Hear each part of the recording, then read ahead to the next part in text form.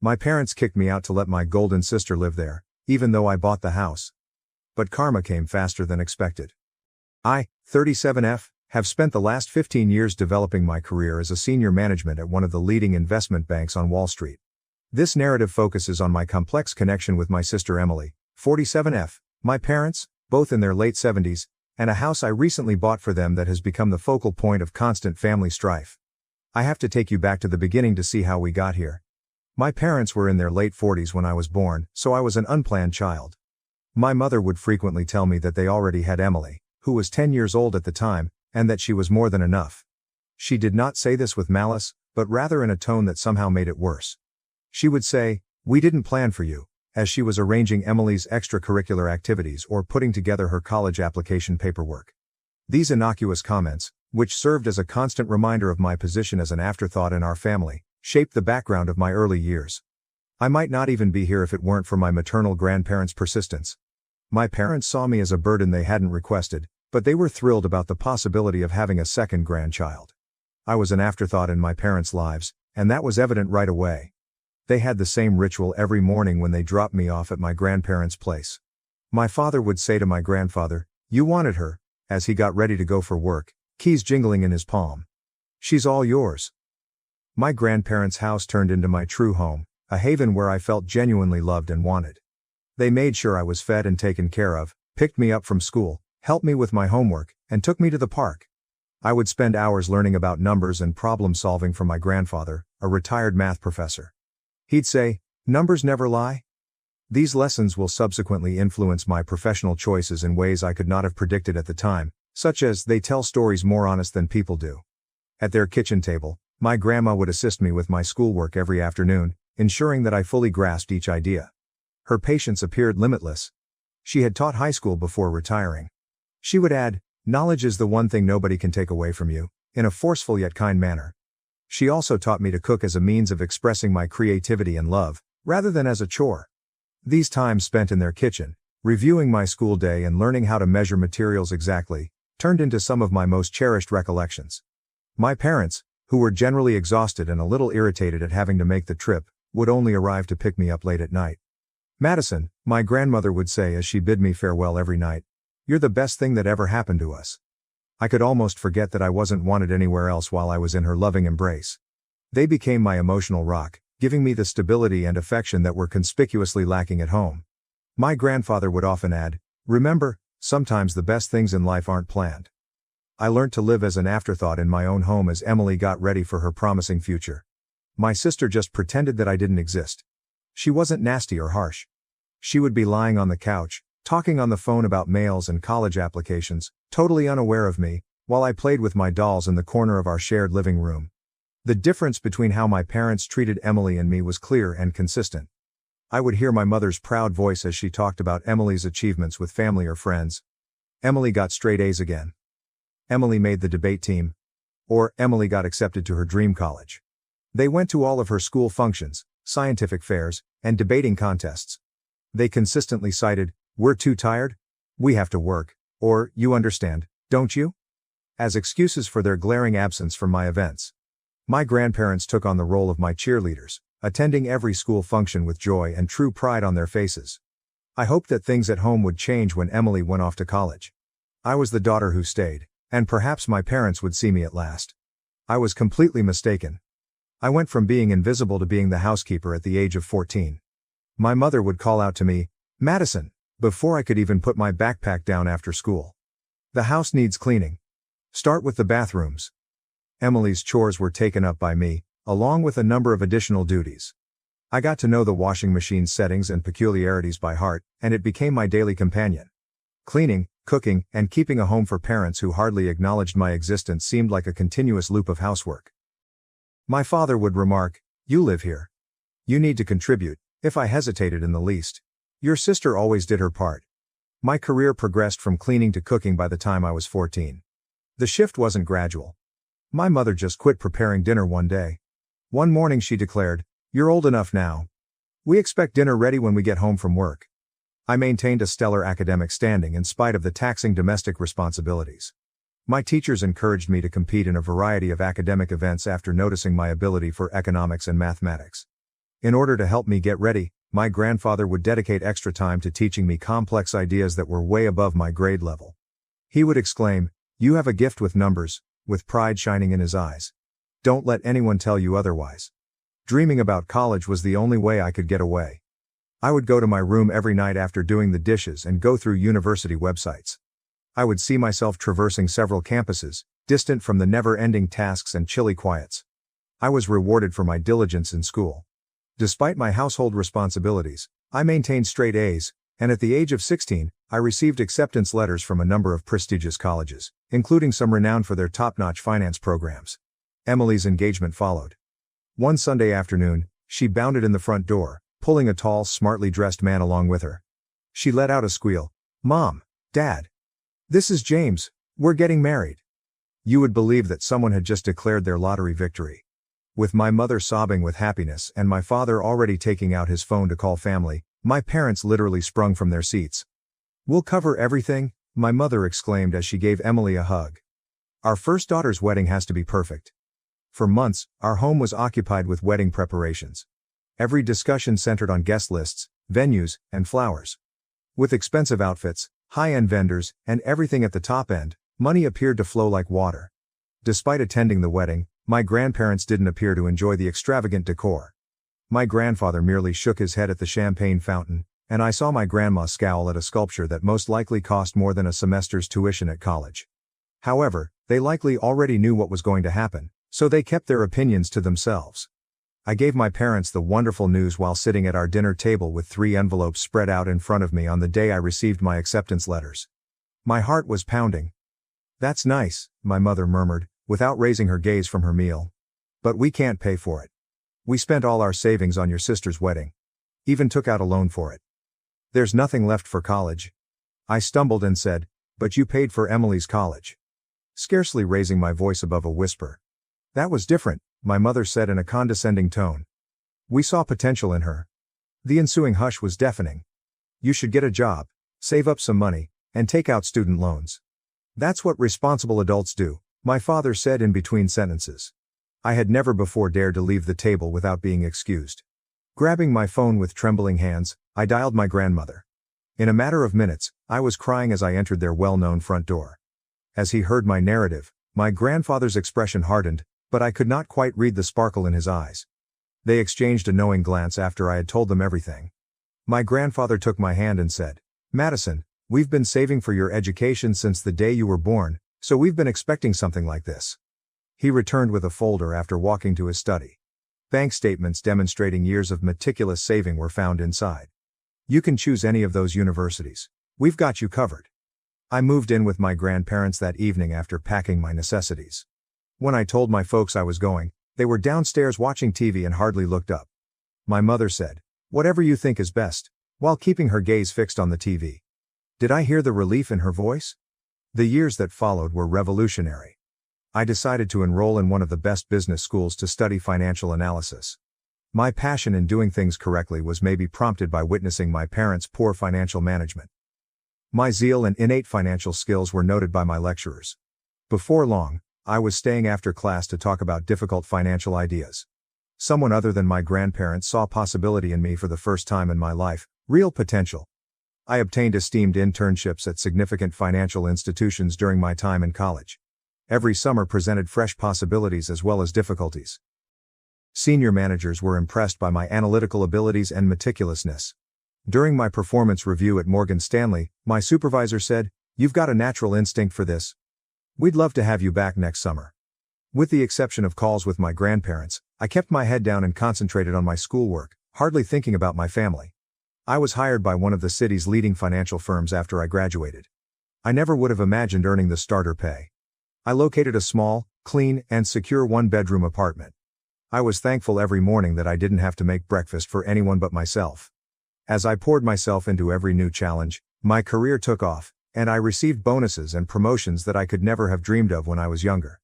I advanced to a senior role in 5 years, overseeing intricate portfolios and fostering significant client connections. Within the industry, I became known for my strategic thinking and analytical accuracy. Every accomplishment felt like a subliminal affirmation that my parents had misjudged my abilities. In the meantime, I discovered from my occasional chats with my grandparents that Emily's marketing profession wasn't succeeding as she had intended. James, Emily's husband, struggled to maintain a career. They were begging for money from my parents all the time. My grandma told me in one of our weekly conversations, "Your mother emptied her retirement account last month to help them with rent. They just can't say no to her." After a year, things deteriorated. Even with our parents' assistance, Emily and James were no longer able to pay their rent. They and their twins, who are 7 years old, returned to my former bedroom. My parents, who had previously been really pleased with Emily's abilities, suddenly had to provide for her whole family in addition to their golden child. I maintained my distance, concentrating on developing my own life and profession. Every bonus, promotion, and successful transaction served as a subliminal affirmation that I wasn't the failure my parents had predicted me to be. I had substantial investments and money by my mid-30s, which included enough for a down payment on a home of my own. Then everything was different. My grandfather died unexpectedly after suffering a severe heart attack. It was a tragic loss. He was the father figure who had supported me when no one else did, and he had been more than just a grandfather to me. After that, my grandma, who had spent more than 50 years with him, seemed to lose her spark. She followed him less than 2 months later.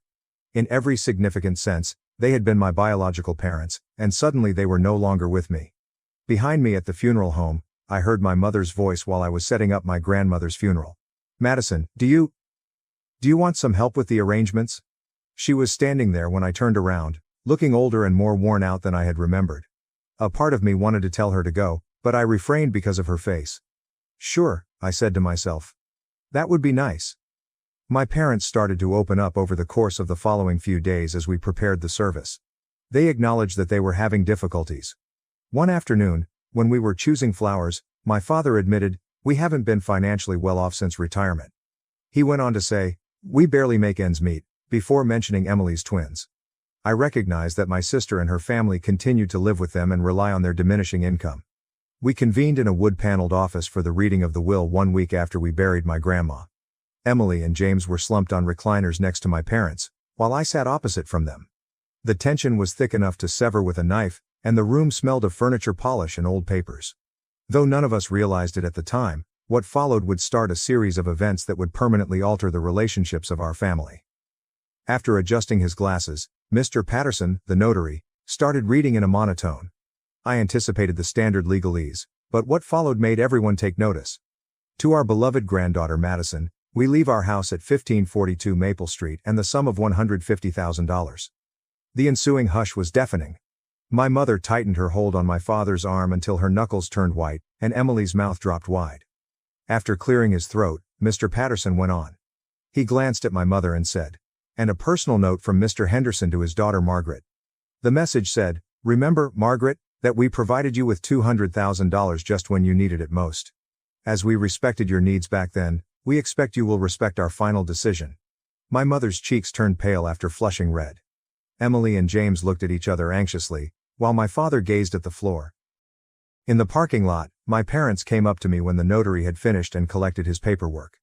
Something desperate had taken the place of the calm manner they had displayed during the funeral preparations. With a shaky voice, my mother said, "Madison, honey, you must realize that we always assumed we would inherit the house. We're having trouble, but we were depending on it. The mortgage, Emily's family's expenses, we could really use the house," my father continued, stroking his gray hair. Speaking about how her youngsters wanted a yard to play in, Emily also joined in. "However, I just got into my car and left." I kept thinking about my grandparents' parting gift over the course of the following few weeks. My life was well established near the city, and although the house I had inherited held many priceless memories, it was too large for me alone. In the meantime, I learned about my parents' growing financial difficulties from our weekly chats. Helping Emily and her family had drained their retirement funds, and they were finding it more and more difficult to pay their own mortgage. I gave it a lot of thought before deciding. I would purchase my parents a better house, one that is single-story, has a lovely garden, but is easier to maintain, with the money I make from the sale of my grandparents' house and my own savings. For their retirement years, something cozy. I was shocked by their response when I shared my concept with them. They actually started crying with happiness. After several weeks of house hunting, we eventually discovered the ideal location. A stunning ranch-style house with large doorways and no stairs in a peaceful neighborhood. My folks couldn't stop gushing about how thrilled they were after the purchase was finalized. A proper housewarming party is what we need, my dad said. It is the least we can do to make all the arrangements. That would be beautiful, I said, intending to show them the deed at the festivities. Tell me when, please. Weeks went by.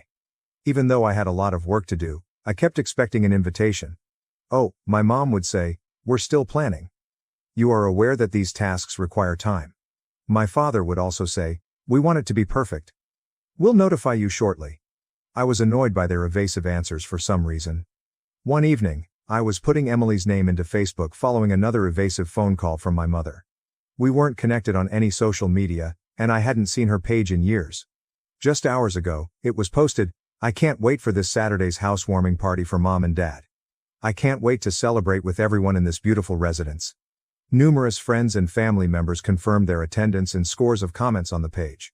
Pictures showed caterers being hired and decorations being set up. This was hardly an impromptu get-together. Weeks had been spent organizing it. I called my mother with a little trembling fingers. Hello, Mom. I wanted to inquire further about the housewarming party. Do you have a date in mind yet? Oh, honey, not just yet, she said with ease. Most likely in a few weeks. The specifics are still being worked out. Everyone except me, apparently. I had to make a choice as that Saturday drew near. Shall I go up to them? Do I have to let it go? How could they keep me out of the festivities after everything that had transpired, after I had purchased them this house? I would eventually find out, but not in the manner I had anticipated. I parked a block from the house I had purchased for my parents on Saturday. I could see dozens of people mingling through the windows, including Emily's social circle, friends, and relatives. My father offered tours of the house I bought, while my mother, dressed in her special occasion pearls, welcomed guests at the entrance. Twinkling lights and welcome banners adorned the mansion. Laughter and music poured out onto the street.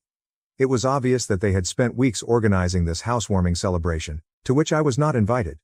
For a while, I sat in my car and watched Emily's twins chase each other past crowds of grown-ups who were ogling them. I could see moving boxes with Emily's handwriting on them stacked in the corner through the wide bay window. The process of relocating her family's possessions had already begun. I inhaled deeply before sneaking in through the side door. The aroma of flowers and catered cuisine filled the house. I heard my father speaking to a gathering of people in the living room when I followed his voice. After all these years of hard work, we finally did it, bought our dream home. My mother excitedly added, don't forget about Emily. She helped so much with the down payment. Such a wonderful daughter, always thinking about family first. Unlike some people, she went on. In response to a question about me, she said, our younger daughter hasn't helped us at all. Too busy with her career to care about family. Heat sprang to my face as I stood in the doorway.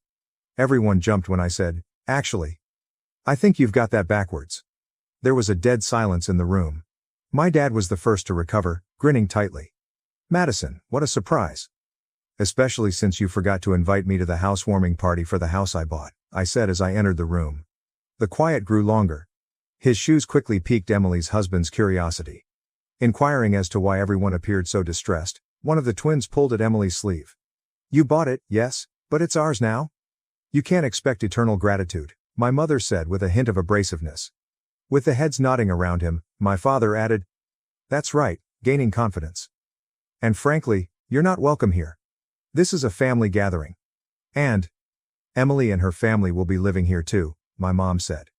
They've already sold their house, it's all arranged. The twins need a stable home. I extracted a folder from within my bag. I remarked, you seem to be confused about something, and held out the ownership and deed documents. This house belongs to me. I never signed it over to you. The color of my mother's face changed from pale to ashen. My father began to ramble on about his responsibilities to his family. Emily's self-assured grin broke when she became aware that her preparations were failing. Despite my shaking palms, I continued. I was planning to give it to you tonight, maintaining a firm voice. I thought this could be a fresh start for all of us. Instead, you've shown me nothing has changed. When my mother said, you can't do this, her voice became a screech. We're your parents. No, I said softly. You're just the people who gave birth to me. My real parents, my grandparents, taught me that family means more than blood. They also taught me about finances, which is why I own this house and you don't. I turned to speak to the astonished visitors. I'm sorry, but this party is over.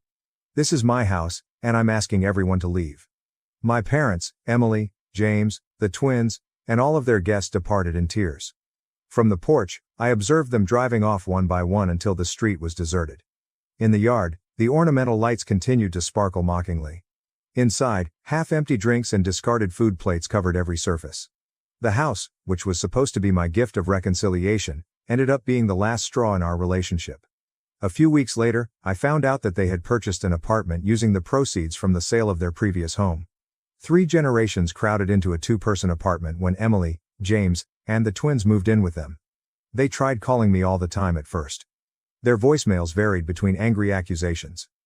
"You've become so heartless, just like your grandparents warned us you would." And guilt-tripping, "How could you do this to your own family?" I disabled their social media accounts, emails, and phone numbers. As a reminder of everything that went wrong in our family, the house is now empty. I have an appointment with a real estate agent tomorrow. It's not worth attempting to cure everything. Like old photos in a dusty album, some relationships are better left in the past. When I eventually have kids of my own, I've made a self-promise that they won't ever need to win my affection or vie for my attention. In contrast to my parents, I will love my kids just as much and without conditions, just as my grandparents loved me. Every heartbreaking reality about my family was exposed that Saturday night. I had not been invited to the housewarming celebration my parents were throwing when I arrived at the house I had purchased. Dozens of visitors, catered food, and, most telling of all, moving boxes with Emily's handwriting strewn around were all visible through the windows. My father proudly declared, "After all our hard work, we finally bought our dream home," as I sneaked in through the side entrance. In her comments, my mother praised Emily for allegedly helping with the down payment. She dismissed inquiries about my absence by saying, "Oh, Madison's too focused on her career to care about family." The incident encapsulated every insult I had experienced as a youngster, every instance of favoritism toward Emily, and every instance in which I had been regarded as an afterthought. I had never before experienced such clarity as I stood in the doorway, witnessing my parents rewrite history by preparing to relocate my sister's family onto my land without even asking me. "Actually," I said, causing the room to quiet down, "I believe there was a miscommunication regarding the buyer of this house." I could tell everything I needed to know about their actual emotions from the expressions on their faces.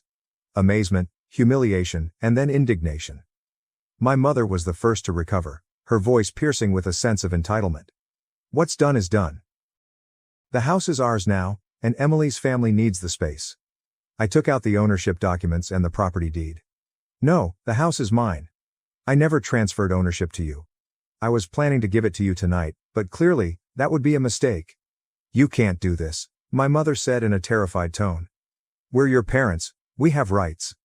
"The only rights you have," I said quietly, "are the ones I choose to give you.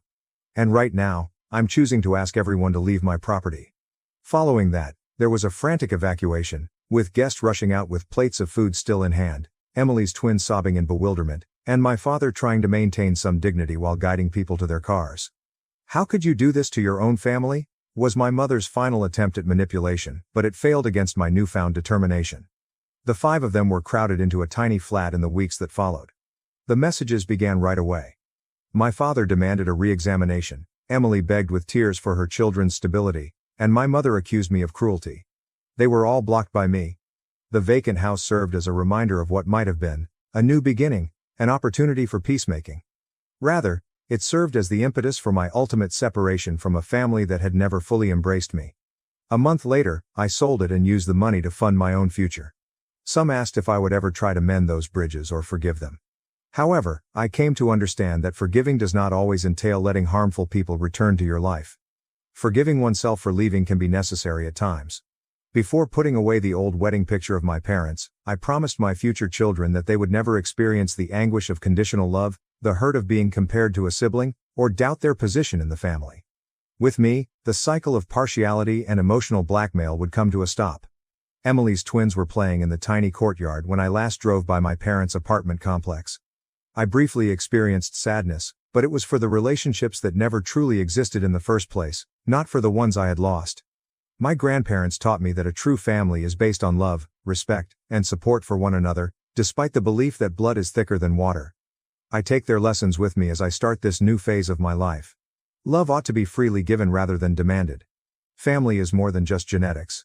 Walking away is sometimes the healthiest course of action. I didn't open my mother's last unread mail, so I erased it. Any defenses or charges it included were no longer relevant. At last, I had discovered how to put my own value ahead of their conditional approval. Their kind of familial devotion has no place in the life I'm creating now. New opportunities await us in the future, free from the burden of attempting to win affection from those who are unable to freely give it. I learned what true family looks like from my grandparents. I'll build that kind of family for myself someday. One based on respect for one another, unconditional love, and the knowledge that each individual is equally important. At long last, the chapter of being the family afterthought is over. Being the author of my own life is only the beginning of my journey. I was sick to my stomach when I discovered my wife's secret Google account, which contained hundreds of photos of my ex-girlfriend. I, 36, met my wife Bailey, 33, 9 years ago through mutual coworkers, and we hit it off immediately. I fell absolutely head over heels with this woman. She was everything I was looking for. I had gotten out of a toxic, dare I say abusive long-term relationship right before that with a woman Bailey had been acquainted with, but not friends with. I had her blocked on everything, and had no contact with her since breaking up. We got married right after the tail end of the pandemic, bought our first house together, and started trying to conceive. That was difficult because Bailey has PCOS, but last year she finally gave birth to our first daughter. I'm having a blast being a dad. It's kind of a dream come true. I finally got my happy life with my perfect wife. My perfect wife. Until last Monday. My laptop's battery hit the bed, so I opened up Bailey's work tablet with an attached keyboard. You can set it up like a monitor, to check on some tax stuff. She wasn't home, it was just me and the baby, but we've never asked permission to use each other's devices. We've always been open like that. There's nothing for us to hide. That's what I thought. When I opened up the internet, I noticed she had the incognito tab open. Never in a million years did I expect to discover what I did. My wife has a secret Google account with a photo album saved called XX. So I clicked on it. Did I discover an affair? Nudes? Nope. In this Google album were over 300 photos, 348 actually, of my ex. The woman I was with right before I met Bailey. The woman who tormented me and made me feel worthless. The album said it was started back right around the time Bailey and I started dating, and was updated as recently as 2 weeks ago. The photos range from candid shots with family, to pictures at her work functions. There were even pictures from her yearbook. I don't know how Bailey could have found her high school yearbook photos. Photos from vacations, Idaho photos from work. Pictures of her in crowds, screenshots of videos and screen recordings of videos. Just her. The other people in the photos would be scribbled out, or the photo would be cropped and zoomed in just on my ex. There were other disturbing things I found too. There was another album with just zoomed up pictures of my ex's hair. Come to think of it, Bailey had recently started wearing her hair different and my ex had a very identifiable hair type. There was another album with screenshots of comments on social media. Of course I can't find them because I have her blocked. Like, Facebook groups she's in and public posts. And my ex is very low-key on social media. I can't imagine the lengths Bailey went to find them. My ex literally lives in another country now. There were also different links to the exact outfits she was wearing, like very specific blouses and trousers you'd have to really go looking for to find. A specific water bottle I remembered purchasing, and identical hiking boots and sandals. So basically, my partner of almost a decade has been a single white female. My girlfriend has secretly stalked her to the point of buying her exact clothes and changing her hair, and now I'm starting to realize Bailey's new interests over the years were just my ex's. Bailey has turned herself into my ex. Everything feels like a lie. Our love feels like a lie. The things we share feel like a lie. I threw up and had a panic attack. I looked at our daughter and felt betrayed. I haven't confronted her yet. I don't know if I want to. I want to run away with our daughter. I want to print out all her pictures, leave them on the table and disappear. I don't know what to do, I just want to throw up. Relevant comments. Shmai. Holy cow. That definitely is alarming. The best thing to do is address it now to see what'll change if she no longer has someone to replicate. The toxic side of me would slowly start mentioning things like, you know, you really do remind me of someone. And nonchalantly bite into an apple and walk away. OP, I feel like what's worse is that she's subtly made these changes over time under my nose. So my ex has a specific career and Bailey didn't express interest in switching careers to the exact same thing until after I had mentioned what my ex did. Didn't notice at the time, but I remember telling her ex went to school for that. The hair was more recent, the outfits and objects, slowly over time. The interests, I'm not sure how much she's stolen personality-wise from my ex and what she actually likes. It's all incredibly exhausting and confusing. Miss_chapstick. I'm so sorry, this sounds like something out of creepypasta. OP, I'm actually surprised with the amount of support I've gotten here in the last hour, haha. Believe it or not, there are no other red flags in our marriage. Now I don't know what else I've missed. OP added. While I talked about my ex, most of the things I told my wife about were negative and painted her in not such a good light. My wife knows these things and knows they were traumatic. Of course, I've mentioned things like what she does for a living and things she used to do. I think everything else she found she got through intense cyberstalking through my ex's friends and family. The yearbook photos, I have no idea. Edit, removed specific info so I don't accidentally dox myself. Update. I'm pretty sure I accidentally got my original post removed just now because I tried to update it with a link to my update. Oops. Anyway, I'm the guy who found the Google Drive full of pictures of my ex. So, I was not expecting my original post to go viral on YouTube and TikTok, and have so many responses. Yikes. I am overwhelmed by the support. I am humbled by the number of people who have been through this experience, on both sides. I have an update, but it's probably not as exciting and as juicy as you want. It's not bad though. First, let me clear things up. If people think this post is fake because it doesn't make sense, or our trying to conceive timeline is short, or the way I worded things makes it look like a teenager or woman wrote it, continue to think that because it means I've successfully been vague enough and worded things to not accidentally dox myself. Believe this is a creative writing exercise, so I don't embarrass myself. For real. No, I didn't actually throw up. I was in the middle of a panic attack. Private browsing. Tabs were open to the websites with clothing and objects, another tab was signed into Google Photos. When I exited the Google Photo tab to look at the websites with clothing and came back, it was already signed out and I couldn't get back in. A lot of the clothing I recognized wasn't because I remembered my ex wearing them. There were more recent pictures of her in the file wearing them, and I remember the day Bailey bought the water bottle that also happened to be in the folder, the hair. Bailey and my ex are the same race and my ex wore braids in a particular way. Not so particular that it's exclusive to my ex, because Bailey has also worn different braids, but seeing pictures of her made me put two and two together. Is there any way Bailey could have gotten with me in an attempt to get to my ex? Was Bailey possibly obsessed with my ex before she met me? Probably not, because Bailey grew up here and my ex originally moved here for university. And while you can drive across the border, it's not that easy and I don't think Bailey was going back and forth to stalk her in person. Also, the reasons why my ex and I broke up have nothing to do with Bailey and she could not have had any involvement. On to the actual update. The next day when I had calmed down I called several social workers and therapists. I was planning to confront her there. Unfortunately, the only places that take our insurance did not have an opening for another couple weeks. So despite what a lot of you think, I've known my wife for nearly a decade and even while I was confused and upset and doubting things, I didn't think she'd be a danger to me. We took the baby to grandma's and I asked her to go for a walk with me. I did not beat around the bush and straight up told her I found the folder. Her face got very red and she was frozen, but also tried to play dumb at first. I was persistent and she started crying and begged me not to leave her. This is what I uncovered. Bailey first started looking up my ex out of curiosity. To keep tabs, I guess? But over time it became more pathological.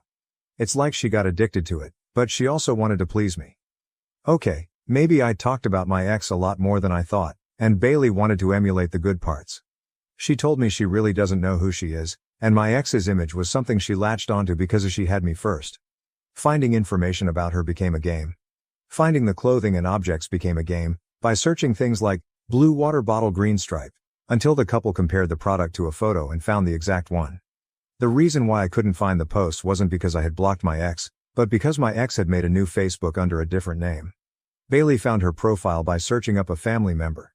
She made fake social media and added enough mutual friends until she could see my ex's posts, and until her private Instagram accepted her. She weaseled her way into her exercise Facebook group, where the videos were posted, and searched her school on a yearbook website to find the yearbook pictures. Over time she just collected the images and would get excited to find something new, despite the fact that my ex is extremely private on social media. The folder had originally been called Hex the Ex. In case I discovered it, she was going to make the excuse of saving the pictures to put a hex on her. When she made a burner Google account, she deleted the old folder and named the new one XX. Then she got sloppy and comfortable, and that's right around the time I just happened to open the work tablet. We took a break. It was a while. We made it to couples counseling, and Bailey and I also began seeing separate therapists. She still has not had an assessment with a psychiatrist, But it's on the list. She promised to stop and deleted the album in front of me. Slowly, certain clothing items began to disappear from the closet. I still do not entirely trust her, and that is for me to work on. I'm afraid she has another secret account somewhere, like a backup. The physical mimicking is actually stopping though, including the hair change. We're still not okay. I want us to be okay. And it's okay if that takes time. If we end up not being okay, then that's something I have to deal with.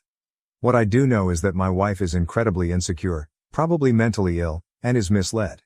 I don't really want to walk away from that. Although this probably isn't the most exciting update, I appreciate the private messages I just couldn't get back to, Reddit cares, and links to resources. I'm not sure how I feel about social media, YouTube and TikTok picking up on my story though. That's wild. Until next time, if I ever give another update, I hope it's a good one. Relevant comments. Biscuit Brown, the outcome does not look positive. Why stay in a one-sided relationship? At least put a plan together that runs concurrently so you're prepared should it not work out. Seek legal advice, prepare evidence, and don't do anything stupid.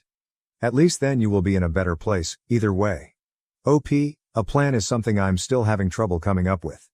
And it's been a couple months. I think I'm afraid to make a plan. Does that make sense? My wife and I recently encountered a significant issue with her parents because they used X39 patches on our daughter without our consent. I know how the title sounds, but please bear with me. Throwaway for obvious reasons. I, 24, and my wife, 24, recently had our daughter in July. She is the best thing to ever happen to my wife and I, and we couldn't be more thrilled to have our little bundle of joy. She recently got sick while staying with her grandparents, my in-laws, while my wife and I took a trip for work. For context, my in-laws are really big into LifeWave X39. It's a patch that supposedly helps regrow stem cells by reflecting light rays back into your body, allowing your body to produce more stem cells to fight off diseases and sickness. If you ask me, it sounds like snake oil, and my wife agrees, calling it a pyramid scheme. The only way to get said patches is by spending well over $1,000, and then you're tasked with selling the patches yourself. It's essentially some multi-level marketing product, where the more patches you sell, the more money you make. Falling right in line with my wife's comparison to a pyramid scheme, but MLMs are somehow legal. Now I've tried doing research on X39, and the only comments I've seen praise said product are brand new accounts never used before or after, or their entire profile is dedicated to shilling out for LifeWave/X39. In my own research, they appear to just be overpriced stickers. They contain no medication, no special UV rays or anything of the sort. They're literally just an overpriced sticker with an air bubble. But my wife and I have made it very clear that we wanted no part in X39, nor did we want our daughter to have it. Even if it's fake, we wanted no part in it, and on the off chance it did something, I didn't want our daughter to be used as their lab rat or guinea pig. Now before we left our daughter with my in-laws, we provided them with some infant medication, just in case she got sick. Can never be too safe, you know? Well, we returned home from the work trip early because our daughter wasn't getting any better, so we picked her up and went home. We were going to give her a bath, and in the process of taking her jacket off, we found an X39 patch on her arm. Upon finding it, we immediately called her parents and demanded to know why she had a patch on her. Her parents tried saying that, it's safe for the baby, we even ordered the ones for ages 7 and younger. And that, it's practically medication. Their words. Which still didn't answer our question. So my wife checked the go bag, and the Motrin we gave them was, while it was used, not used very much at all. Her parents tried claiming that someone else in their group or whatever gave it to their son and they got better in a week. Point is, we didn't buy it, nor did we care. We've made it abundantly clear that we wanted nothing to do with X39 and we didn't want our daughter to be a part of it. They failed to listen. My wife was on the phone with them for over an hour, and while I don't know the exact length the conversation went to, I know it at least ended with her screaming, "Going to see my fucking daughter again, and if you attempt to come to my house we will call the police." Before hanging up. That was 3 days ago now, and we've had several missed calls from family members, her parents, her siblings, and even family friends, all saying that we overreacted, and they were just trying to help. Maybe we overreacted, but we wanted nothing to do with that, and despite making it clear, they went against our wishes and did it anyway. And instead of giving my daughter actual medication, they try to give her some placebo patch. Her parents tried claiming that we're stopping them from seeing their only grandchild over something so small. But we did want to hear it. Relevant comments. Comment 1. I kinda think you Tosh for leaving your sick baby to go out of town. OP, we didn't leave a sick baby to go out of town. We left her with her grandparents while she was fine. We only packed Motrin because, as I stated in my post, you can never be too careful. She got sick while we were out of town, not before.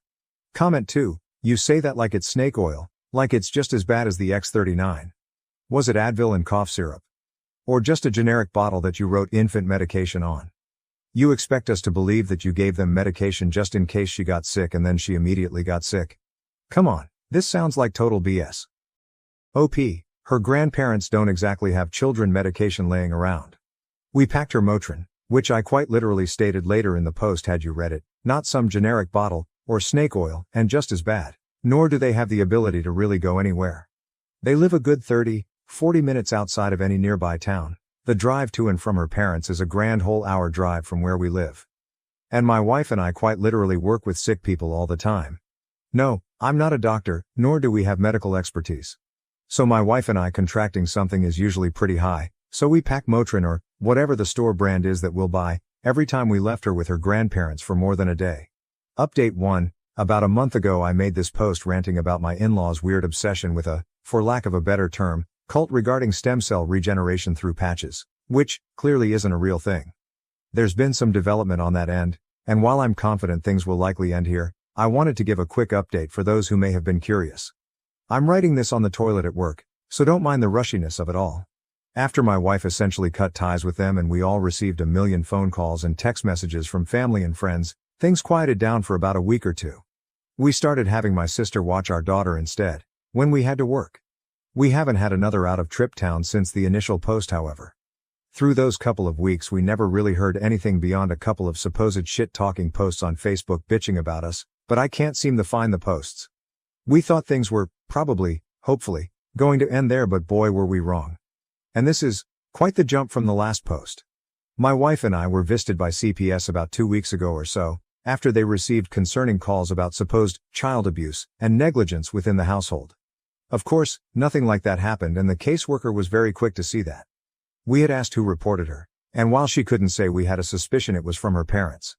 We were completely helpful and cooperative with the caseworker, and after she left that night, my wife called her mom up and asked her if she's the one who called CPS. Surprisingly, her mother took full accountability, but, not so surprisingly, tried to spin it around in her favor, claiming that she did it for our own good because our daughter was sick and she wasn't getting any better, when she was there, so clearly we were doing something awful as parents. Kids get sick, it happens, but they're also extreme anti-vaxxers. Not just COVID, I mean everything. From even something as trivial as the flu shot. Yet, they're willing to shill out thousands of dollars for some supposed stem cell regeneration sticker. The fucking hypocrisy and irony in their bullshit is unmatched. My wife didn't really know how to react to that, so she basically told her mom to go fuck herself, and she wants nothing to do with her again. I know I saw a few comments on the last post saying maybe we shouldn't have cut them out entirely, but now I'm starting to question why we didn't cut them out years ago, before our daughter was even a thought in our heads. About a week after the first audit, my mother-in-law showed up to our house on my day off while my wife was at work, and essentially demanded to see our daughter, forcing her way into our home by pushing past my arm. When I told her to get the hell out of my house, she had no business matching in here like that. She essentially told me that I'm unfit to be a parent because I'm depriving my daughter of help she desperately needed, because she's clearly a very sick child. My daughter is perfectly healthy right now, and in fact, has had no stuffy nose and no high temperature. Nothing. I told my MIL straight up that she was batshit insane.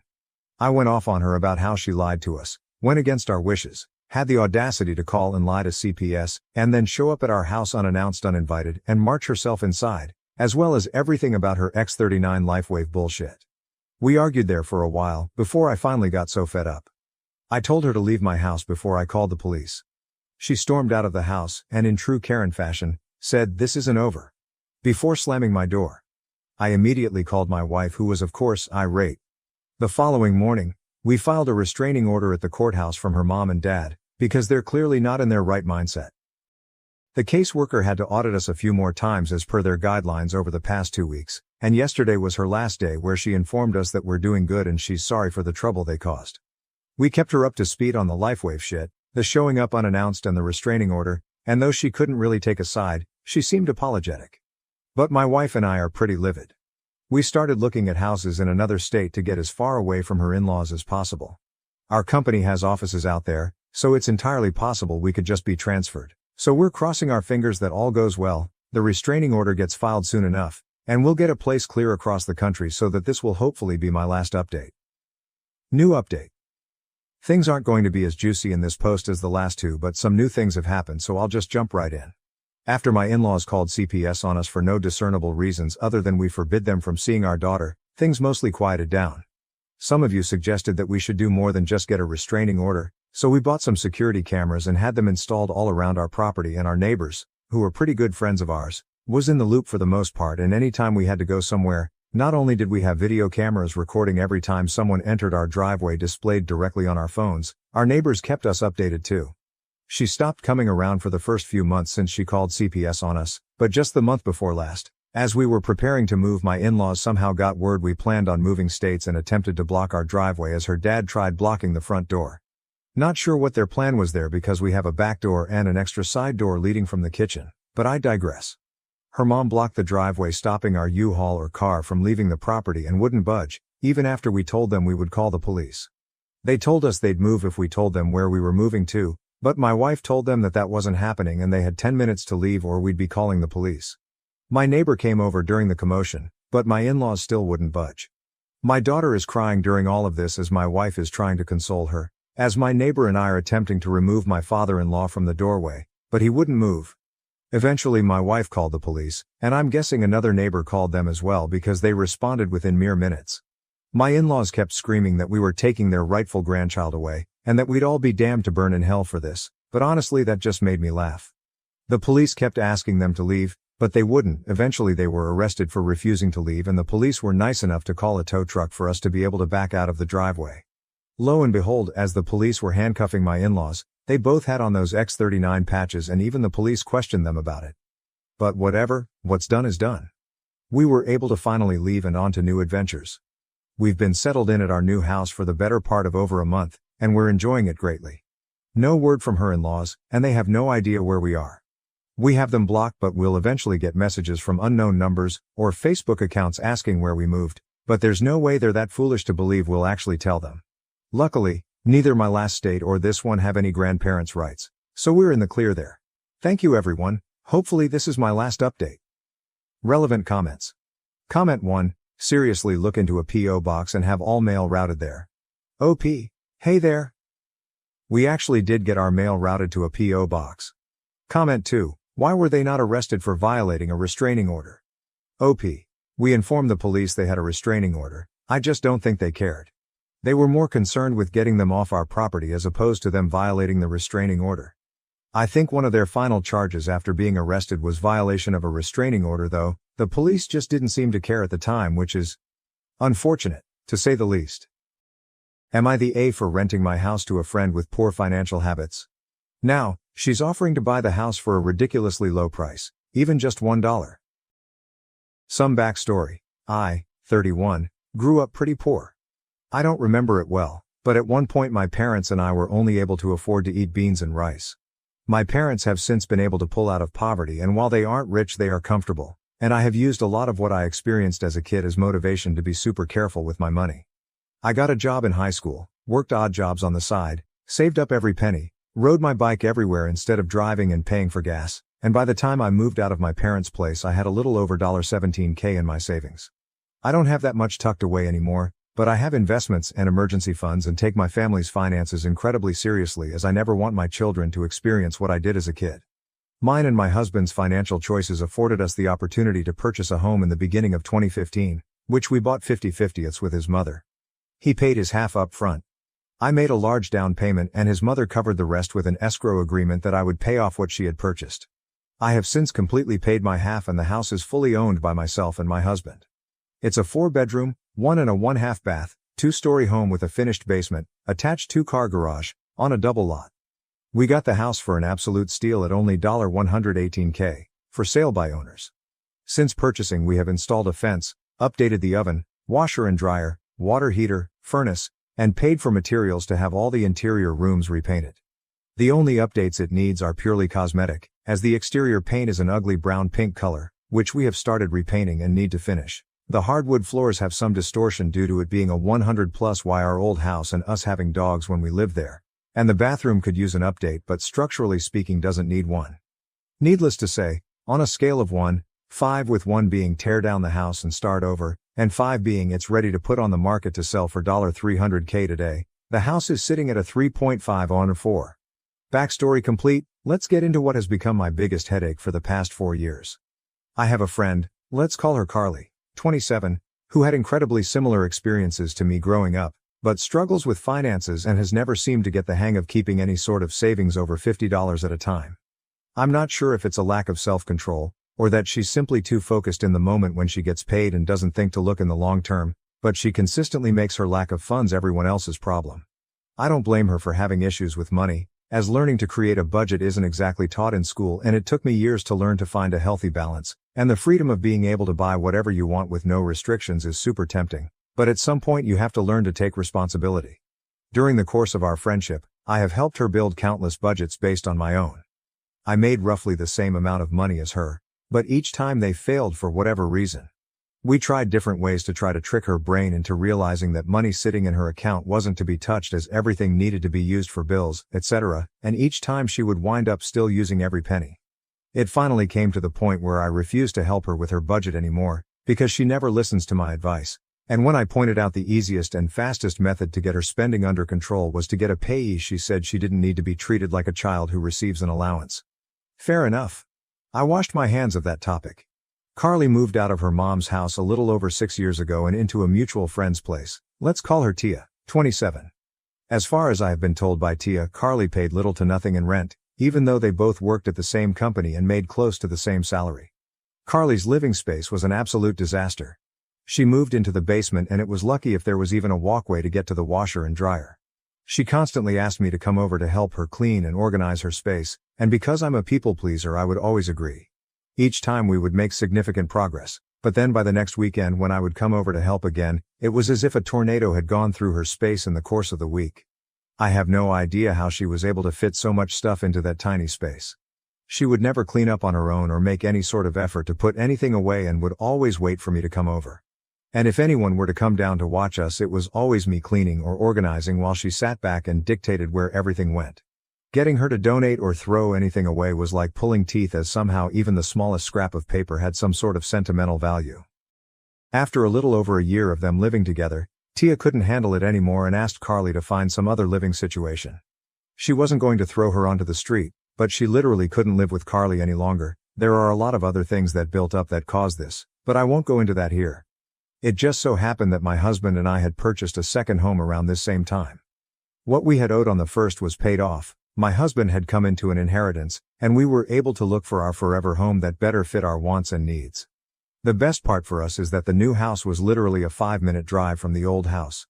We had yet to decide whether we wanted to sell or rent our first house when Carly approached us with the offer of renting it from us.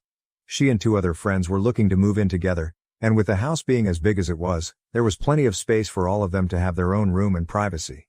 Since we hadn't yet decided if we wanted to sell, and there were 3 renters already lined up, we decided to use it as a means of passive income to invest in our future, and then down the road we would revisit whether or not we wanted to sell it or keep it as a rental.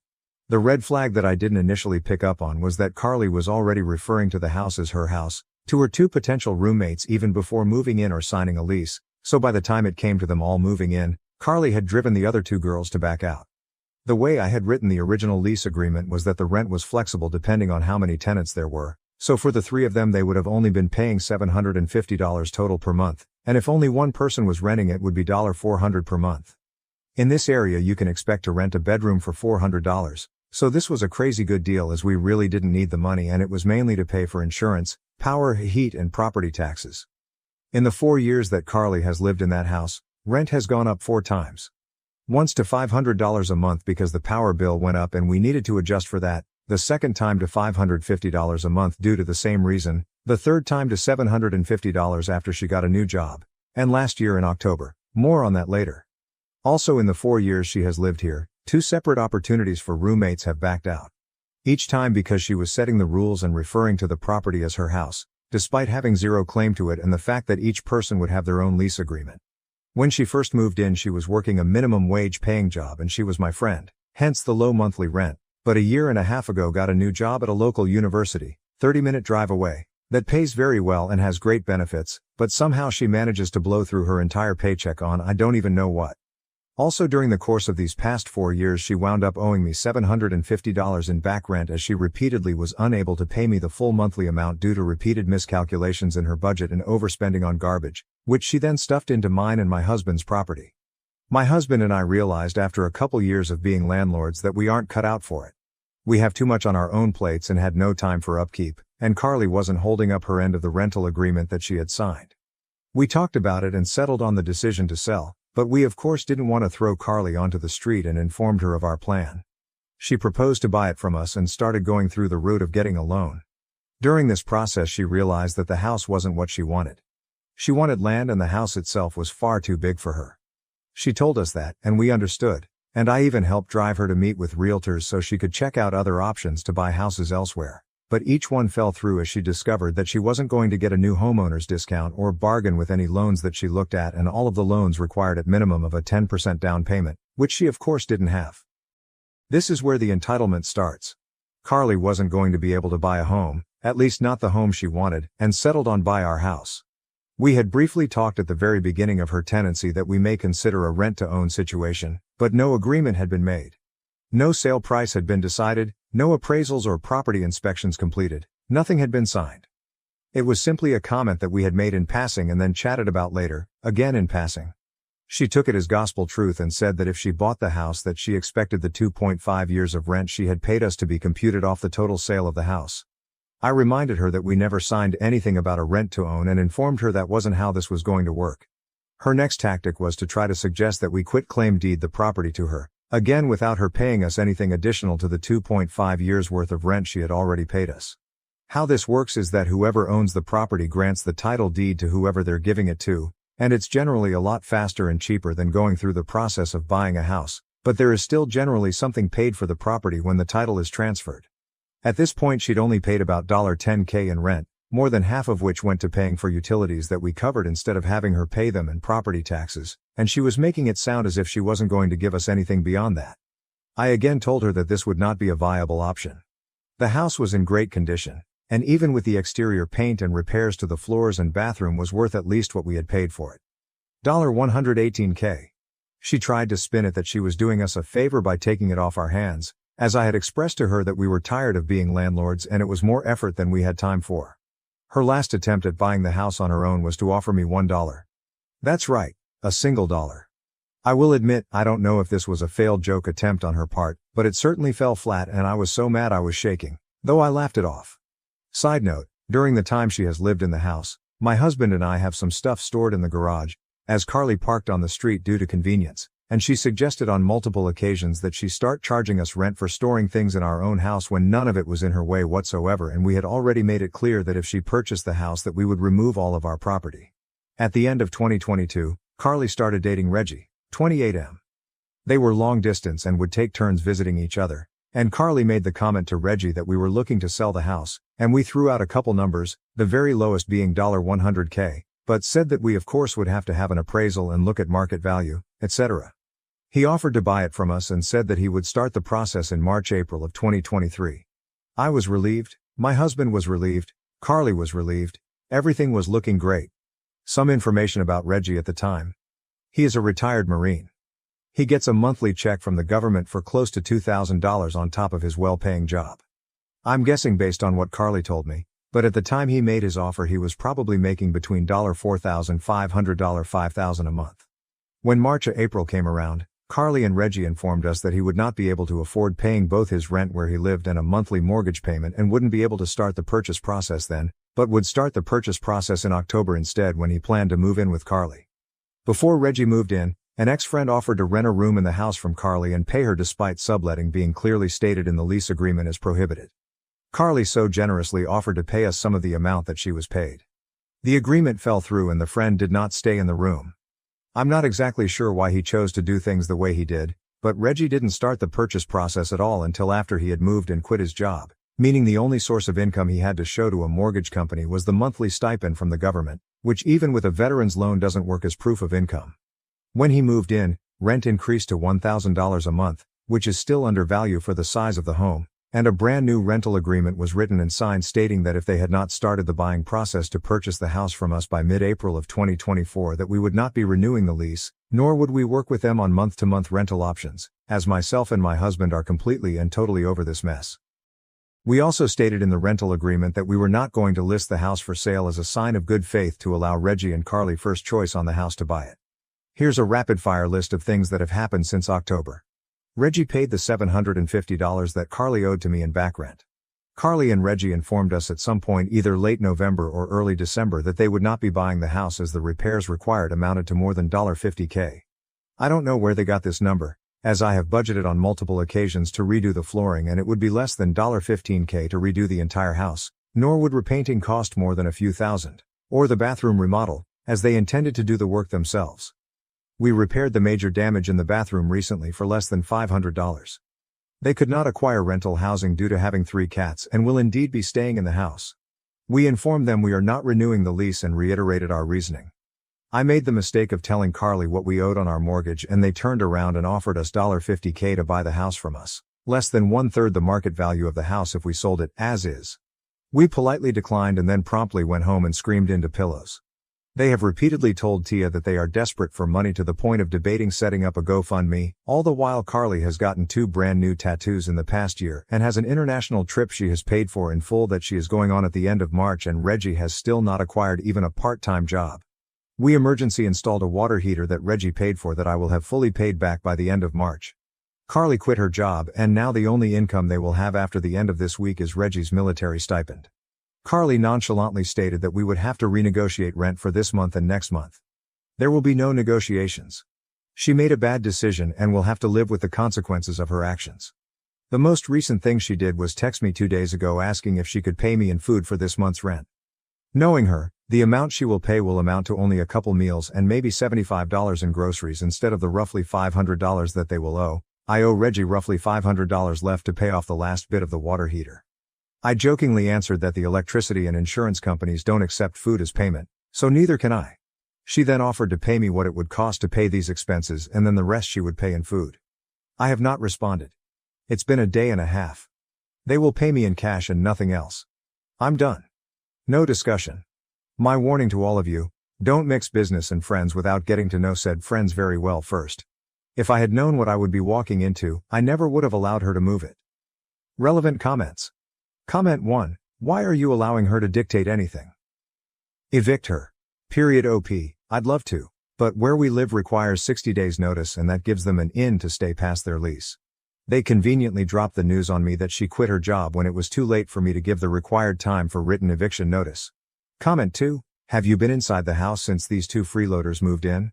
I am thinking that they may have destroyed some parts of the house, which is why they came up with the $50K in repairs. Let them know that either they get all their crap out or you will just put it out for the trash. If it is worth anything, you could sell it for some of the money that they owe you, but I would bet most of the stuff is just crap. If they don't move out when you say the contract is over, it is 100% time to evict them. But if that happens, check with a lawyer, and see if you can cut off all utilities, water, electricity, gas and any other utility. You want them out before they destroy the inside of the house. If they do, make sure to take pictures and put them on social media and let every one of your friends know exactly what she did. Make sure that no other friend is dumb enough to let them move in with them. OP, luckily I have been inside the house. I was there on Sunday, and was able to do a quick walkthrough and everything seems to be okay right now. But I'll keep that in mind for when we deliver the eviction letter update 1. I should clarify. The reason we let Carly move in the first place is because she made it sound like she literally had nowhere to go. She'd spun a tale that her home life with her mom was not safe. Untrue. She made it sound like Tia was literally kicking her out that day. Also untrue, and she panickedly hounded me relentlessly in person and over the phone until my husband and I made a super quick decision to let her rent from us. I've learned this is a method of manipulation. I've reached out to an attorney. We talked about everything that's happened. They read through the lease and gave us a few options. We wait until May 1st when Carly and Reggie are supposed to be out of the house. If they're not out, delivery intent to sell notice. That gives them 90 days to vacate the property after the lease is up. Not ideal. We deliver the intent to sell now. That means they have until mid-June to GTFO. Still not ideal, but better. If they're still in the house past the 90 days, We file an unlawful detainer and the cops forcibly kick them out. We can't evict because we don't have the grounds. Even with all of this, the courts just about everywhere are against landlords and in favor of tenants. The minute their rent is late, we then have grounds for eviction. That gives them 14 days to pay or GTFO. But if they pay, the eviction process ends. So still not ideal. They can't get squatters' rights because they haven't been here long enough. I'm going to be telling her mother everything she's done, because I'm pretty sure she has no idea. I'm also telling all our mutual friends. I've done a lot of self-reflection lately before writing this post and came to several conclusions. I know she's not my friend. I had a false idea that I was helping someone that I saw as a friend, and in the end I enabled her shitty behavior. I'm aware I'm a doormat. I know I don't know how to set boundaries. I spent a lot of time on the phone and in professional offices over the last few days. I'm on a waiting list to see a therapist and learn to set boundaries, because I don't ever want to teach my kids my bad behaviors and habits that got me into this mess. And for all of you who mentioned that it is a miracle my husband is still with me, he was with me along the whole process. I never did anything without his consent, since we own the house 50/50ths. I'm taking most of the blame because Carly was my friend. I apologized to him and we had a deep conversation about working on communication. He apologized for not seeing that my friend wasn't who she claimed to be and didn't warn me I was being manipulated. Update 2. This is hopefully the last update. Sorry it took so long to get back on here. They're out and have been since April 1st. And no, it wasn't a joke despite the date. Life's been insane and I've been so overwhelmed with this whole situation that it's been hard to get back on here and face it all again. They left the house a mess, but that's not surprising. They claimed they didn't have the time or money to finish even though there was a whole month left on their lease. Honestly, I'm happy that they're out, though I am pissed about the mess. I'd rather clean up a bit instead of fighting them in court to kick them out. I told her mom and showed her everything, and her mom was angry as well and told her off a couple times for one, leaving the house in the state they did, and two, treating me, and others, the way she has. I've also started therapy and am working on setting boundaries and getting over my people-pleasing. The last I spoke to Carly was yesterday because I learned from a friend that she joked about leaving the house a mess on purpose because she was mad at me. I confronted her and asked why, even if it was a joke, because even jokes have some basis in truth.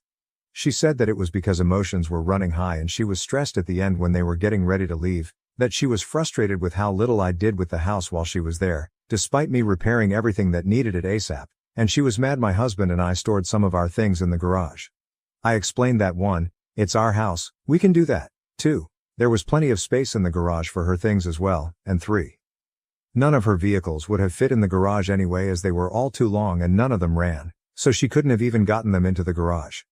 Carly also had to junk out 2 of the vehicles she left behind, even though she'd explained she had someone who could keep them on their property so she could work on them. I don't understand any of her logic. I'm done trying to figure it out. Last thing she said to me was that she was sorry, though I don't believe she genuinely is and is just saying it to make herself feel better.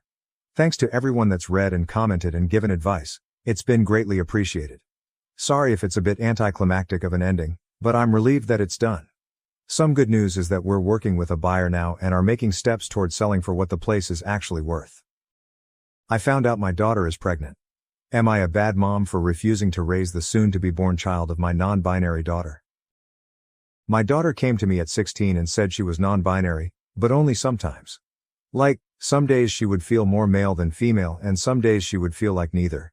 She wanted me to ask her every day what day it was and then refer to her as that pronoun of the day. I told her that wasn't going to fly. Growing up I spent a lot of time on LJ, LiveJournal, during the old Ben Self and Zen Self Sir Self days. People who think this is new to this generation are fooling themselves. I told her that I would call her the pronoun she wanted and do my best to remember it day to day, but she was going to have to tell me what she wanted for that day. I wasn't going to play a daily guessing game. This went on for about a week or 2 until she finally seemed to grow tired or bored and just said I could call her her. Though she still identifies as non-binary. Fine. At least when it was going on she wanted she, he, or they. I'm sorry but I couldn't have done fox self/fox them with a straight face. So that's the pronoun story and looking back where I think things started to go off the handle. Here's my real question. My daughter is now 18, pregnant, and seems to have lost her goddamn mind. Or I'm an asshole. You choose. This year has been a struggle. She wanted to take a break year before she goes to community college, but can't keep a job. Apparently, retail situations are too phobic against her non-binary state. My child looks/acts/dresses exactly as a young adult female BTW. When I ask how people are being phobic against her, she gets as prickly as a cactus, so I really don't know the details. She's been through 4 or 5 jobs this year, quit all of them. She won't consider call centers that aren't face-to-face because she doesn't like to talk on phones, and is apparently looking for a remote job without any luck. She's been unemployed since Thanksgiving.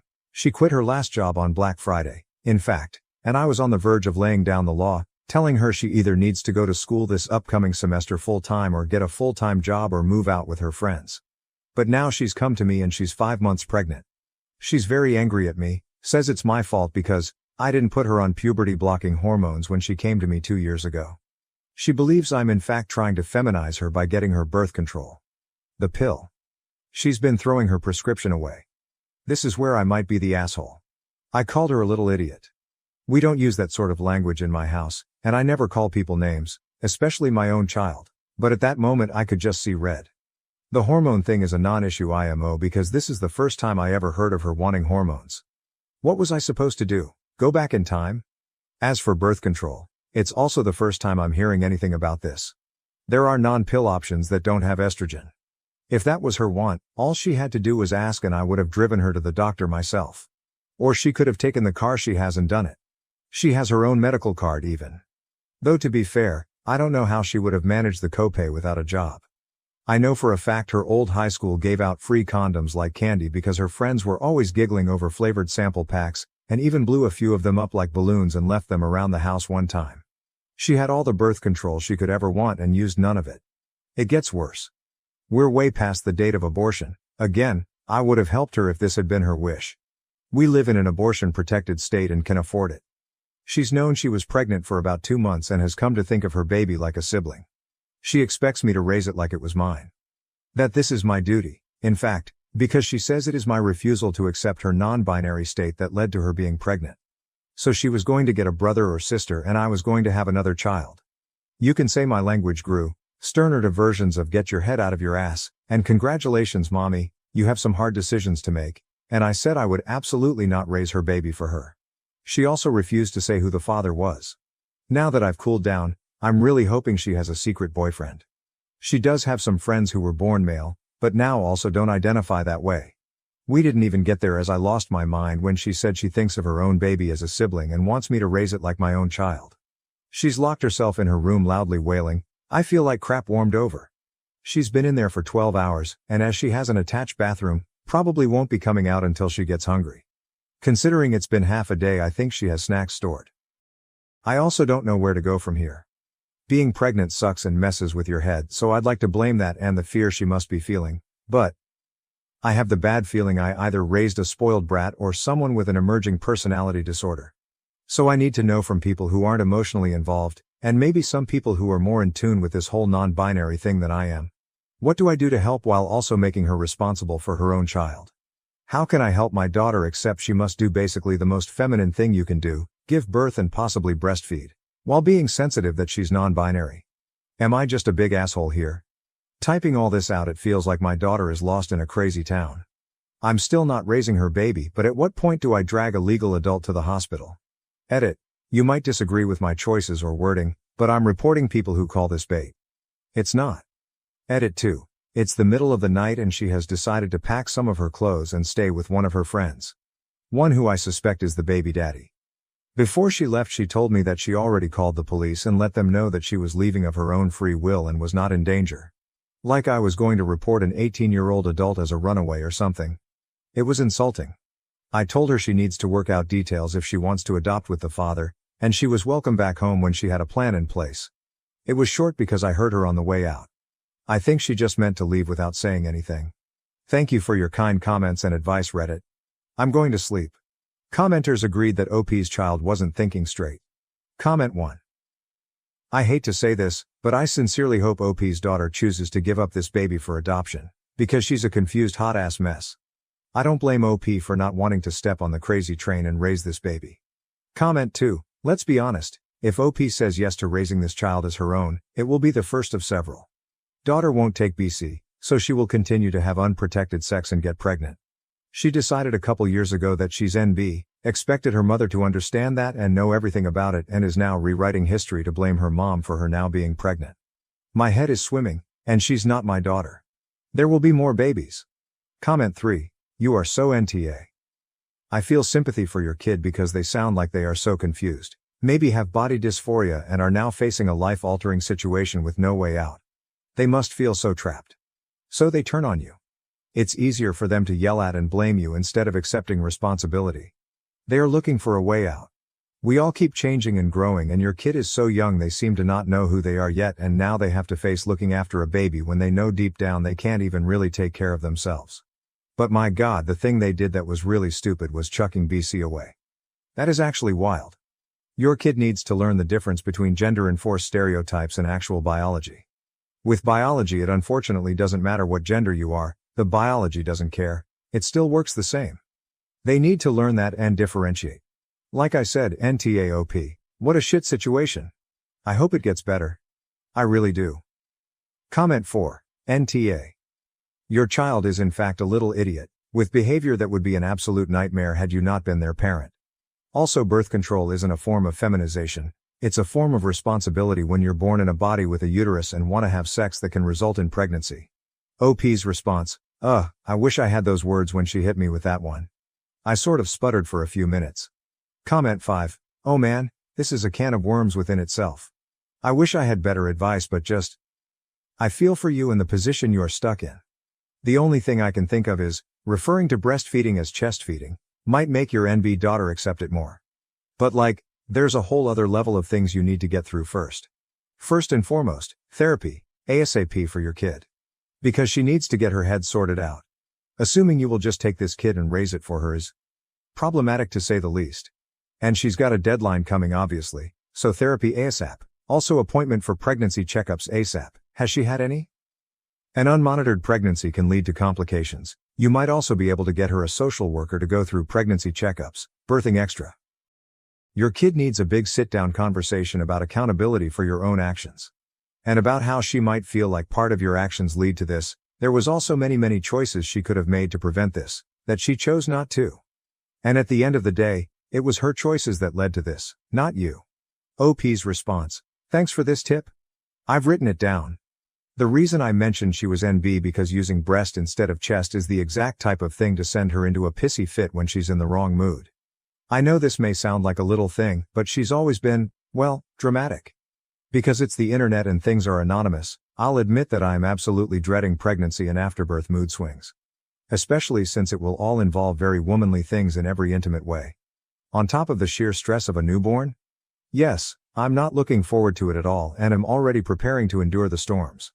Our conversation wasn't productive, it was an argument and she's still not out of her room, but I don't think she has had any prenatal care. That will change if I have anything to do with it. Thanks again. OP commented with some of her concerns, yes. My worry and regret have so many places to go and a big part of it is for the baby. This has been a bad day. Responding to a comment regarding her child's entitled attitude, oh believe you me I have been kicking myself up and down on top of everything else. I don't know how she got to this point, but she's there now. I wish I did have that time travel machine she clearly expects me to have. She also clarified her overall views on the matter. I'm on the fence.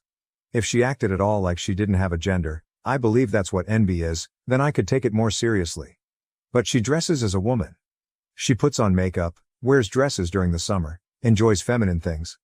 We watch horse videos on YouTube and squeal over the new foal videos. She's never been a tomboy, even. But I was like, okay, this isn't hurting her. I'll let her have this and express herself. Maybe it'll turn into something, maybe it won't. And after the first few weeks, she even dropped changing pronouns every day. Her mentioning being NB faded and then started up hard again when high school ended and she started working retail. I try to be understanding. Retail is hell and I'd personally only work it again if I was at my last resort, but recently it does seem to be an excuse not to work, and now she has a baby on the way. This may not be the place for it, but I'm just worried she's regressing to a more childlike state. I don't know if she's struggling with being NB or if she's using NB as an excuse to shield herself from the world. I guess the internet won't know, but I'm just flat out worried. Update. This is an update to this post. Long story short, my 18-year-old NB daughter wanted me to raise her baby, and she told me she thinks of the baby as her sibling. We had a blowout. She locked herself in her room for most of a day and then took off with her friends, her lover. So this happened a few days ago, but I didn't update because I needed to get my head around it. It still doesn't make sense. Daughter finally unblocked me. She and the person who got her pregnant wanted to talk to me at a public place. We chose IHOP. Although I suspected I knew who her lover was, I was disappointed to find out because they have been a part of my daughter's friend group since high school and was the only one I ever had a problem with and kicked out of my house. They are trans now, but 2 years ago the friend group was watching a movie in the living room, and every time I'd pass by, he was a he then, would lock eyes with me and make really obnoxious, loud orgasm sounds like that scene in Harry Met Sally. I told him to knock it off and grew sterner when he did it again. Then when I was in the kitchen, he somehow snuck up behind me and was miming jack-off movements with his hand. I turned around and caught him at it. He was still fully clothed, but it was startling and freaky. I kicked him out. So now I'll just call them sperm donor because that's what they are. I'm still calling my daughter and she because I still haven't been told not to by her otherwise. So get off my case on that.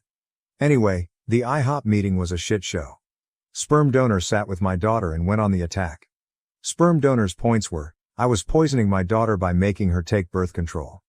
I only helped her get the prescription and would have done everything I could if I knew she didn't want to take the pill. There are other methods. It will take years to fix my daughter after all I did. Not giving her hormones even though I had no idea that was what she wanted. She dropped out, even wanting to change her pronouns after a few weeks. Abortion is a sin and I'm a monster for suggesting it. It's past the date anyway. I am further abusing her by not taking care of the baby while she fixes herself. I guess they meant it as a temp situation, which was also new to me. So apparently even though I'm an abusive monster, a bad mother and so on, I'm even worse for not taking in their baby. At least no one suggested that I raise it like my daughter's sister anymore. That might have been my daughter's thought on it. Sperm donor did most of the talking while my daughter just sat and glared at me, nodding along. It was kind of a whirlwind. Sperm donor pounded the table a few times, and even the waiter knew not to bother us after drinks, lol. I'm surprised we weren't asked to leave. There was a lot said, mostly by the sperm donor who really seemed to be steering the ship. I asked why the sperm donor couldn't take care of the baby and the sperm donor said their parents were even worse than me. I guess my daughter and sperm donor taking care of the child they created is out of the question. I told them that I would not be raising their baby for them and that adoption is the best bet. They said that if I don't agree to raise it, they'll make sure I'll never see the baby ever. I won't raise their child for them. So that's that, I guess. I feel so many flavors of worried and angry and then worried all over again. I've been around the block and it's never a great sign when the person you're with makes an enemy of your family. That's what sperm donor has done by painting me as an abuser and failed mother who also won't take in their baby. Sounds like sperm donors have cut themselves off from their own family too. So I'm worried my daughter is in a very controlling relationship with someone who convinced her to stop birth control because they think hormones are too feminizing somehow and that she needs to be fixed. But they still want me to raise their baby. I'm angry that my daughter can just hear this crap and nod along like, yeah, that makes total sense. She is not stupid. I think she's love blinded. I'm sad and worried for the baby. A couple commenters suggested I wanted nothing to do with the baby because I wouldn't agree to raise it as my own. No, in a perfect world, I would want a normal grandmotherly relationship. Or at least know that the child is safe and has been adopted into a loving family. I don't care what my daughter does with her gender, or her body as long as she doesn't hurt herself. I want her to be in a happy relationship with someone who values her for who she is. Sperm donor kept using the word fix, which I see as another terrible sign. It's bad all around. My house is empty. It feels like my adult daughter has run off to join up with some weird church cult thing who tells her that up is down. That not using birth control and not getting an abortion and then expecting others to take care of the child is all a-okay. Oh, and that she's a problem and needs to be fixed. I texted her and said I would be there for her, but sperm donors was still not welcome in the house. I think I'm blocked again. She's a legal adult. I'm not sure what else I can do at this point. In my low points, part of me thinks maybe I should agree to take the baby and then immediately make sure it's adopted into a loving home. But I get the feeling that sperm donors won't make that easy, and right now my daughter does what he says. Also, I'm not sure if that plan is even possible. It sounds like Hollywood. I have an appointment to speak with a counselor, but the soonest I could get is April. Some of my friends think I should take the baby in either to get them away from the parents or because they think it's my duty, or both. The only silver lining in this was that they both seem sober. I don't think there's drugs involved. Am I reading this wrong? Am I the asshole here? Commenters agreed that sperm donor's comments made no sense, and that OP's child was probably stuck in an abusive relationship. Comment 1. For your safety, I would change the locks and put up a camera. Sperm donor seems unhinged. I'm a firm believer in better safe than sorry. Comment 2. This baby will be used as a pawn in his never-ending psychodrama. If they do not and cannot raise their baby, the best solution is adoption. Otherwise, the father will make your life a living hell. OP's response. I couldn't figure out a polite way of saying this, but yes. That is my suspicion if I take in their baby. Sperm donor implied it would be temporary while earlier my daughter said it would be permanent. I think sperm donors will refuse to sign over paperwork when the time comes or try to leverage it in some way. Comment 3. NTA. Also, it sounds like your daughter is in an abusive relationship with this person. Sorry your daughter has been brainwashed by this crazy person. I would definitely contact this sperm donor's family, and if they seem sane, warn them about how crazy both of them spoke to you. OP's response. That is my fear and not a bad idea to contact sperm donor's parents. This has all happened so far. I feel like I'm in shock and I'm very worried. Comment 4. Pretty wild that a trans person is saying abortion is a sin. None of this is anything like what you're going to hear from any healthy LGBT community, who are quite careful to make sure not to support people in delusional or antisocial behavior. Definitely get therapy. Sounds like your kid has some serious mental health problems if they're being influenced by whatever wackos put these ideas into their head. You're going to need support in coping with this madness. NTA by a country mile. You are in no way abusing your kid by refusing to take responsibility for their bad choices. OP's response. Thank you, and yes, I don't want to minimize my daughter's role in it, but the hard anti-abortion thing surprised me too. A lot of what they said contradicted itself. It felt like I was sitting across from two people who were in their own wacko bubble. I know it's not a LGBT thing. I wish someone from their community would knock some sense into them, if it's even possible at this point. OP left an update in a comment. I logged in and received a large amount of requests for an update.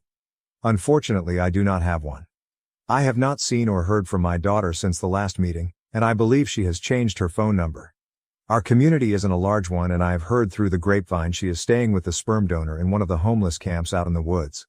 As this is a haven for drugs and sex trafficking, this is a further concern. From what I've heard, she is pregnant. Myself and a few friends and family members have driven through the camp area a few times on the lookout for her, but it's very large and there aren't exactly marked roads. Also recently other people have been shot at while walking their dogs around there, or riding ATVs, so every time we go it's a risk. So that's it. I'm stuck hoping she's safe and under some kind of shelter. There are a lot of plywood houses and broken down RVs out there, and waiting to hear news when she has the baby. Yes, CPS and the local police are aware of my concerns. I'm worried the child will be born addicted to drugs because I don't know anyone who doesn't live out there who isn't a meth head. Thanks for your concern all. I'm unsure what I'll do when the baby is born. I might have to take in the baby after all just to make sure it doesn't live in that camp, and it may make me an asshole, but I am not looking forward to the hard work and drama that will come with it. New update. I posted another update in the comments a while back. It's on my account. Basically my pregnant daughter shut me out of her life completely, and rumor had it she was living in a homeless camp with her weirdo lover out in the woods. It's a huge place and my friends and I searched a few times but weren't able to find her. It's also dangerous because there aren't laws out there and the homeless shoot at ATV riders and hikers and send dogs after people who come too close to what they consider their territory. To be clear, I don't think my daughter was part of that group. The camp is huge and full of meth addicts, sex traffickers, and drug labs. Anyway, the full story is in my account if you care. I did contact sperm donor's parents and they have all but disowned him after very much the same disturbing behavior I outlined earlier, only geared toward their younger siblings. So that sucks. Back to the new news. All this shook out a couple weeks ago, but I hesitated to post because of my own emotions and the fact I know Reddit will be all over my ass for the deep anger, shame, and disappointment I have for my daughter. I came home from grocery shopping to find a strange pregnant woman at my door. That woman used to be my daughter, but had changed so much she was like a stranger. She chatters constantly so you can't get a word in, she has several small face tattoos and, forgive me for saying this, looks like she has aged 20 years. She had been living rough. She was angry I locked her out.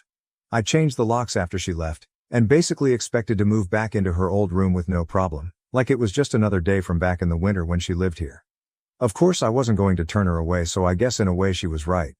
She was living in the homeless camp with the sperm donor, and I insisted she take a shower because it looked like she hadn't since leaving. She also stank bad. She had no shame about blocking my number or what she put me through by disappearing. All she wanted to talk about was the grand fate that she and sperm donor are building. That they're building a community of new people, and she went on and on and on without mentioning the baby once. I don't know how anyone can stand them, but sperm donor has multiple partners and my daughter is one of them and is perfectly happy being his broodmare. The broodmare is my verbiage. Hers is much more royal. Frankly, based on what she overshared, sperm donor seems like a complete sex fiend. Finally I broke in and asked and she said she had been to the doctor regularly. That was a lie, found out later, and all is well with the baby. At this point I knew she had to be on drugs.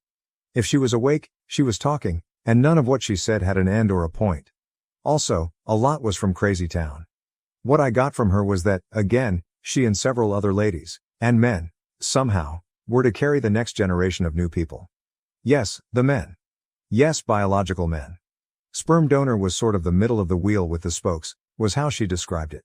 I've met him before and I'm surprised he was able to get one girlfriend, much less whatever grouping is going on now.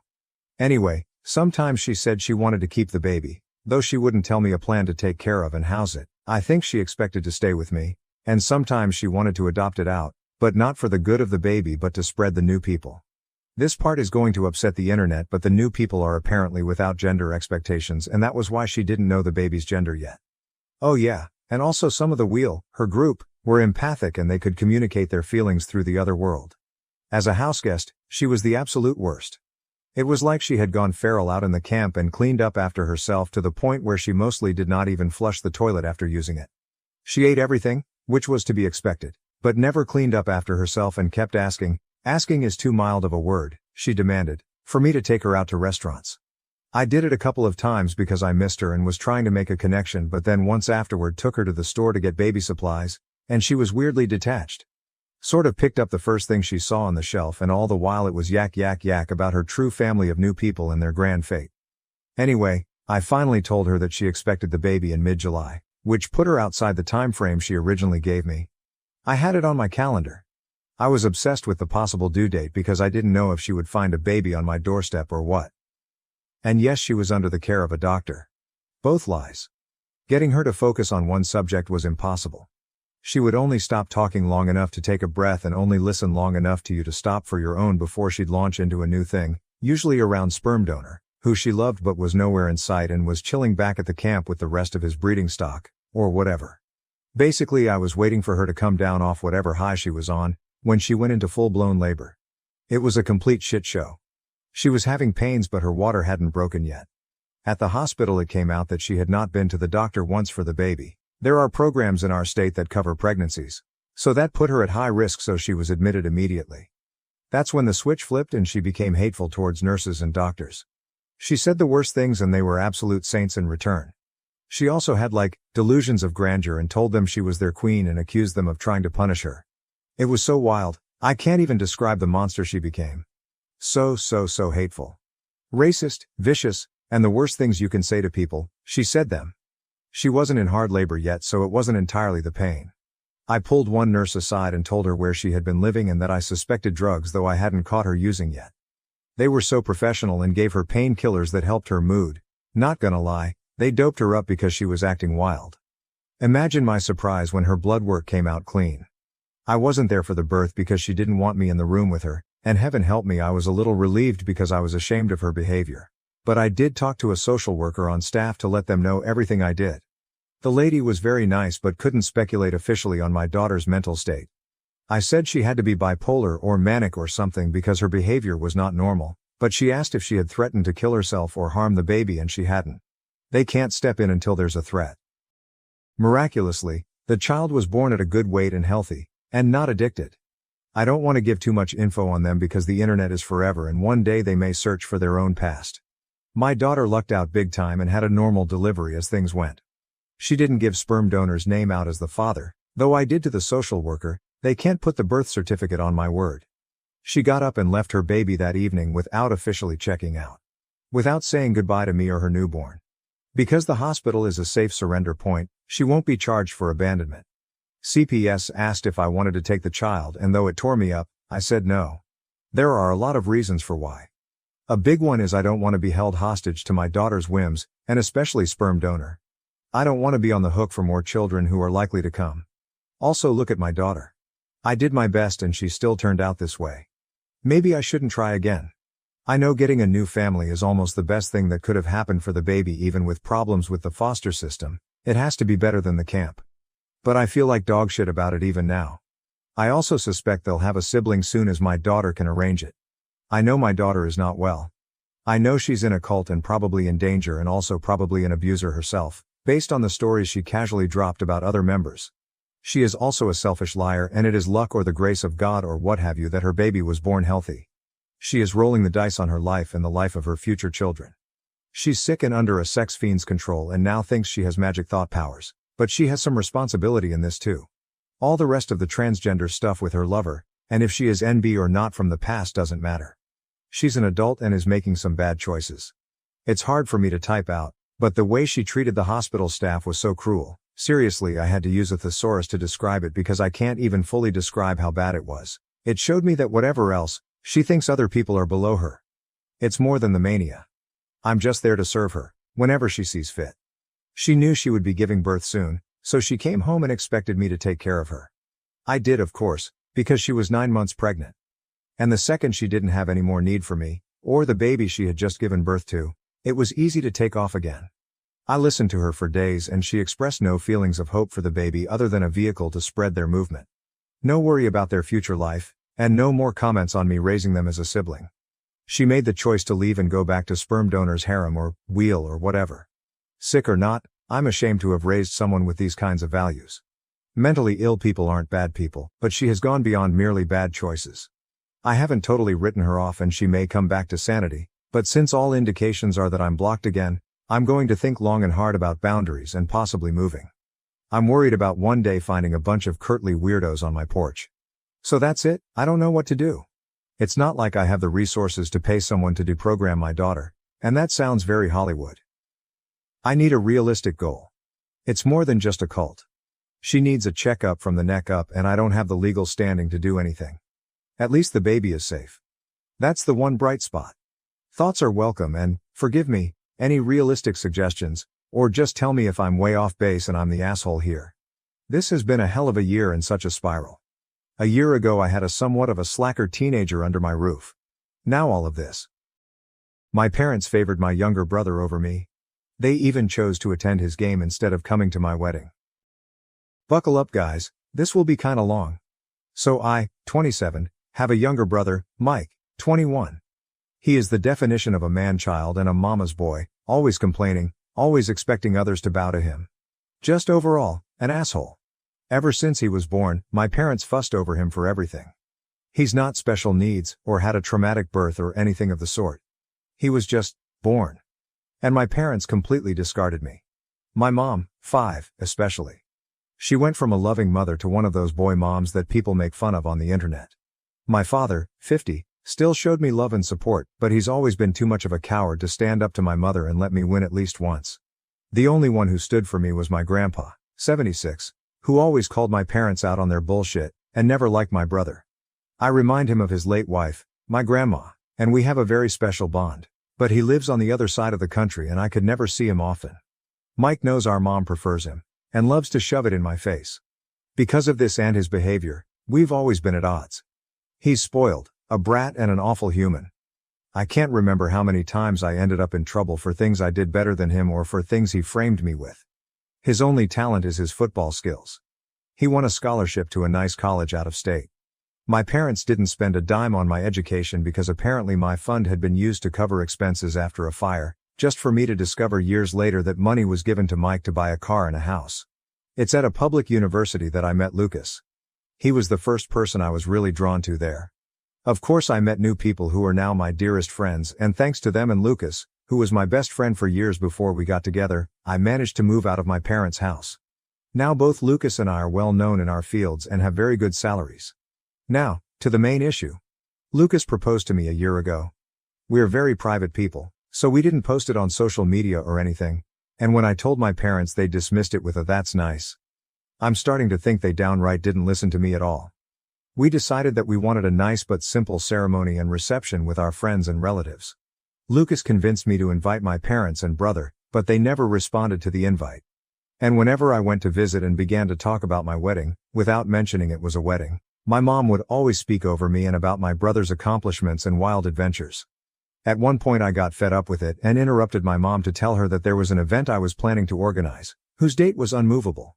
She told me that they couldn't attend, because my brother was playing the last game of the season that very same day, and wanted them to be there. Of course, this favoritism didn't surprise me. They missed my ballets, shows and both my high school and university graduation for things about him. At this point, I wanted to be petty. I told both my parents that it wasn't a problem to miss this event, purposely omitted the fact that this event was my wedding, and didn't insist further. Flash forward to a few weeks ago, I got married. It was perfect. My family, Lucas's family and our friends were all there and we had a blast. My grandpa was happy to give me away, and it was just perfect. My relatives asked me multiple times why my parents weren't there with us. I was honest and simply said they had my brother's game to attend, and couldn't come. They gave me a few looks, and my grandpa was visibly angry for a while, but otherwise nothing strange happened. After the reception, Lucas and I left for our honeymoon, and were phone-free for the whole duration of the trip. But once we got back, we discovered that a shitstorm was welcoming us home. I turned my phone on, and was unable to even unlock it before a storm of notifications popped up. Most of them were from my mother and brother. Mike called me all sorts of nasty names and insulted me because, apparently, one of my paternal aunts posted the photos of the wedding on Facebook, and captioned it with a very obvious dig at my parents, especially my mom, for missing the wedding. The post apparently went viral in my parents' community, and they've been publicly shamed for their mistreatment of me. It also turns out that my grandpa personally visited my parents to go on a tirade to shame my father, his son, to the point of tears. And this seemed to be my father's breaking point, because he was so distraught for missing his only daughter's wedding and for his father's disapproval, that he finally rebelled against my mom and is threatening divorce unless she makes it up to me. I think that's the reason why my mom has been spamming my phone with messages, at first insulting and threatening and then downright pitiful, full of begging and pity parties. Now I'm at home with my husband, deciding how to approach the situation. Most of my relatives, even those I didn't invite to the wedding, reached out to apologize for what I went through and to claim they had no idea this was happening at home. Can't blame any of my relatives. They all live with my grandpa on the other side of the country or in another state. But my mom's sisters and friends are belittling me for not telling my mom about the wedding, because now she's inconsolable at the thought of having missed my wedding. Personally, I think she just claims that to save face, but I'm not sure. The latest messages from my father and mother seem extremely saddened and hurt for missing my wedding. Now my family is divided on three fronts. The majority who are sticking by my side, my maternal aunts shaming me for hurting my mom's feelings, and my maternal grandparents who are adamant that I forgive my mom in light of her atonement. My best friends are telling me not to listen to them. TLDR, since some of you guys want the juice without reading the post. My parents have preferred my younger brother over me my entire life, and prioritized his events over mine. I got engaged and told everyone, but was dismissed. I sent a wedding invitation to my parents and double-checked, but they didn't respond. When I told them the date, they told me my brother had a game they had to attend. I didn't repeat that it was my wedding during the exchange and told them that they weren't missing anything. I had my wedding and now my parents are receiving backlash from my relatives and community after my aunt posted a dig at my mother. Edit. Thank you so much for the feedback and love. It's overwhelming. I'm going to address the popular questions here. I did inform my parents about my wedding. I sent traditional on-paper invites to all my guests, and was notified that all invites had reached their addressees. I did not receive any answer from my parents and Mike, a few very distant relatives, and some people on Lucas's side. I did reach out to all of them through a message to double-check, and those who hadn't replied told me they couldn't come. I asked my parents and brother via text, but they didn't respond. I was left to read. Knowing them and given all the things I had to plan, I didn't bother insisting. I didn't repeat the date of my wedding because I had already been told there was my brother's game. Plus, every time I insisted on highlighting my celebrations to get an answer, I was always told that it wasn't that important and to not be pissy and a bother. Because some things were simply more important than me. At this point I think it's fair for me to not insist anymore. It's not worth the effort. I didn't keep my wedding a secret. I avoided telling my parents that it was my wedding to see if they would be interested in the slightest, but surprise surprise, they weren't. Despite this, I did openly talk about my wedding with my aunts and uncles. My mother was in the room with us a few times when I discussed venues or dress shops with my aunt, the FB post one. But sometimes mom was on the phone, and other times she was just chatting with other people. She never paid attention. When I talked about it during reunions, she smiled and said, "That's great, dear," and then would change the subject. Radio silence on Dad and Mike. I kept in contact with them because, well, all the times I tried to go NC in the past years I've been harassed. I tried after my HS, bachelor's and master's graduations, to which they never bothered to show up for reasons involving my brother. Every time I was shamed for daring to turn my back on family by my parents, my brother, my maternal aunts and my maternal grandparents. I think the turning point here is that all those times, Lucas wasn't by my side. We started dating a little after my last attempt at going NC, and now that I have him here, I feel more confident in my stance. But before that, I want this confidence. As I already stated, all my paternal side lives on the other side of the country and wasn't aware of how they treated me. I did try to expose my parents once, at 14. My aunts, uncles and grandpa reprimanded them, they faked being sorry, and then once home I got the beating and gaslighting of my life for lying. After that, Elle kept in contact regularly with my paternal side, but omitting my parents' abuse out of fear, which still haunts me to this day. Only grandpa knew, but he was always threatened to be alienated from me if he tried anything. My parents and I are not from the same city. I live in a city an hour drive from my parents' small town, and they don't know my new address because once, my brother tried to break into my apartment to steal some cash and my mother backed him up, claiming that siblings share their goods. Now I moved, and I'll be sure not to tell them where I live. My parents didn't buy my brother a car and a house before he even started high school. They bought him a car for his 16th birthday, and a house near his college when he began freshman year. They didn't spend the money from my fund right away, they just lied to me to use it later for my brother, keeping it stored for later in the meantime. Relevant comments. Commenter: do you think it would have been different if they knew it was a wedding and not just an event? OP: well, I am pretty certain my parents would have been a handful at my wedding anyway. They ruined a cousin's wedding by making it all about how my brother had just given his first university exam, and he got drunk and trashed part of the cake. So, I'm wondering what made me want to add them to the guest list in the first place, but then again in my family going NC or even LC is considered shameful. The cousin whose wedding Mike trashed cut my family off, and they've been dragged for turning their back on family over a minor accident. OP on her father missing her wedding and why it was a big deal for him. OP: giving daughters away is a big deal on my father's side of the family.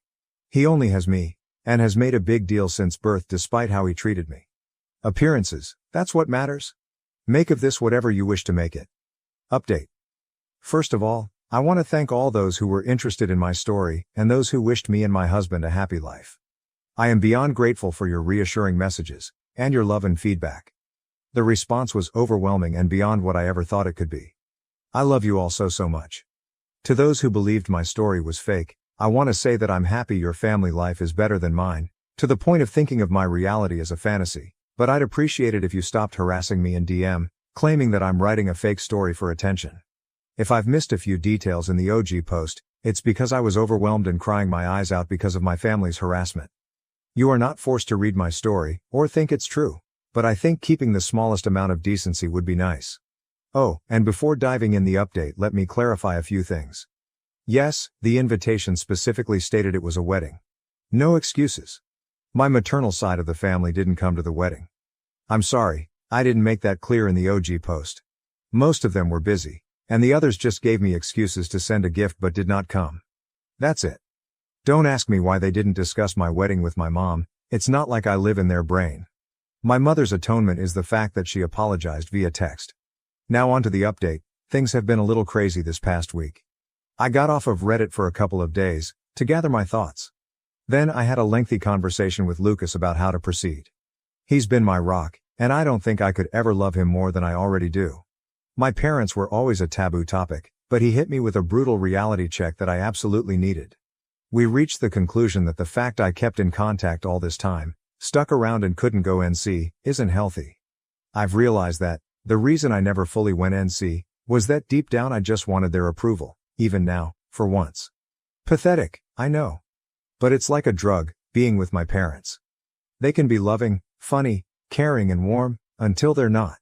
The little love they give makes you crave for more, and you want their approval so badly you destroy yourself. But that's enough. I promised myself that things are going to change. I've thought about it and decided to start therapy, and to go NC with all those who made an issue about this situation, for good this time. After the days dedicated to reflecting on how I feel, I ended up messaging my father to tell him that, If he wanted to talk, I would meet him, Mom and Mike in a neutral location the following day. He immediately replied and agreed, and we met at the park. My father's sisters and brother accompanied us for damage control. My father looked distraught and as if he had been crying for a while. My mom looked the same, but I think it was more out of anger and embarrassment. My brother looked annoyed. I told the three of them about how their behavior and preference in regards of my brother always hurt me, and that their abusive behavior made me realize that I didn't want contact with any of them again after that meeting. My mother tried to cut me off multiple times, but my aunt, the one who posted on FB, shut her up every single time. When I asked them why they would treat me this way, they didn't know what to say. My father kept crying and apologizing without giving me an answer, and my uncle reprimanded him for it. My mother seemed as if she was asking herself that for the first time, but well, in the end she just said that she simply disliked me. Plain and simple. And my brother? He just liked the attention and made me miserable as some kind of sport. I went on with my questions.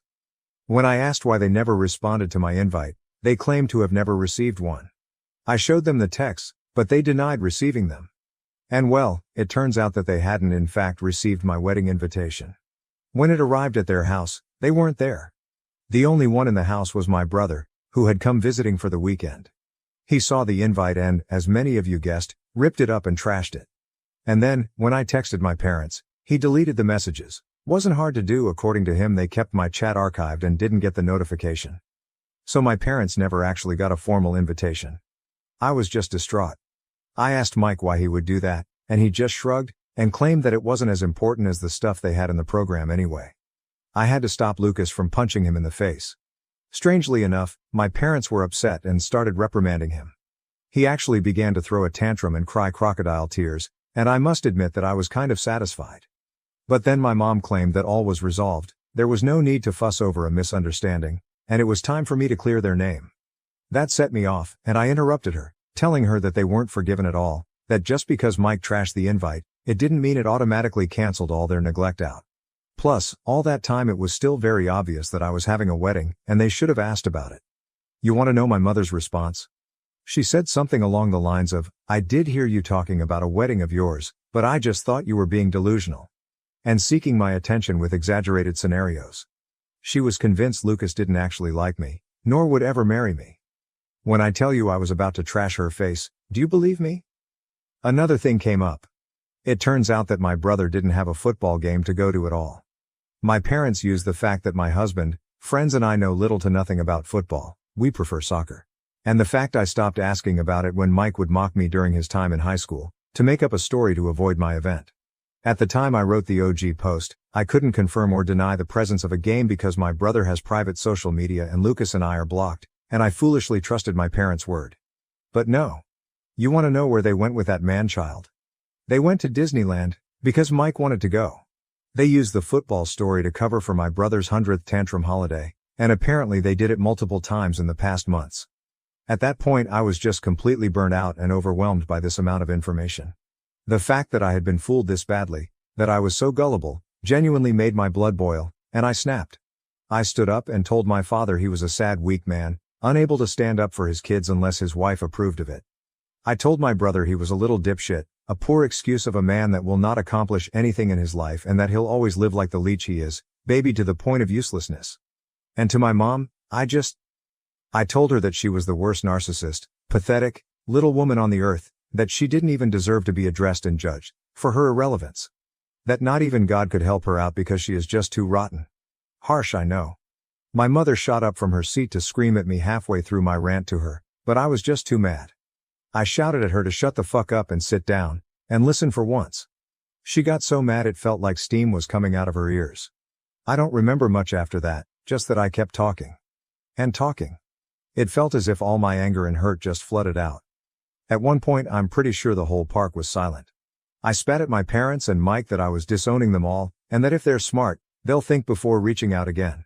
I took my purse and left with Lucas, Anna and Francis, leaving my parents and brother at my aunt's and uncle's mercy. I think at some point the reality of what I had just learned and said finally hit me, because I ended up having a panic attack on the way home. Lucas was driving, so Anna helped me through it until we stopped in a parking lot to calm me down. I am beyond grateful for their help. Once home I just fell on the bed and went to sleep. I really wanted to go with you guys' advice, and post the whole thread on FB, but given my work and career I couldn't expose myself like that. One thing is sharing my story from an anonymous throwaway on Reddit, the other is on FB, with my name and face plastered everywhere. I couldn't go down that path. Instead, I did something better. I made a folder with all of my mother's insults, messages and awful comments, and sent it to the woman in charge of my mom's church. It's a tight-knit community my mom worked her ass off to enter in, but that is also extremely judgmental, and being shunned by them is a death sentence. And well, that's exactly what happened. Just like clockwork, the scandal spread like wildfire, going out of the church and reaching the rest of the small town. You can imagine what this means for my mother and father. Because of my little spill, I did find other messages from my maternal side of the family, belittling me even more for upsetting their sister or daughter and insulting her. I just didn't care anymore at that point, so I followed you guys' advice, and told them that from now on, they will no longer be part of my life and that they can talk shit all they want, I just won't care. Instead, they should be grateful I don't send their nasty texts to their employers and spouses. I blocked every single one of them, grandparents included, on everything. I did find a lengthy message from my father. He apologized for not being strong enough to face my mother, agreed that what I said was true and couldn't believe that he had lost so much of my life because of her. He told me he is going to divorce her no matter what my decision will be, because he is tired of being controlled. He would like a relationship with me to make up for all the years that passed. I did reply to him, to tell him that as of now I really don't want to see him or forgive him. He has replied that he'll try his best to win me back, and that he loves me. I replied back that, as of now, I find that hard to believe, and then blocked him too. Frankly, his slimy way of trying to get out of this situation by throwing my mother under the bus is pathetic. At least, she was hateful and owned up to it. He is only able to blame others for his choices. I don't want to surround myself with people like that. My mother and brother are blocked similarly to my maternal side. Mike wrote other messages to taunt and insult me, and I just blocked him. My mom threw herself a pity party for being shunned by her community and for her marriage going into shambles, and I just replied, good riddance, before blocking her too. As for my grandpa, he has decided to stay with us for a while, to stick by my side. He really is the best, and has read some of your comments. He isn't going to admit that he's flattered by them. Since then a few days have passed, and all has been quiet. Lucas is spoiling me rotten, and I'm starting therapy soon. I know this isn't the drama-filled, revengeful update you hoped for, but well, this is it. I'll let you know if anything changes or evolves. Thank you so much for the love and support you showed me. I think I'm going to log out now. As for now, goodbye. I've decided to start therapy. I confronted my parents and brother about their behavior and ended up disowning them. I sent my mother's nasty messages to the leader of her church, and now she and her husband are shunned by their community. Relevant comments. Commenter. Maybe once your father is actually divorced and gone NC with her and your brother, there's a basis for some rekindling of your relationship. But wow. OP, perhaps, but as of now I don't want to think about it. He's been a supportive dad, but he's never once defended me in his life. His love was unconditional until my mother decided it was in fact, conditional. And sometimes, it really felt like his love was just something on and off. I don't want to stick around to see when the magic spell will wear off. My dad stole my identity and opened 3 credit cards in my name. He told me that since I'm young I can do without for a few years. I found that my dad used my information to open 3 credit cards over the last year. When I went to get a pre-approval for a mortgage, I was told by the lender they wouldn't be able to give me a home loan because of the defaulted credit cards. They also said I probably wouldn't be able to get a loan from any lender because of it, and gave me a sheet of paper explaining what I'd need to do in order to fix it. When I tried disputing the cards, one of which is already in collections, the disputes got closed out as the debts were verified. I told my divorced parents about it and their answers were pretty wildly different. My dad said that these things happen, and that I should be more careful in the future with my social security number. Seeing as I've always been careful, that made me pretty mad. My mom said she thinks my dad might have something to do with it since opening credit cards in her name had a part to play in their divorce. She told me he ran up about $50,000 in credit card debt on secret credit cards. A few days ago, I ended up casually telling my dad I'm going to have to file a police report for the credit cards. He told me I probably shouldn't do that because $15,000 isn't that much in the grand scheme of things. When I told him it was keeping me from buying a house, he said I could just wait a few years until they fell off of my credit report. He said it would only take another 4.5 years. When I told him I obviously couldn't wait that long, so I had to file the police report, he straight up told me not to do it and to just be more careful in the future. Once I told him I already got the paperwork together from the credit agencies, he told me he had opened the cards to pay for living expenses over the last year. He said his work slowed down a little bit but he'd do what he could to help pay it off. He said it would ruin his life if he went to jail. I'm leaning towards going to the police anyway. But I didn't write that minute. I have everything in front of me today to go make the report. I guess I just want to make sure turning it over to the police is the right thing to do here. Especially if I'm wanting to buy a house this year. Top comments. Comment 1, report him for fraud. OP, that's what I'm leaning towards. I'm realizing if I want to buy a house, I can't have those accounts on my credit. Comment 2, if he wasn't your dad you'd have reported him already, right? Well, think about this. Why didn't he give you the same respect and not ruin your credit because he's your father? Update 1. I spent about half of the day reading everyone's comments and it pretty much solidified what I was going to do. The process itself was pretty easy. I went to the police department and the person at the front desk had me wait about 10 minutes before an officer came out. We talked for about 15 minutes and he made copies of all of the paperwork I gave him. He told me the case would be assigned to a detective on Tuesday and gave me a pamphlet about how to contact the credit agencies. I was given a report number and was told I could use that now to start disputing the accounts. A detective is going to follow up with me in the next couple of weeks. I asked what would end up happening to my dad and the officer said it looked pretty clear-cut to him, but the charging decision is 100% with the state attorney's office. He said if they decide to pursue charges, he'll likely get a warrant put out for his arrest. He also said typically if this is his first felony, he's probably going to get some sort of pre-trial diversion with court supervision or probation. He probably won't go to jail for years, but if he gets picked up on a warrant he's going to spend at least a little bit of time behind bars. I've decided I'm okay with that because it's obvious to me he did this purposefully. He's never been arrested before so hopefully this is a wake-up call for him. At the same time, he completely did this to himself. I'll update whenever I learn more. Top comments. Comment 1, play stupid games, win stupid prizes. Sincerely hope everything works out well for you. OP, I think it will. From what I understand it might take a month or two for the cards to come off of my credit but once they do, my credit score should shoot up. Comment 2, well done OP. I was so mad on your behalf reading the first post, it would take everything in me not to use his words against him. Jail time? It's just a few years. You've ruined my life. No. You did it by trying to ruin mine. I hope the marks come off your credit report like it's made of Teflon. Good luck on your home ownership journey. Update 2. There's been some good, a little bad, and a little real bad progress the past few days. The good, I used my report number and disputed every account. When I checked my credit last, which everyone should be doing regularly, the one with the lowest balance was already off of my account. The other cards and the collection account are still showing, but I have hope they'll be falling off in the next few weeks. I also received a call from someone at the prosecutor's office who had a couple of extra questions for me and asked if I would be willing to testify if they charged him. I said yes and they said they would be making a decision on their charges before the end of the month. The bad, obviously, someone talked to my dad about this because the last time he talked, he scolded me for going to the police and hasn't talked to me since. One of my brothers was also pretty mad at me about it and hasn't talked to me in over a week. The rest of my siblings and my mom understood where I was coming from. The real bad, one of my other brothers, not the one who was pissed, found 2 open credit cards on his credit which weren't his.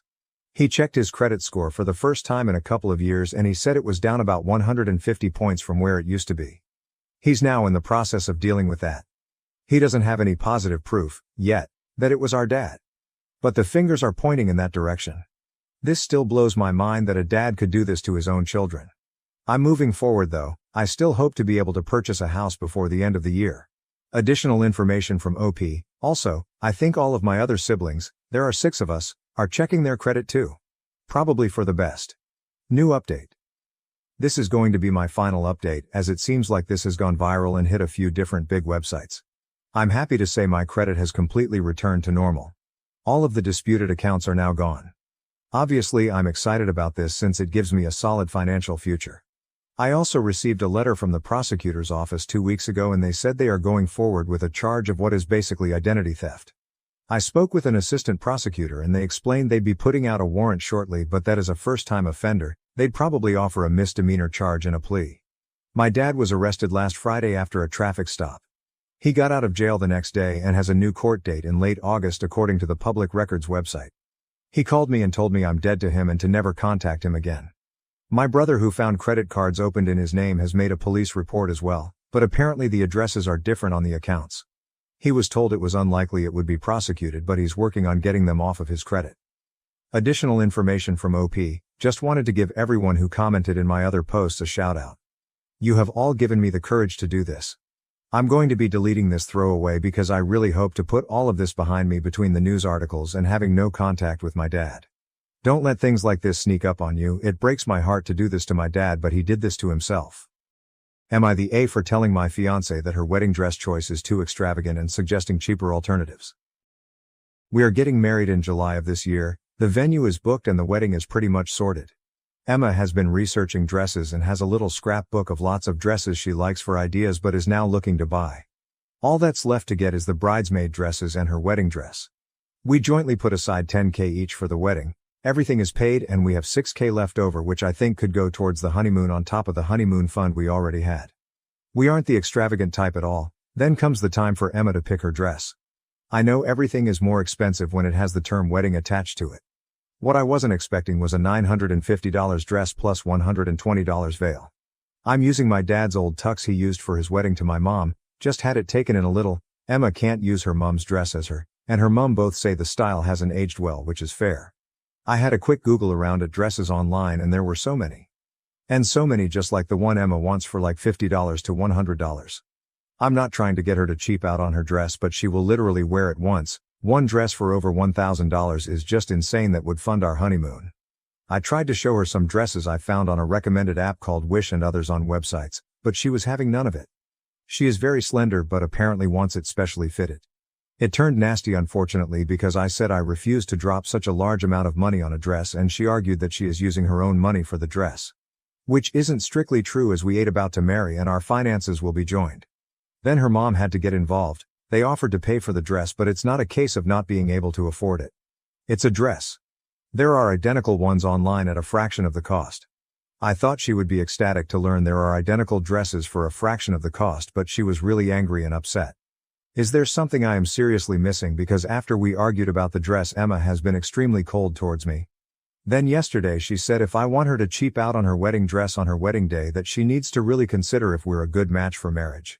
I was blown away that she would say that over a dress. I told her she's like a toddler throwing a tantrum over a sparkly toy she can't have. That was a mistake as she left to stay with her parents, who called to tell me I am much more than an asshole. TLDR fiancé can get a similar dress for around $100 with shipping online but wants to blow over $1,000 at a local wedding dress boutique. Am I the asshole for saying to get a cheaper one online? Edit. Emma found this thread. It was a mistake to post here and I'm sorry I posted our problems on Reddit. AITA. The top replies from OP. Comment 1, but the gowns I found on Wish looked very professionally made, and very similar to the one she's picked. Comment 2, I mentioned the second-hand wedding dress store and she said no without even going to take a look. Comment 3, that's not fair. I would never tell her what to wear. She can wear what she wants. It is the absurd price that I'm against. Comment 4, see, I can definitely understand caring about the quality of a dress if it's a work dress or a regularly worn formal dress. I think what everyone's missing is that this will be worn for one day only. Relevant comments. Emma, ask yourself if your fiancé's behavior here is a one-off. There are some concerning things here. His insistence on controlling your purchase, made with your money, even if it's funded by your parents. Is he controlling in other ways? Has he ever been insistent on you spending your time and money only in ways he approves of? And does he usually lash out when you don't do what he wants?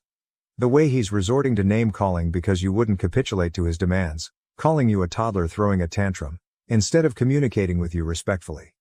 This is made especially worse by the fact that his demands are unreasonable and stem from a fundamental ignorance about the subject, wedding gown cost, what knockoffs are and why they're a bad idea, etc. And that he's shutting down your attempts to educate him. Does he normally communicate with you openly and respectfully? Does he normally get angry and verbally attack you when you disagree with him? Are you normally able to have conversations with him on difficult topics that are calm, respectful and productive, even when you disagree? Maybe you're both cracking under wedding planning strain, and this is an out-of-character moment that you can work through, but maybe this is pointing to a larger pattern. Proceed with caution. Remember you're about to enter into a pretty intense legal and social contract with this man, and that you're signing up for a lifetime of conflict resolution with this person in particular. The way you both approach disagreement and handle conflict now reflects how you'll be likely to continue to do so going forward. Now may be the time to double check with yourself if this is the right move. Edit. After reading through the comments, I would also encourage you to look at his behavior here, on this Reddit post. His response to new information is not to take it on board and process it, but to double down, plug his fingers in his ears, close his eyes, and refuse to listen. The lengths he'll go to avoid admitting he was mistaken are a bit troubling. It may also be worth asking yourself if there's a reason someone who is so insistent on always being right may have for seeking out a partner who's a decade younger. I'm wishing you all the best, and I hope this works out for you. OP, I thought I'd have a look through the comments to see if anything explained why Emma has blocked me and her phone is ringing through to voicemail. I seriously can't believe people started a witch hunt over a dress. I watched some YouTube videos of Wish wedding dresses, and yes, wishes are trash. I got it, I was wrong about that site. But to end up blocked because you have all told her I'm abusive and manipulative is just vile. I called her parents' house and the line's off the hook, so if you see this Emma, call me, please. I won't shout, I won't get mad, I just want to end this crap. Get whatever dress you want, I see that I was wrong. I'm sorry. Spelling bad had some whiskey. Can you blame me after this? Edit 2. Based on Josh's newest comment about you blocking him on Messenger, it sounds like you're taking some time and space to think things over. I think that's a really good move. There's a quiz from the Love is Respect project that may help clarify your thinking about whether this is a healthy, nurturing relationship. I hope everything turns out well for you, Emma, whatever you decide to do. There's a whole community of people here rooting for you to be happy. Edit 3. It looks like OP has been banned from AITA. He just sent me a furious, invective-filled PM blaming the sub for what's happening in his personal relationship and reiterating that abusive behavior is normal and fine, so I guess he's learned nothing. According to the PM, Emma's dad just called him and chewed him out, so it sounds like at least she has a strong familial support system. Transcript of the PM banned. I'm now banned from Am I the Asshole and good fucking riddance. Her dad just called to cuss me the fuck out. Can you believe I've been trying to not fucking cuss so I don't get banned so I can at least defend myself, then banned for no reason. I live in the real world where when people are angry they yell, they save money where they can and they don't fucking run away and block you. Fuck this, fuck it all, and fuck Emma for believing strangers on the internet over her fiancé of 2 fucking years cupcakes _ vodka. Emma, if you see this, run for the fucking hills. Men who are almost 40 marry 27-year-olds often because they are manipulative and going to pull shit a woman his age won't put up with. He's too old for you. You are seeing signs of this behavior now. $950 for a wedding dress ain't shit. He is already trying to control and manipulate you and your finances, and you aren't even married yet. Don't go through with it. OP, you are a massive asshole and she shouldn't marry you. OP. Wow, thanks. Seriously, she has been keeping up with this thread because she told me not to take it down. She wanted to read the replies, and now she's blocked me on Messenger and my calls go to voicemail. So thanks a lot. Everyone couldn't have left it at YTA. Legitimately out for blood, mob mentality if ever I saw it. The bride. I will change the name despite his inability to do the same. I don't really care if he sees this, but he isn't sub to relationships. I literally don't know where to start. My fiancé will call Greg. I don't know what came over him. It's completely insane. We are getting married this summer. The argument started over my wedding dress. I picked a very simple and traditional gown that was already discounted as it is an X-sample gown. My absolute idiot fiancé decided to post to a subreddit asking for opinions or more likely validation on whether was being unreasonable. My dress is under $1,000 but will come to around $1,500 with alterations. We have over $7,000 left over in our budget. That's another thing that seriously upset me, that he lied in his post multiple times. I make a much higher salary than him, so we agreed he would put $5,000 towards the wedding and I put in the rest, but why lie? Why ask opinions if you've skewed the details? I had absolutely no problem with this as he makes just above the minimum wage. The thread got way too much attention.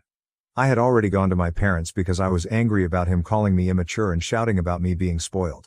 I also happened to find the thread shortly after he made it because not only did he use my real name, his throwaway was his real name followed by his alarm pin. He sent me a text saying that he wasn't the asshole in this situation and I just knew he would post it on Reddit. It's not the first time he's posted on Reddit about stuff.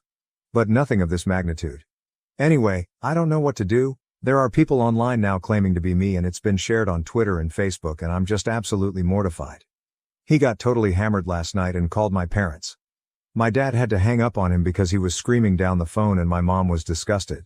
I can't get my money back on the venue or anything. I recently started taking antidepressants because I've been feeling low, but now I just feel empty.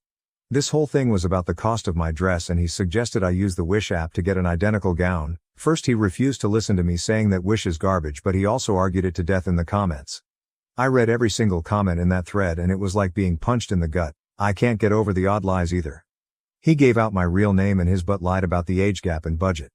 I am 23, he is 43. Admittedly he looks much younger, and for the first few weeks dating I thought he was in his early 30s.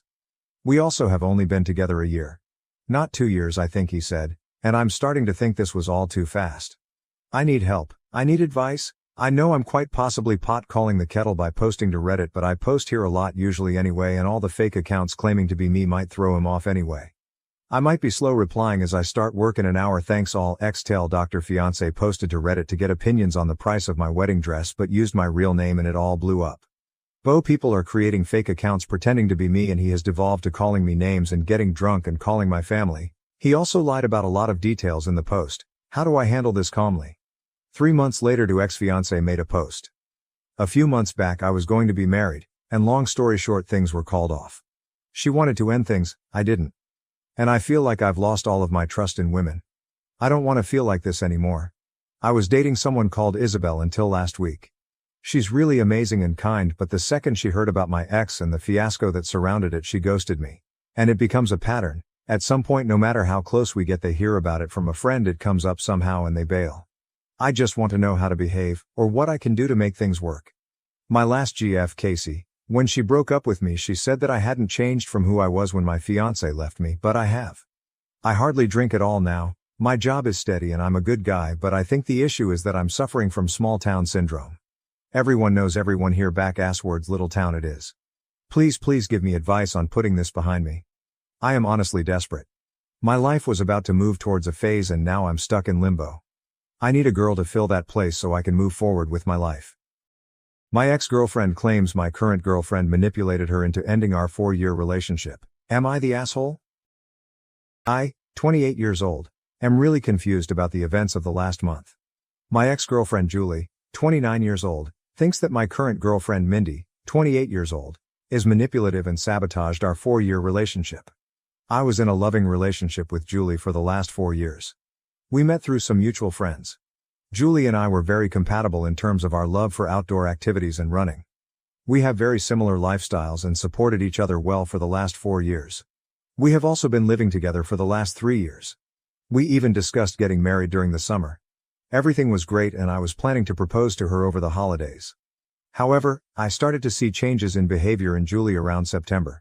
She was acting distant and looked stressed. It was quite noticeable and I was worried. I trust her with all my heart and I could not imagine she would be cheating on me. However, she did spend more time by herself. Around the same time, Julie's friend Mindy messaged me privately and asked me if I could meet her secretly, as she wanted to tell me something about Julie. Mindy and Julie work together and I've known Mindy ever since I started dating Julie. I was surprised, but to be honest, I assumed the worst. I met her at a cafe after work. She asked me if things were going on between Julie and me.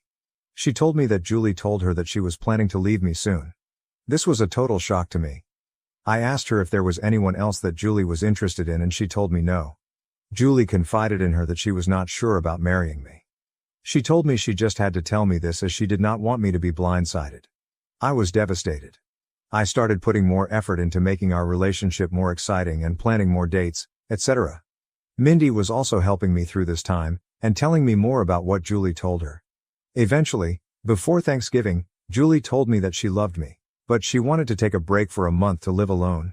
She said that she just wanted to live alone for a month to make sure she wanted to marry me. I was completely heartbroken. I asked her if she wanted to pursue someone else.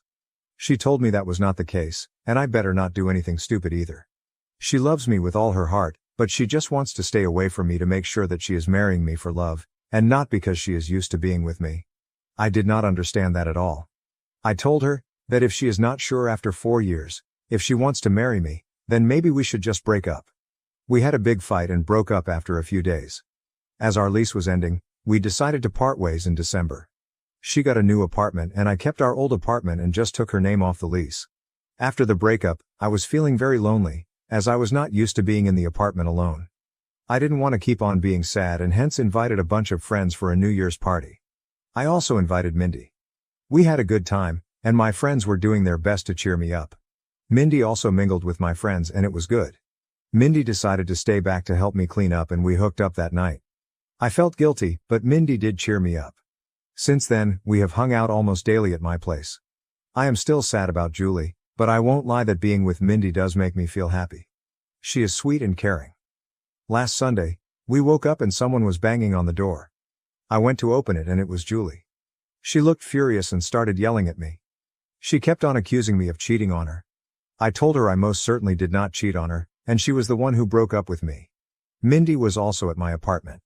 Julie was just angry at both of us. She started calling Mindy a manipulative bitch and told me that Mindy was the one who suggested to her that she should take some time away from me to understand her true feelings. I calmed her down and asked her to explain herself. She told me that ever since our marriage talk, she told Mindy about it and Mindy kept on asking Julie if she was sure about marrying me. Mindy suggested she take some time to herself to understand her true feelings and that I will understand and give her space. When I said no, Mindy convinced her that I was so controlling that I could not even give her 1 month to herself and convinced her to break up with me. Mindy told me that she did not say any such things, and these were all Julie's ideas and she was just there during these conversations. She did tell Julie that she told me about some of the things so that I get a chance to make things right with her over the last few months. That made Julie more angry and she started accusing me of emotionally cheating on her. Julie told me that the last few weeks have made her realize that we were meant to be together, but she now cannot believe I could move on from a 4-year relationship in a week. On one hand, I want to believe Julie, but she broke up with me for no fault of my own. Mindy was there for me when I was down, but now I also doubt her. She suddenly started talking to me out of the blue as we were never really close before, and immediately became my support after the breakup although Julie was her close friend. Am I the to emotionally cheat on Julie? Should I have told her about Mindy's texts? Should I have not moved on from her so quickly, even though Julie broke up with me? I was just hurting and Mindy was right there to support me. I need advice from someone with a clear mind on what the fuck is going on. Relevant comments. Comment 1. Sounds like you and Julie need to talk privately and discuss what Mindy said to each of you. As others said, this sounds all too convenient. Mindy was in both of your ears telling you both what she wanted you to hear to orchestrate this whole thing. Please reach out to Julie and ask her to talk to you alone. Even if you both don't get back together, I'm sure you care for each other deeply and she would want you to be with someone who cares about you and won't manipulate you, and her. Her manipulation of you is more direct but Julie is the victim as well. OP, you are right. If Julie is right, I just threw a 4-year relationship under the bus in 2 weeks. Comment 2. So what's your reason for sleeping with your ex's good friend weeks after the breakup? It's understandable you wanted to move on, but why her? OP, I was not planning on it. But she just stayed back after the party and things happened. Did I feel guilty after that? Yes. I felt discarded and unwanted after a 4-year relationship and was not thinking straight. Update 1, 28. Posted last week regarding my girlfriend Julie, 29, accusing her friend and co-worker Mindy, 28, of sabotaging our relationship. Julie broke up with me in December after a 4-year relationship and Mindy reached out to me when I was feeling down. However, when Julie realized Mindy was talking to me, she confronted both of us last Sunday morning and told me that Mindy manipulated her to break up with me. The worst part was I was not thinking straight after the breakup and ended up hooking up with Mindy after a New Year's party. After the incident I asked Mindy if I needed some time and did not meet her. Since then I made the following post on Reddit and had 3,000 people call me an idiot. I am sorry for the long post, but I wanted to say that we were not idiots to not see what happened. You guys read an abridged version of events in 5 minutes, while we lived it for the last 7 months. I messaged Julie every day since then, to try and talk to her. She did not reply to my messages. I was not sure if she blocked me. Mindy was constantly trying to message me, asking if we could meet and talk about it. On Wednesday, one day after posting, I decided to message Mindy. I told her to tell me everything she said to Julie truthfully. I told her I would go and see if I found out that she was lying. Mindy wanted to meet me in person or talk to me on the phone, but I wanted everything in writing. She messaged me that Julie always said good things about me for all these years. When Julie told her about us talking about getting married in 2024, she was happy for both of us. However, Julie started telling her that she had cold feet and was not sure if she wanted to marry me because of issues she observed about her parents' marriage. One day Julie told her she wanted to take a break from me. She was not sure about her true feelings for me. That was the time Mindy told me about Julie's behavior as she felt bad for me, as we were already telling our families about the engagement plans. After our fight, she said that Julie was extremely upset and told Mindy that she would never marry me. She said that the only reason Julie came back was when she heard that I was moving on, as she is jealous of us. She also said that I was a good guy, and hopefully, I see that what we have is something special. I just said okay and told her I needed time. I kept on messaging Julie once a day to at least talk to her once. It was heartbreaking to think that she may have blocked me and may never talk to me again. On Friday afternoon, Julie finally replied. She said she wanted to meet me and told me she would come to our apartment on Saturday afternoon. I cleaned the place up and was just feeling deep guilt from inside before facing her. When she came in, she looked like a shell of herself and completely broken. I sat on our sofa, but she chose to sit away from me. We asked how we both were, but it was clear that none of us were doing well. I started apologizing, but she stopped me. She asked me to let her finish and not to interrupt her. She had brought her little notebook and had written down things she wanted to say to me. She told me that she truly loved me. But after we discussed getting married, she started feeling scared of the next big step. She thought those feelings were normal and would go away. So she decided to not discuss her concerns with me. It kept on eating her from inside, and she made a mistake to talk to Mindy about them. She said that she wanted to say everything to me now, so I don't get secondhand information about why she was distant and broke up with me. She said that her parents had a very rocky marriage, though they were together until her mom passed away in 2021 during the pandemic. Her parents argued constantly, and she always thought her mom did not love her dad. However, her mom was extremely dependent on him for everything, and her dad knew it and hence didn't treat her well. She never wanted to be like her mom after the marriage. However, as we lived together, she started seeing some of those issues in our relationship. For example, when we met, Julie had a lot of credit card debt and was bad at managing her money. I helped her with that. Even though we have separate finances, I ended up managing all her finances, investments, etc. At her request, to the point that she did not know or understand where her money exactly was. She also said that we always enjoy making nice meals for dinner every day. However, whenever I work late, she completely loses any motivation to cook and ends up eating cheese and crackers like a toddler for dinner. She also complained that in the last 4 years of our relationship, I have never said no to her for buying anything. She feels that I coddle her, and she just got comfortable with all the luxuries and things I can provide for her. She talked about this with Mindy, and while Mindy initially just listened to her, she told her around September that one of her cousins also had the same issue. She decided to stay away from her fiancé for a month, and within a week, she realized how much she missed him and never had doubts again. When Julie asked for a break, all she wanted to do was to live with her best friend for a few weeks, to see if she was just too codependent on me. She knew I was planning to propose during our Christmas trip to my parents' house, and when I told her that she could not take a break, she just freaked out and broke up with me, as she did not want to be engaged without knowing for sure that we won't end up like her parents. After this, she asked me when I started meeting Mindy, and how many times we met. I opened my chat messages with Mindy and handed her the phone. I told her I met Mindy only once in September, where she told me that Julie wanted to break up with me because she was not happy with our relationship. I already had noticed Julie's distant behavior, and when I asked her, the only answer I got was, "I am fine, we are fine." Due to my insecurities, I tried to hold on to Julie and started coddling her more, planning more expensive dates, and trying to spend more time at home. When Julie asked me for a break and to stay away from me for a few weeks, I thought that was the final step before the breakup and broke down and fought with her, which led to our breakup and her moving out. At this point, Julie's voice started cracking up. She asked me when Mindy contacted you after the breakup. I pointed her to the messages. Mindy initially just started sending me memes to cheer me up, and I just used to respond with thanks, or a thumbs up. However, the messages started getting more frequent, and she offered to talk to me in case I needed help. She asked me what I was doing for Christmas and New Year's, and when I told her I was inviting a few friends, she told me that she does not have any plans for New Year's, and I invited her. Julie stopped me there.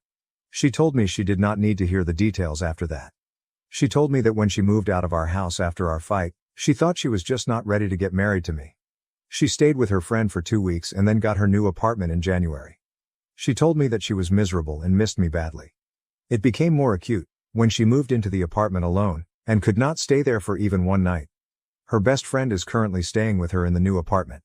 She realized she could not live without me within a week of living there.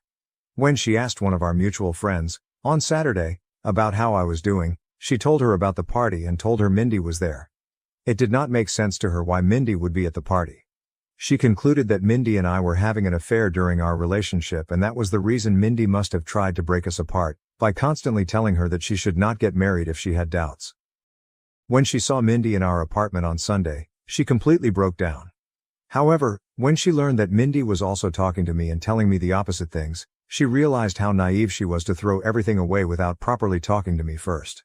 As hurt as she is seeing me with Mindy, she also does not want to lose me.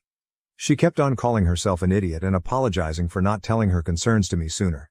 I sat next to her and tried to hug her, but she moved away. She asked me if I was willing to still be together, and I told her I would give anything to get her back. She told me she was also willing to forget what happened, but she had a few conditions. Her first condition was that I cut contact with Mindy. I block her everywhere and never contact her again. If I see her standing in front of me, I act as if she is invisible. I was okay with that. Secondly, she has already signed up for individual therapy and is on the waitlist. She wants us to do couples therapy so that we can talk about all the concerns we have and work through them. We also decided to hold off our engagement or marriage until we both can get into couples therapy. I was also okay with that too. Finally, she wanted me to forget the last month as a bad nightmare and never talk about it again. And if I ever make a "we were on a break" joke, she will punch me in the face. This was the first time we both smiled. I asked her what she was going to do about Mindy as they worked together. She said the biggest punishment for Mindy is to know that she did not succeed in breaking us up. She wants Mindy to see how happy she is with me. She wants Mindy to be there when she flaunts her engagement ring in the office and gets jealous when we get married. We hugged and I felt so relieved that I had a chance to make things right for her. I asked her to stay and she agreed. The rest of the evening was nice. We ordered DoorDash and watched reruns of Top Chef while cuddling on our couch. In the morning, we discussed moving back together. I want her to move back to our old apartment, but she wants a fresh start and asked me if I'm willing to move into her new apartment. Her new apartment is tiny compared to our current apartment and also not in the best neighborhood, but we will talk about it more and decide. I also will have to deal with the issue of having two 12-month leases, and how to get out of one of them. Currently, Julie went to her apartment after lunch to get some of her stuff for the week and I am writing this post. I am just so lucky that I did not lose Julie despite my terrible actions during the last month. I just hope that I will be able to work things out and get married soon, and this whole incident is a small bump in our perfect relationship. I also don't know how to address the issue where she feels coddled by my behavior and feels like I'm making her codependent on me. It's just my personality and I need to work on that during couples therapy. However, any tips from you guys are welcome on how to make her feel less codependent. P.S. Thanks to everyone who checked on my health during the last few days via direct messages, and sent me numbers for helplines. Don't worry, I am a marathon runner, and don't give up that easily. Relevant comments. Comment 1. So what happened to Mindy? OP, no idea. As far as I'm concerned, she does not exist. Comment 2. So it was Mindy who suggested to Julie to take the break? OP, yes. Mindy told Julie that she should take a break, and at the same time told me Julie wanted to break up with me because she was unhappy with me. I thought a break meant she wanted to move away and I would never see her again if I said yes. Comment 3. I don't know how you can make someone who can't even stay alone in their apartment less codependent. She needs her own therapist to make that happen, or she will again blame you for making her that way. OP, yes, she is looking for one right now. I have been in therapy and it takes time to find the right therapist that helps you. At least now we have discussed the issue, so it will be easier for us to see the signs and work on them together. New update. I wrote a few posts 6 months ago regarding breaking up with my then fiancée Julie because she asked me for a break and then hooking up with her friend Mindy. It turned out that Mindy was the one who encouraged Julie to ask me for a break and also befriended me and told me about Julie's intentions in advance. They were the worst few weeks of my life, but Julie and I reconciled and got back together. A lot of you have been asking me for an update, and I feel this is a good time to give a final update. After the incident, Julie told me that she wants to get back together and forget about the whole thing, but I could see that she was still hurt by my behavior. I tried to not love bomb her and give her space as that was the reason why we broke up in the first place. Julie had a mental breakdown, and had a panic attack, during the week after she saw Mindy with me in our apartment. She got an online therapist who she still sees once a week. We also looked for couples counseling and were able to see one almost a month after the incident. We decided to put our plans for marriage on hold until then. I could feel that Julie was making a lot of effort to act normally, but something was not right. I was optimistic about us, but it was hard to see her suffer because of my actions. During our first couples counseling session, we both opened up about our relationship and talked about the incident. Julie apologized to me for not communicating what was in her mind and how bad she felt for putting me through all the drama. She told me that she did not know how to process her thoughts and did not want to unload all her negative feelings on me and panicked in the moment. I also apologized to her about everything, and at one point we were in competition on who gets to take a bigger blame for what happened. There were a lot of tears, and I found the experience very healing. The counselor told us that she could see how much we love each other and should take baby steps towards talking to each other about what is in our mind. She gave us some exercises to do after going home and discussing certain things. By the time we left her office, I was so sure that I wanted to spend my life with Julie. I told her that, and she also said that she cannot imagine a life without me. We decided to go ahead with our wedding plans. Mindy tried to contact me several times. She messaged me, but Julie blocked her on my phone and all socials. She also contacted Julie and sent some nasty messages to her. The worst was 15 days after the incident, when Mindy started posting pictures of me and her on Instagram every day. Some of those photos were intimate, non-nude, and it caused a lot of pain to Julie. Julie reported her to HR and got a transfer, and promotion, to a different department after a month. The last I heard from Mindy was when she sent me a long email on my work email, but I deleted it without reading. The photos Mindy posted did cause a lot of drama, and we had to explain to our parents and friends about what happened during that time. As you all may have guessed, I was unanimously nominated for the Idiot of the Year award, but I am sure my sister would give me a good run for it before the year ends. The whole issue lasted for a month, and then we never heard from Mindy again and just moved on with our lives. Julie has been talking to her therapist about her codependency issues and concerns. I think it's childhood trauma, and the therapist feels that it might have amplified after her mother's sudden death. I have been trying to help Julie slowly take interest in our finances, recommend Ramit Sethi podcast, but she is allergic to money talks and always changes the subject. I was able to break the lease that Julie signed by paying some penalty, and we stayed in our old apartment. However, Julie wanted to move out of it as soon as possible because of the bad memories. We purchased a single-family home a few months ago in a nice suburb and moved there in May. I don't think that issue of codependency is resolved and probably may have increased after the incident, but I love her, will always be there for her when she needs me. On to the main update. Julie and I got married last Saturday in a nice intimate ceremony held at my father's country club. All our family and friends were present, and I could not have asked for a better evening.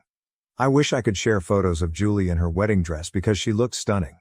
We plan to leave for our honeymoon next week, and I could not have been happier about how things turned out. Hopefully, in 25 years, Julie and I would look back at this incident as a small blip in our perfect life. Relevant comments. Comment 1, looks like a happy update after all. Make sure to keep communicating about any issues either of you might have, and don't be afraid to go back to counseling if it's needed. OP, thanks. We did attend couples counseling for 2 more sessions, and it was good to talk through our expectations about each other. I know not everyone needs it, but would highly recommend it to any couple getting married.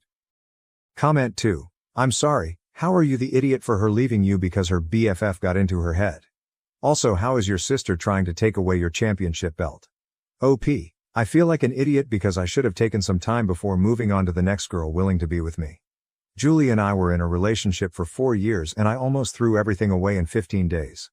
I feel if you read the first post in isolation and the 3K plus comments, you would also see why I am an idiot here. My sister is a goofball. I am sure she will do something more stupid before the end of the year. There is no way in hell I will win that title when she is around. After being engaged for 7 months, I struggle with my fiance's abusive family. Am I wrong for wanting to leave? I've been dating my fiance for 4 years and have been engaged for 7 months. We are trying to plan out a wedding for roughly fall next year. Her childhood was terrible and abusive, to put it mildly. Her parents were raging narcissists, and she was the scapegoat for her 2 brothers. She was abused and thrown out the moment she turned 18. She was, however, a great student and hard worker, so with some scholarships and a part-time job, she has a great career and is pretty independent. The problem is that she still had contact with her family. None of them have changed. Well, actually something has changed. They have become more financially dependent on her. They enjoy slowly creeping back into her life and emotionally blackmailing her for support or whatever she can do. They're not pleasant about it either. They're rude, smug, and generally enjoy being a nuisance. And my fiancé can't say no. No matter the horrible things they say or how they outright try to intimidate her openly. I've always known her family history and have always supported her through the issues with them, but in the last year or so they've become far more brazen and asinine. They come over to our house more often. They make messes all around the place. Her mother acts like she's the fucking stepmother from Cinderella. Her dad drinks all my fucking beer and empties out half the fridge. Her brothers stop by occasionally to act as mouthpieces for their parents. They practically trash the place and leave us to clean the mess. And where is my fiancé in all this? Quietly standing in the corner, practically shaking.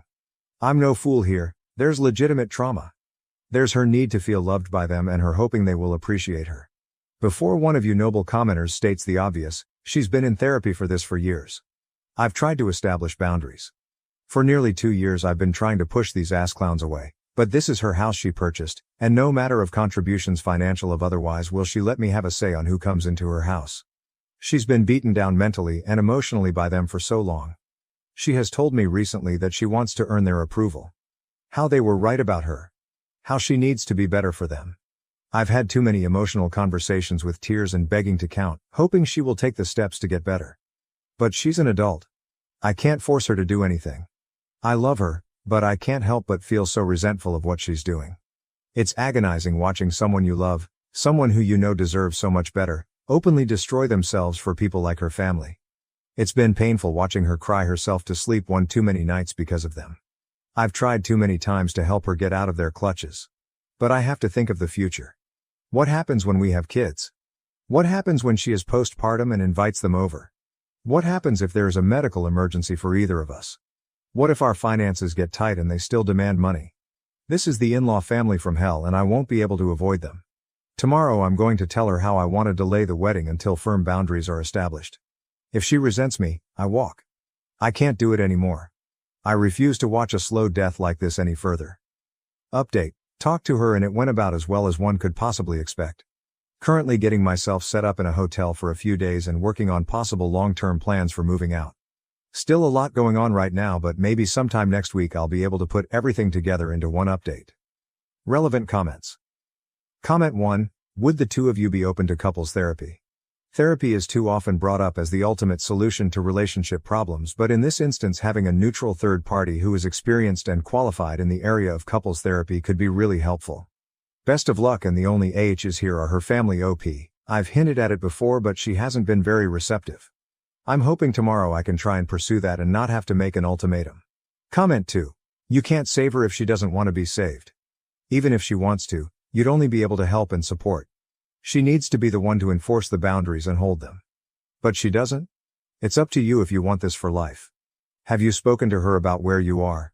That you're on the verge of breaking up with her for this lack of boundaries? No, it's not to manipulate her into choosing you, although some will say that. It's just a statement of fact. She may be willing to sacrifice everything for her family, but you are not. If this is the life you have to look forward to, you don't want it. You need to put yourself and your needs first. Who knows? It may prompt her to open her eyes and put herself first with her family. But likely not. Update 1. The night after I made the first post I had decided that I was going to have a heart-to-heart with my fiancée about her family. However, she came back from work the next day early and I already was off that day, so I initiated the talk a little sooner than I planned. Essentially, I told her how this arrangement was not sustainable. I did not feel comfortable marrying her due to how much involvement in her life her family has, and I certainly did not feel comfortable bringing a child into this world with them. I didn't want to tell her cold turkey no contact with them, but strict limitations to start with on then coming over, and what they can do around the house. I also requested couples therapy before marriage. She wasn't happy. She was just staring angrily at me while I spoke, then started yelling at me when I finished. She told me I don't understand their dynamic and it worked for her. I told her that they're abusive users who will bleed her dry and I have never seen them show any decency to her. She told me she just had to work harder for them to appreciate her. I basically yelled at her that a parent's child shouldn't have to beg and plead and work for them to be loved. I finally told her that she sets limits with them or I walk. She was livid, and since I was living in her house I was kicked out. So the past few days I have been staying in a hotel and have had my stuff taken out and put into storage. And frankly, it's been great.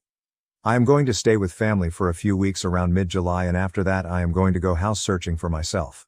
I have spent the last couple days relaxing, catching up on movies and video games I haven't had time for, and could go back from work to a quiet room without her family tearing the place apart. Yesterday, however, things came to a head.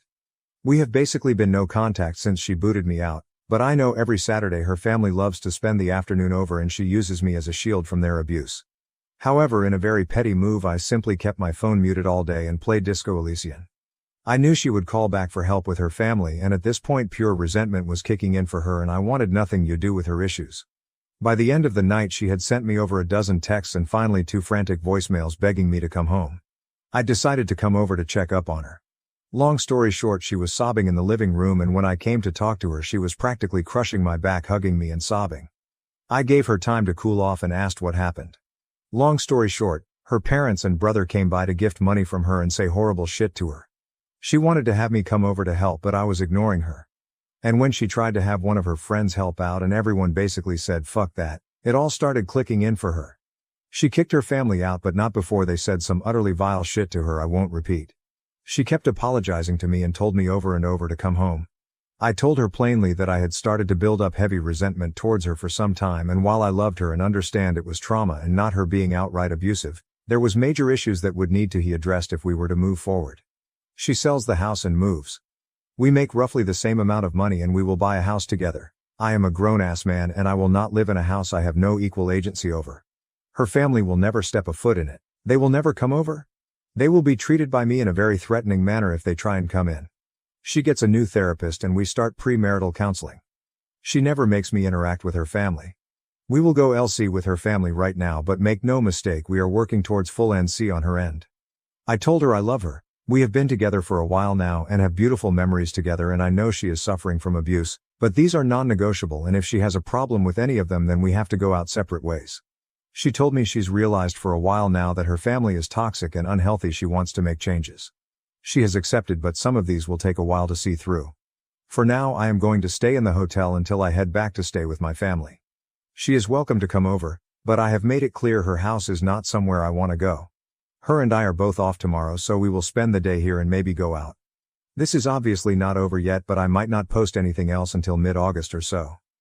Relevant comments. Comment 1. It's cute you think she won't continue to choose her family over you, but it's going to be even worse once you're legally bound by a home purchase. Comment 2. She isn't going to follow through. She is going to do anything she can to keep you around as her shield, but she isn't going to cut them off. And if you get a house together and God forbid have a child, you're then tied to them and your child is tied to them for the rest of your life. The best thing you can do is step away. Update 2. Despite all intentions of not updating until much later with the hopes of an improved relationship with my fiancée and her establishing boundaries with her toxic family, we are now broken up. Essentially what happened was, after last weekend where I left her for the time to deal with them herself, she seemed to finally grasp the situation and was open to changes, including boundaries and a possible move. We spent Monday and Tuesday hanging out in my hotel that I was staying in until I went back to my family for a couple weeks. The other night she was being very vague with texting when she originally was supposed to come over. She came much later than expected and I knew something was up. She basically unloaded on me how I was abusive, controlling, overly demanding and unsupportive. It took me 5 fucking seconds to figure out she was repeating verbatim some sort of rehearsed speech from her parents. And to be honest, I was so agitated at this point, despite making a huge gamble on her, I decided to be a prick about it. I asked her if her family told her to say this. She said they suggested it to her, but she came up with it herself. Sorry. I asked her to explain in detail what I did. She said I was living like a parasite off her. I reminded her that I'm paying 50/50ths for her fucking mortgage, 50/50ths for utilities and groceries as well. I have my own car I pay for. A job that makes just about as much as hers, unlike her fucking leech parents who demand payments on the weekly and raid the kitchen on the weekends. I told her to try again with something better. She looked flustered and said I was trying to isolate her. I kinda smirked like a jackass and told her that I have always supported her many friendships that she has destroyed on her own because no one wants to deal with her family or be used as a shield like me. I was practically demanding to know at this point why she is so hell-bent on destroying her life for these people. She just kinda shouted that I don't understand her family and she's just trying to earn their love back, and was basically ranting at that point. It's just so staggering to see up close. I have ventured into a few subreddits to get perspectives, and if you have any familiarity with them you'll see how people who are victims of abuse by their own family can be so utterly broken by it that it'll wreck their brain to where they truly believe they are the problem and they deserve the abuse. Well, that's how she was. She was utterly broken and didn't want help. She didn't want to get better, she just wanted to get worse. It hit me like a truck, honestly, the realization. I really did feel like a fool for trying, even if it was what I was supposed to do in the first place. She was practically berserk at this point and I was just mentally exhausted and needed her to leave before someone called the police. She finally left, but I had a few concerned neighbors check on me. Some of her friends are aware as they have messaged me checking on the situation. I told them the truth and that I just needed to be alone to think what to do next right now. They have revealed that she has given them similar rants after they expressed concern for her. One had even heard that she may be possibly at risk of losing her job. She is definitely having some sort of mental break. From my understanding, she is now completely isolated. She is actually sprinting into a horrible lonely life right now. There's nothing I can do for her at this point, and as selfish as it sounds, I'm just glad it's going to be behind me. Relevant comments. Comment 1, move out, cut all contact, move on. You can't make someone help themselves. Comment 2, sorry it went this way, but you can't help someone who doesn't want it. In many ways, she sounds like an addict, and her addiction is to the vile treatment she gets from her family, and to the faint hope that they'll love her someday. She has to hit rock bottom, just like any addict, but you shouldn't be around when that happens. Update 3, things have kinda wrapped up, but there were some loose ends. I completely forgot to change my mailing address, which I should have done ASAP, so a couple important things got sent to her house. I had to go pick them up, plus a final couple of items I want for my move that I left there and decided I wanted to actually take. She was being difficult and not responding to messages in regards to them, so I had to go get them from her myself. I brought a mutual friend just in case. Thankfully she was at least cooperative in letting me get my stuff, and it wasn't much of an issue. Everything else was, though. She had a lot of nasty things to say. Telling me she was already sleeping around. Telling me how happy she was now that I was gone. Telling me she's finally free of me, how she's going to be so much better off without me. A lot of generic insults and horrible things you would commonly expect from a nasty breakup. And you know what? It was so fucking obvious it was a rehearsed script from her family, and you could easily see how miserable she was. She looked like a mess, like she hasn't slept in days. The house was a mess. She wasn't even yelling it. She sounded so exhausted and broken when she said it. She didn't even smile when she said anything. Just a face contorted in hate and anger. She was not the woman I knew anymore. That person was gone. When I was getting ready to leave, she was still going on. I was fed up and told her something along the lines of, "Congratulations. Your friends are gone. Your human shields are gone. Your engagement is over. Your support is gone. Anyone who ever treated you like a decent human being is gone. It's just you and your family. I hope you're happy while they bleed you dry." It probably didn't go like that, but something like it. She just stood there. Literally just stood there and looked at me with indifference and walked away as I walked out the door. As we were leaving, the mutual friend Tiffany asked if I was okay. I reassured her I was, and I'm just trying to get myself set up to go home next week. She also confirmed that she hears my ex did lose her job for not showing up for several days and basically ghosting them. They're going to try an intervention next week and asked if I could participate, but I'm not delaying my travel because frankly I just want a clean break. I know for a fact that if I stay involved in only going to be witnessing the slow descent to either a full break or a suicide.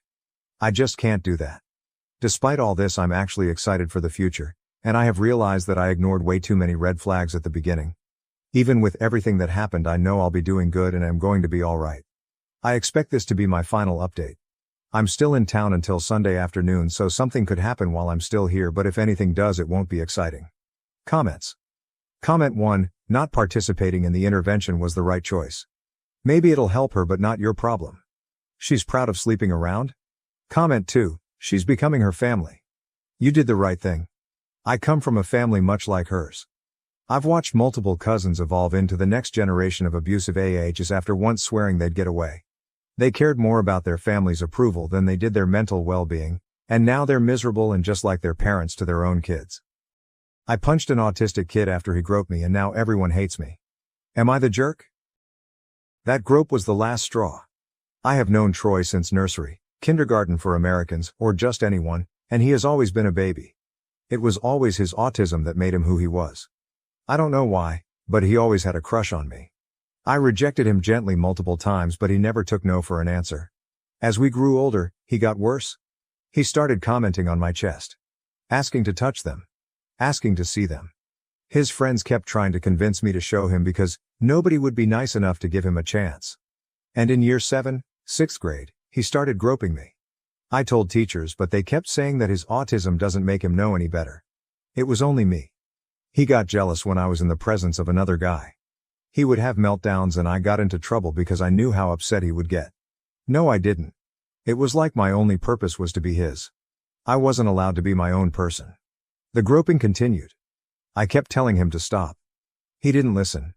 I remember crying on the floor and teachers just kept saying that his autism makes him like this and that I'm being a good person by taking care of him. His groping hurt. I don't know how to explain it. He just grabbed my chest and butt hard. And it hurts. The groping continued for 4 years. I was always his caretaker, his girlfriend, his best friend, his. I couldn't stand it anymore. I couldn't take it anymore. It was hot and I wore a skirt and he proceeded to put his hands up my skirt and groped my butt. I lost it and punched him around the nose. His nose got broken and unfortunately now I am getting put into isolation for 2 months for bullying an autistic kid. He's not a kid though. He's 16 years old. He acts normal around his friends. He treats everyone else with respect. He's not a kid. Now everyone hates me. I have been receiving death threats and people have been saying he should have done worse. Now all I want to do is curl up and die. Maybe I should have been nicer. Maybe I should have been more sympathetic. Maybe I should have just accepted it. I could have been his only chance. For the record, I don't despise autistic people. He is not a representative of them. He is just an awful person. Troy is just a horrible person. Thank you for letting me vent. Edit. Hi all. I didn't expect so much attention, so thank you for the validation. Giving my context. His parents are prominent people in our community. His dad is a third-generation Army something, IDK, and his mom is known for always holding all of the stuff for kids. Like the summer fairs, etc. She is also part of the school board and friends with the higher-ups if you will, which is why this happened at all. I wasn't technically his caretaker because I didn't have to feed him, clothe him, etc. I just had to be his friend. His dad is also friends with the police station. They go way back, so that's another reason why they didn't do much.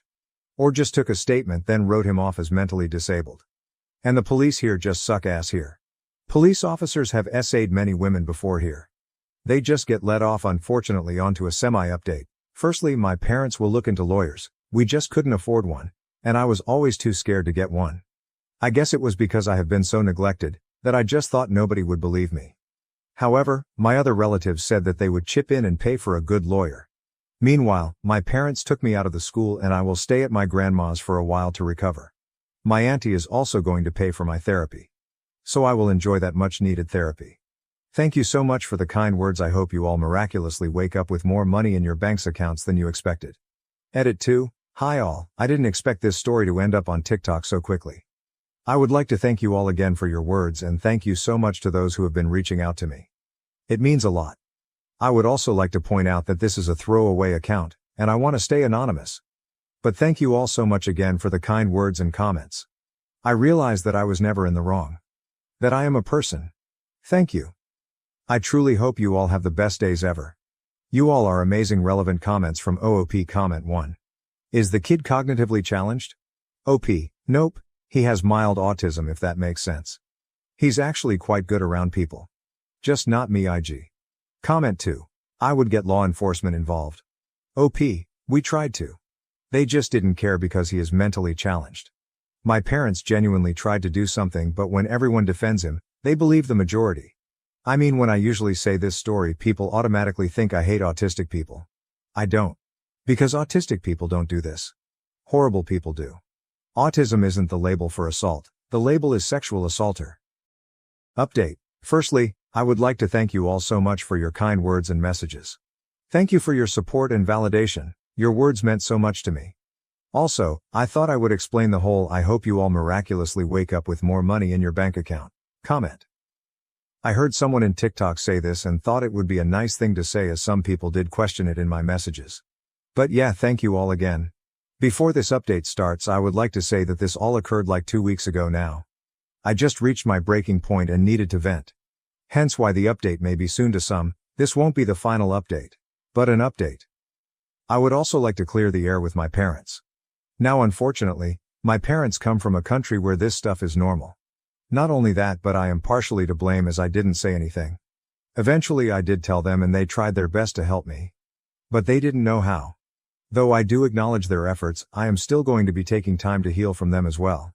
My entire family also had a go at them and expressed their disappointment. The best thing for now is for me to spend some time apart from them.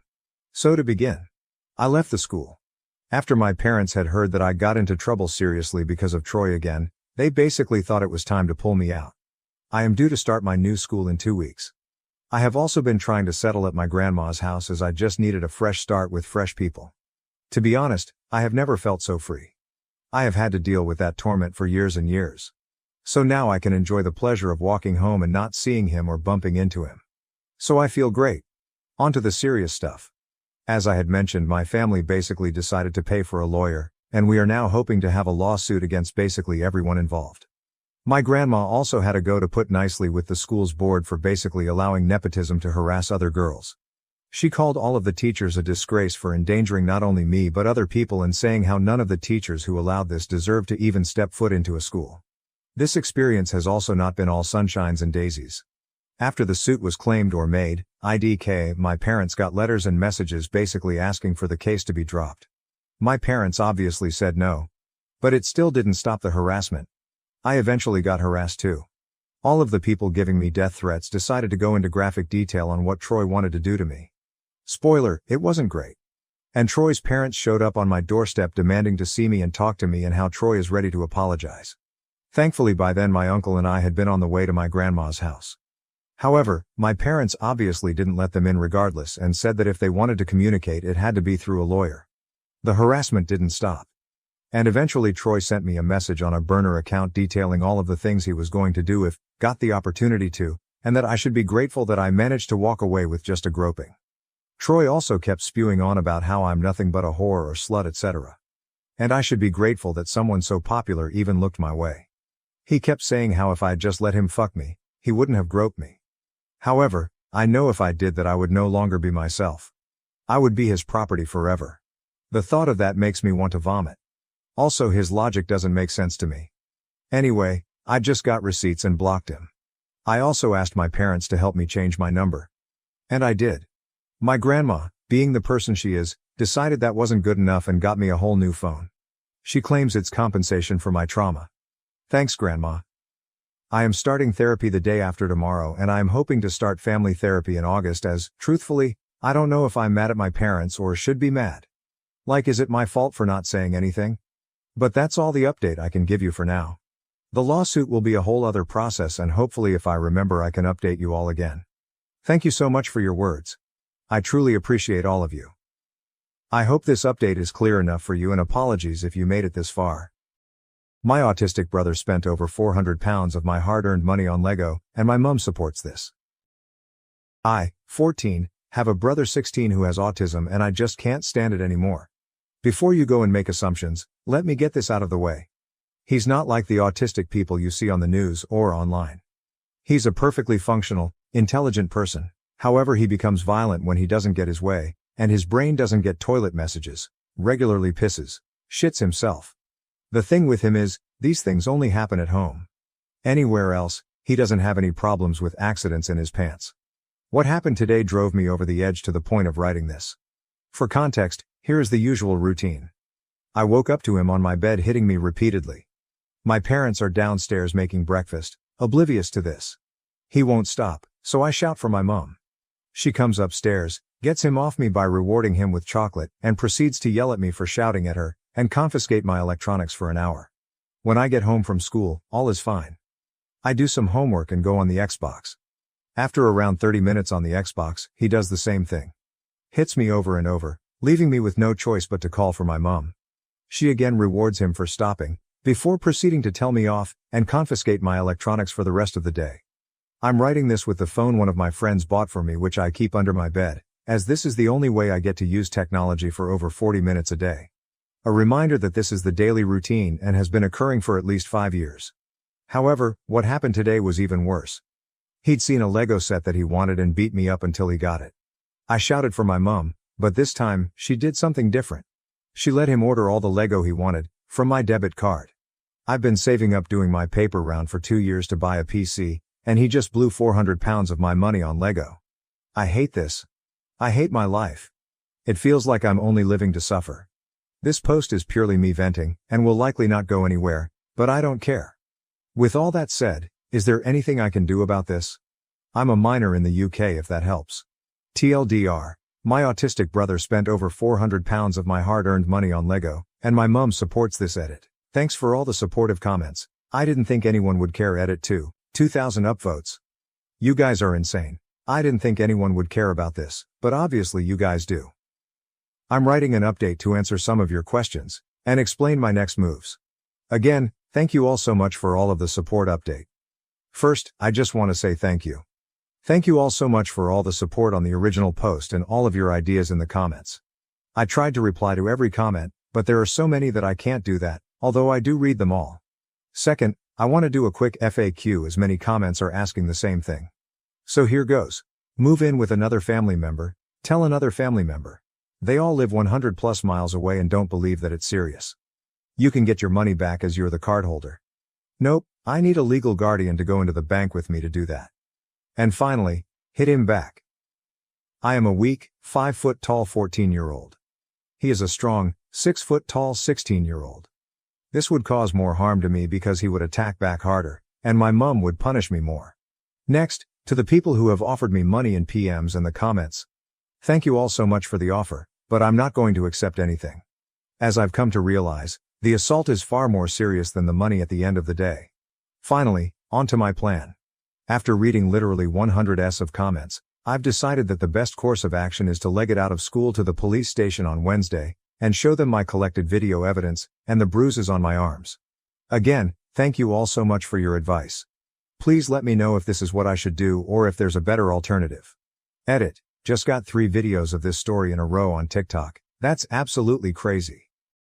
Am I the asshole for criticizing the name my cousin picked out for her baby and ruining her excitement? My cousin Stephanie and I are really more friends than relatives. An important note is that she's not really online much, so can be out of the loop on certain memes and jokes in internet culture, and TBH, doesn't really understand the concept of viral internet references or how they work. Stephanie is pregnant and just found out it's going to be a girl. About a week ago she told a gathering of her best girlfriends that she's going to name her daughter Karen. The room instantly went cold, but after an awkward silence, everyone else politely said it was lovely. I couldn't bring myself to respond at all. Later in the evening, when Stephanie was out of the room, everyone was immediately like, OMG, that poor kid, and why would she pick Karen of all names? I was uncomfortable with this conversation, given that everyone had been so positive about the name to her face. I thought more about it over the next couple of days, and just felt really weird about the whole thing. The name is really loaded, to the point it could be detrimental to the baby, and Stephanie had no idea of the connotations to make an informed decision. So a couple of days later, I tentatively brought it up. I told her I was so excited for the baby, and just wanted her to have all available information when picking a name. I then started to explain that Karen has some negative connotations and has become sort of an internet joke to describe a specific kind of entitled middle-aged woman. Stephanie instantly was furious and started talking over me, saying, "Why are you saying this? This is so mean?" I was really surprised by her reaction. It felt very, very out of character, so I immediately stopped and said, "I'm really sorry. I didn't mean to hurt your feelings. I just wanted to tell you something I thought you might not know." She replied, "That's the name I picked for my daughter. And you think I picked it as some kind of joke? I don't understand why you'd say something so hurtful." When she said that, I felt like it signaled that she didn't really understand what I was trying to tell her, so after agonizing for a second about whether to press the issue even though she was so angry, I felt like in for a penny. In for a pound. And since she was already mad, I wanted her to at least understand what I was trying to explain to her. I googled Karen Know Your Meme on my phone and tried to show her the screen of results while saying, "Look, I'm just saying that there's more meaning to the name than you may realize." She stood up, pushed my phone away and shouted, "Wow!" She then stormed out of my home and drove away. My aunt and mom have been berating me all week, because Stephanie told them that I made fun of her baby name.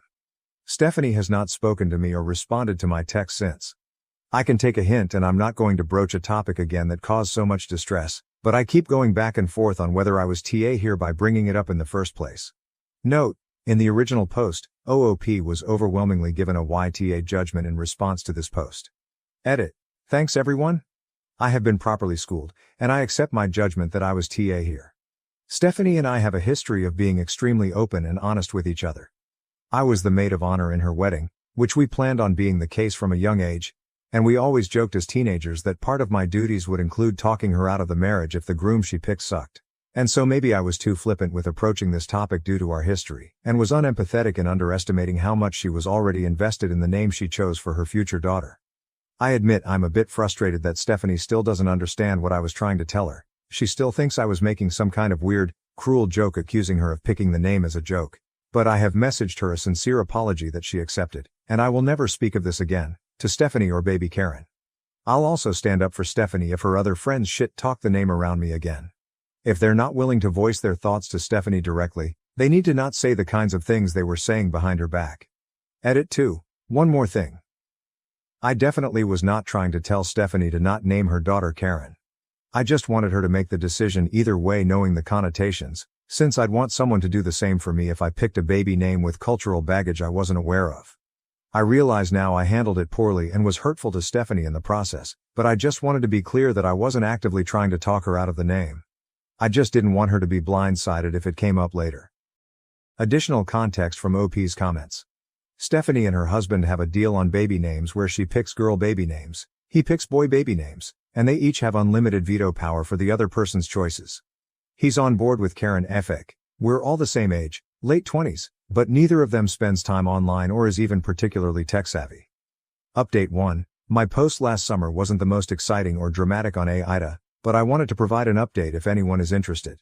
Baby Karen was born healthy and happy back in October. She's an absolute sweetheart of a baby, and I'm totally in love with her. Between March and May I didn't get to see her at all in person, but I was doing regular FaceTime, house party calls with Stephanie and Karen, and over the last few weeks, I've been going over to Stephanie's house to sit in her backyard and chat with Stephanie at Karen from a lengthy distance. I have 2 reasons for updating. First, I've realized since Karen's birth that her name has taken on new meaning to me. When I'm with her, Karen just means her, and I don't think about the other connotations. In other words, you guys were right. That said though, my second reason for updating is that Stephanie got back into her years unused Facebook at the beginning of the pandemic to keep in touch with people. She's been on it pretty regularly lately for the first time in years. Historically, she's not really been into social media. Most people in our area, social circle have been posting really heavily about BLM and the protests happening right now, as well as racial justice issues more generally. As a result, Stephanie has now come into contact with a deluge of Karen memes for the first time, and found them confusing and horrifying, especially the use of Karen as shorthand for a racist. I've basically just declined to talk about it with Stephanie, because it went so poorly last time, but both my mother and her mother have hounded me about it because it's upsetting to Stephanie, and said things like, "Is this what you were talking about before? Why didn't you say so? Why didn't you explain it better? You should have told Stephanie." And Jesus wept. You really can't win. Thanks again for all your feedback on my last post. It was very helpful in giving me some zen about the situation. Edit. Wow, I've been super overwhelmed by the flood of very kind, heartfelt PMs, and just 1 or 2 not so kind ones, as well as the comments on my other post. Thank you everyone. It continually amazes me how many nice and empathetic people frequent a sub devoted to assholes. Additional comments from OP for context. In response to someone criticizing Stephanie, to be fair, Stephanie has been cool about it. First, she saw a bunch of posts about the Central Park Karen, when that white lady was harassing the black birdwatcher in the park, and came to me asking me to explain why everyone was calling the woman Karen when her name was Amy. Since she's gotten back on Facebook, she often asks me to be like her internet culture interpreter. I immediately told her, sorry, I'm not having a conversation with you about this, because we had a major conflict over it last year, and I'm not getting into it with you. I think that was the first time she started to understand what I'd been telling her last year. And in fairness to her, she didn't bring it up with me again after that. As for my mom and aunt, they're kind of generally ridiculous. They tend to be extremely reactive to whatever is going on precisely at the moment, and if someone in the family is upset, they get over-involved trying to fix it. Stephanie has been venting to her mom about this, not about me, just how upsetting the memes are. And she and my mom have just been doing their normal thing of blowing it out of proportion, and now making it my fault somehow. I love my mom and aunt dearly, but they're not to be reasoned with. In response to another criticism of Stephanie, honestly, with my mom and aunt, it's easier to just wait for them to move on to the next shiny thing. I don't blame Stephanie at all. She's just upset and confused, but hasn't made it my problem at all. My aunt and mom just have a flair for the dramatic. In response to someone saying they still thought OP was TA because they only brought up concerns with the name for selfish reasons. I probably wasn't clear about this in my original post, and I think it's probably because that's the part I cut down when I went way over the word limit on that first post, but when I described feeling weird and uncomfortable over the couple of days I took to ruminate after Stephanie's announcement, The weirdness and discomfort was mostly a response to what happened with our friend group rather than just my own feelings about the name. I felt super uncomfortable being in the room while our friends shit-talked Stephanie's name choice after praising it to her face. I didn't have the presence of mind to call them out before the moment passed, and I sat with that guilt for a couple of days. I didn't want to tell Stephanie what they said, because it would be tattly of me, and I also didn't want to cause conflict within the friend group or upset Stephanie. So raising the topic on my own seemed like a good compromise at the time. I did wrestle internally with how to handle it, and clearly I missed the mark. In response to the comment, do you understand that there is a massive difference in being upset with your friends for their response, and approaching Stephanie because you say you want her to be fully informed of her name choice? These are two different things that you're conflating. No, to be clear, I didn't raise the conversation with Stephanie in lieu of scolding our friends. I brought it up because I thought they owed it to her to raise those points to her face if they were going to say them at all. Ultimately, I thought Stephanie was owed the knowledge of those connotations, whatever she chose to do with that knowledge. Also, I don't know how to explain the context of our relationship, but Stephanie and I have a lifetime of shared radical honesty with one another, from the inconsequential, telling each other when outfits are unflattering, to the difficult, when she gave me a come to Jesus talk years ago about how someone I considered a close friend was super shitty to me and that I should end the friendship. Based on our extreme closeness and shared history, this conversation felt like the right move at the time, even though it ultimately backfired. Update 2. Hi all, I've gotten a few PMs over the last couple years asking for updates, and since we just celebrated Karen's 3rd birthday, I wanted to circle back to anyone following this story. First of all, baby Karen, not so much a baby anymore, is doing amazingly on her developmental milestones. She's a very bright child, sharp as the sharpest tack, and extremely tuned into her environment. Some of what she says is already fully in complete sentences, which just makes me want to cry when I hear it, because it seems like Stephanie was giving birth just yesterday. Karen loves books already, and will intently study the pictures in them for huge stretches of time and claim to be reading. And you would not believe the uncomfortably incisive questions she's already asking. I am fully convinced this child is going to grow up to be an actual genius. Regarding the name, unfortunately, when Karen started daycare earlier this year, she started getting grief for her name pretty quickly from the older kids. The daycare she attends mixes the ages together at a couple of different points throughout the day, and while there fortunately wasn't much direct bullying, 2 of the age 5s must have heard and internalized the derogatory connotations of the name Karen at home. As a result, they found her name absolutely hysterical, and they kind of spread the idea to the other kids that there was something funny wrong about her name. Karen was too little to understand what was happening, but found the other kids' behavior toward her generally upsetting.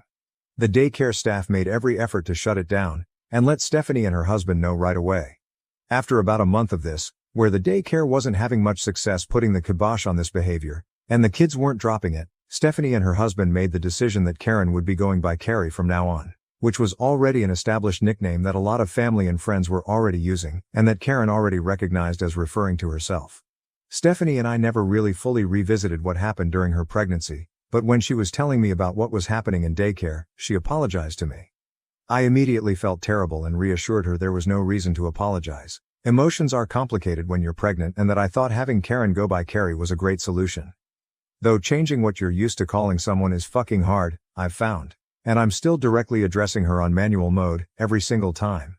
A lot of the responses I got to my last post were gleeful and leaned into the schadenfreude of the situation. And I have to say those responses really bummed me out. I would much rather live in a world where I was wrong about the impact Karen's name would have on her. I cannot emphasize enough what a sweet-dispositioned, smart, curious, loving little girl Carrie is, and how much she deserves every good thing in life. Also, a lot of people didn't like Stephanie in my last post, but I need you to understand that this is a tiny snapshot of a very emotionally high-strung time in her life, and overall, Stephanie is a wonderful lifelong friend. She has gotten me through so many personal crises over the years, and she will never fail to show up for the people she cares about. Being pregnant and having a strong emotional attachment to the name you've picked out for your daughter is completely understandable, and her pregnancy was pretty rough on her moods. She once wept uncontrollably at a cat food commercial when she was about 7 months pregnant. I also think my approach for trying to explain the name issue those years ago was very clumsy, and I could have done a better job of bringing it up. That said, with the distance of time, I am really glad I broached the topic. I feel like I owed Stephanie that information, and I can feel good about giving it to her. If I'd chosen not to bring it up at the time, I think I'd have a lot of regrets now. The only thing I'd change now, looking back, is that I would try to bring it up more gently somehow with Stephanie so I could have had the chance to explain. In summary, all is well. We've run into a little bump in the road with other kids' reactions to Carrie's name, but in some ways, it's better to get this out of the way now, when Carrie doesn't really understand what's happening, than have this happen in kindergarten or elementary school down the road, when full-on bullying could be a risk.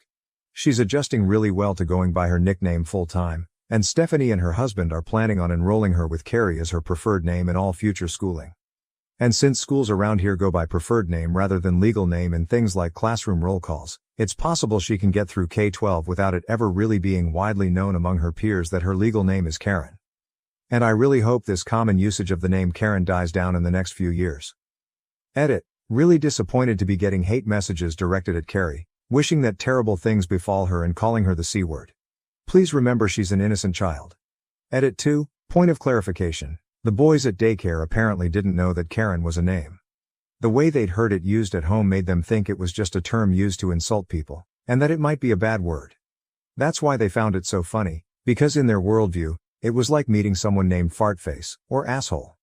The daycare staff explained to them that Karen is a real name, and that lots of people are named Karen, and of course they tried their best to curtail the mockery, but nothing really helped until the name change and a little bit of time had passed. Things at the daycare are now back to normal, the other kids are calling her Carrie, and everyone has, fortunately, moved on. Edit 3. Please don't harass Redditors who gave a YTA judgment on my first post. They gave their honest judgment at the time in an online space specifically set up for the purpose. I didn't post on an advice sub, I posted on a judgment sub, and there's no reason to call people to the mat for judgments I asked for, made in good faith, from 3 years ago. A comment defending Stephanie in response to someone commenting that she's a bad friend to OP. Stephanie is genuinely a great friend and a good person. She once dropped everything and drove 300 miles because I had just been in a, relatively minor, car accident in a city I lived all alone in as a young adult. She once gifted me $1,500, no questions asked, and insisted I never even think about paying it back, when I needed to get out of a really bad cohabiting situation while broke. When we were teenagers and the cool boy she had a massive crush on made fun of me for something I was extremely sensitive about. Instead of keeping quiet, she blew her top, stuck up for me and told him off, then led me away to comfort me away from him. She is loyal and kind and has incredible character. This post is such a tiny snapshot of who she is as a person. When I raised my concerns, Stephanie was emotional, very pregnant, and somewhat sleep-deprived. Her pregnancy was rough on her body, and on top of hormones, I think she was just genuinely confused by what I was trying to tell her. Final update. For those of you who have contacted me asking for an update, I wanted to circle back and close the book on the baby Carrie chapter. As of last month, Carrie is now legally Caroline, last name, and she has even been issued a new birth certificate with her new legal name. The daycare bullying issues had already died down since Stephanie and her husband switched to calling her Carrie, but this legal name change now means that the Karen issue won't crop up again when she starts school. There were also some other minor incidents that pushed Stephanie and her husband to make that decision around a legal name change.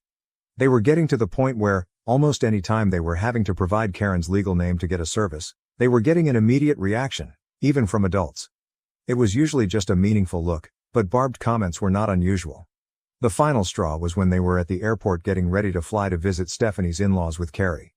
The TSA agent at security made a snarky comment, and then later when they needed to ask the gate agent about their seats, the gate agent rudely laughed at seeing Carrie's ticket, then showed the gate agent standing next to her, who just shook her head and said, "Poor kid," to her co-worker while fully ignoring Stephanie and her husband. And they had this interaction in front of Carrie.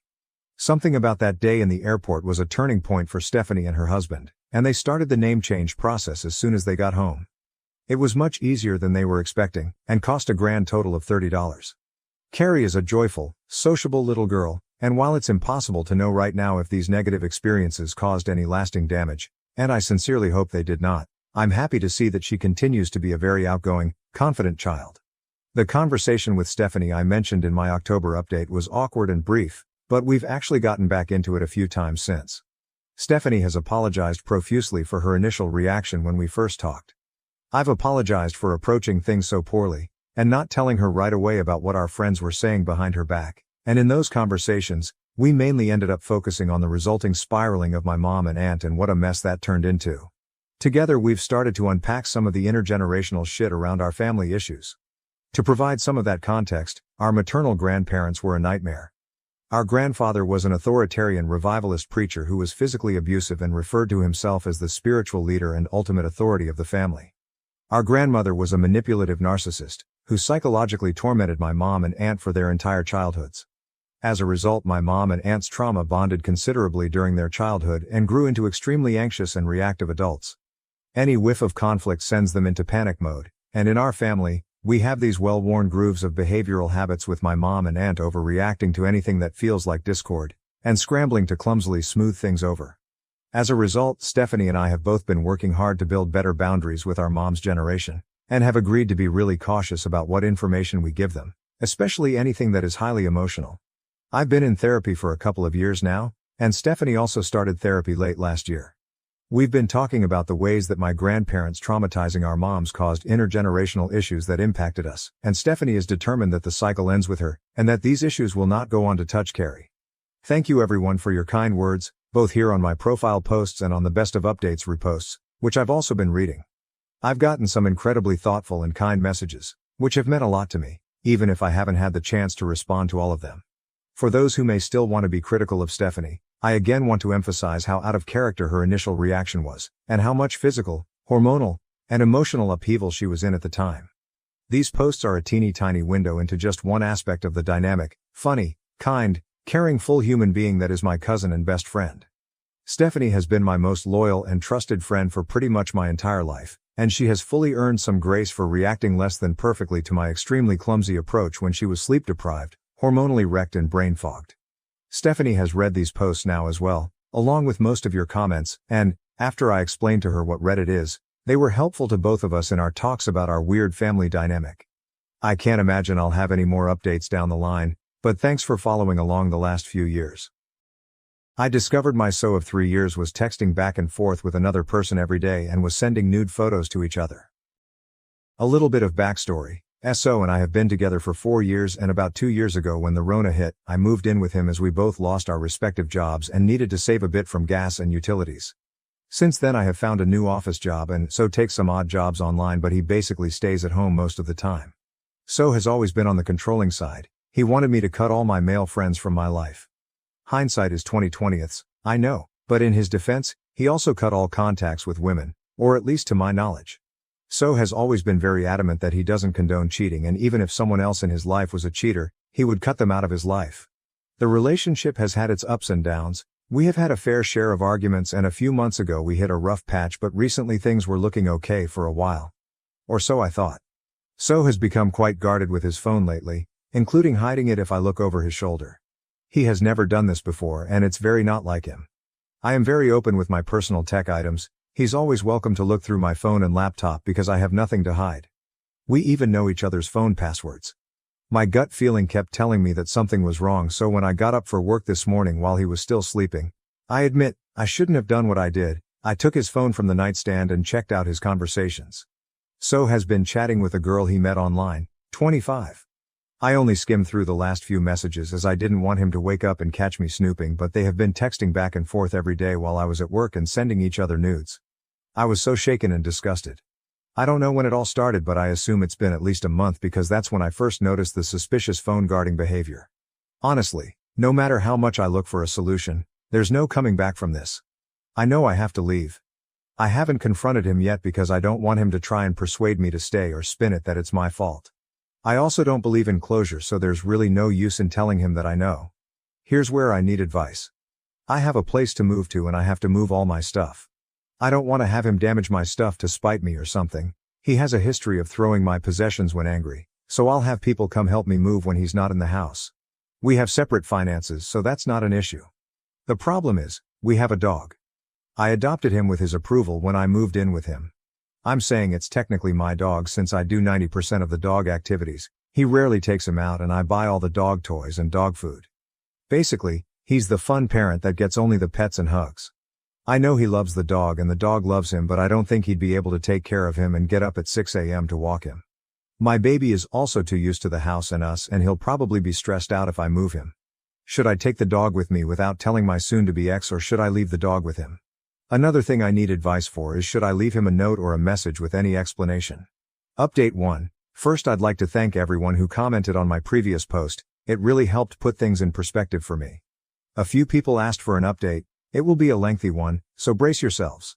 One particular comment stuck out to me, that my pet doesn't know what's best for them and they could roll in literal shit and be happy, which really solidified my decision. As a preface, I'd like to apologize. I was paranoid that I could be found out, so I altered a couple of details in the original, one of which was that we owned a cat, not a dog. However, I was still doing 90% of the caring for the cat. On to the update. After reading all the comments and making the decision to take the cat, I called my best friend, her boyfriend and my parents to tell them I'm breaking up and discuss logistics. I also told them to not mention anything in writing on the off chances that SO sees the messages. It took me quite some time to put everything in motion, 3 weeks to be precise, in which time I was doing my best to act like everything was okay while secretly moving some of my stuff to my parents' place to ease the final load.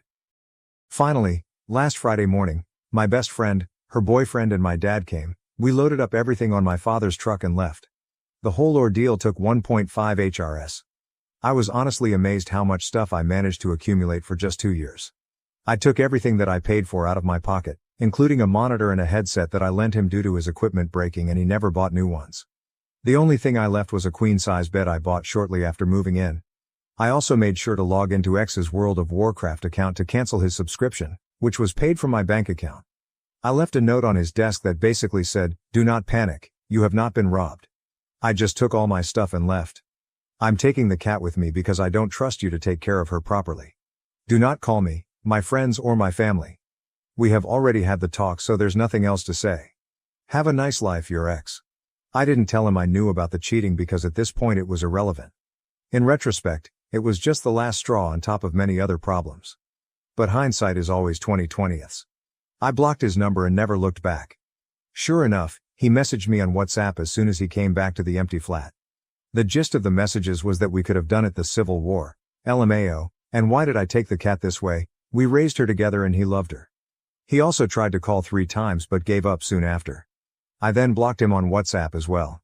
The next few days were pretty uneventful. Yesterday, he showed up at my workplace unannounced. I was pretty annoyed but didn't want to make a scene in front of the colleges, so I took a break and went out with him to the park across the street. Knowing him, he wouldn't just fuck off and leave me alone. He said he wanted closure and that I owed it to him after all these years. The conversation was mostly boring, so I'll highlight the important details. He said he wanted his monitor back and that he's willing to pay for it or trade me his new one, which is better, but wasn't with the same curve that he was used to. I told him that I like my monitor and tough luck.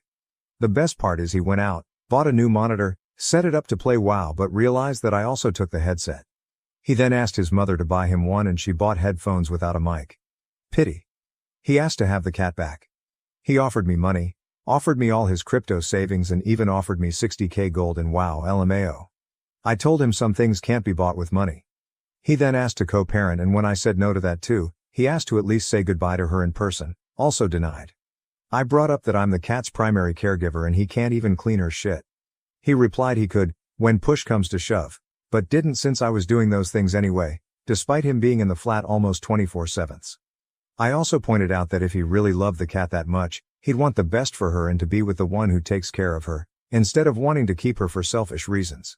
He kind of agreed on that.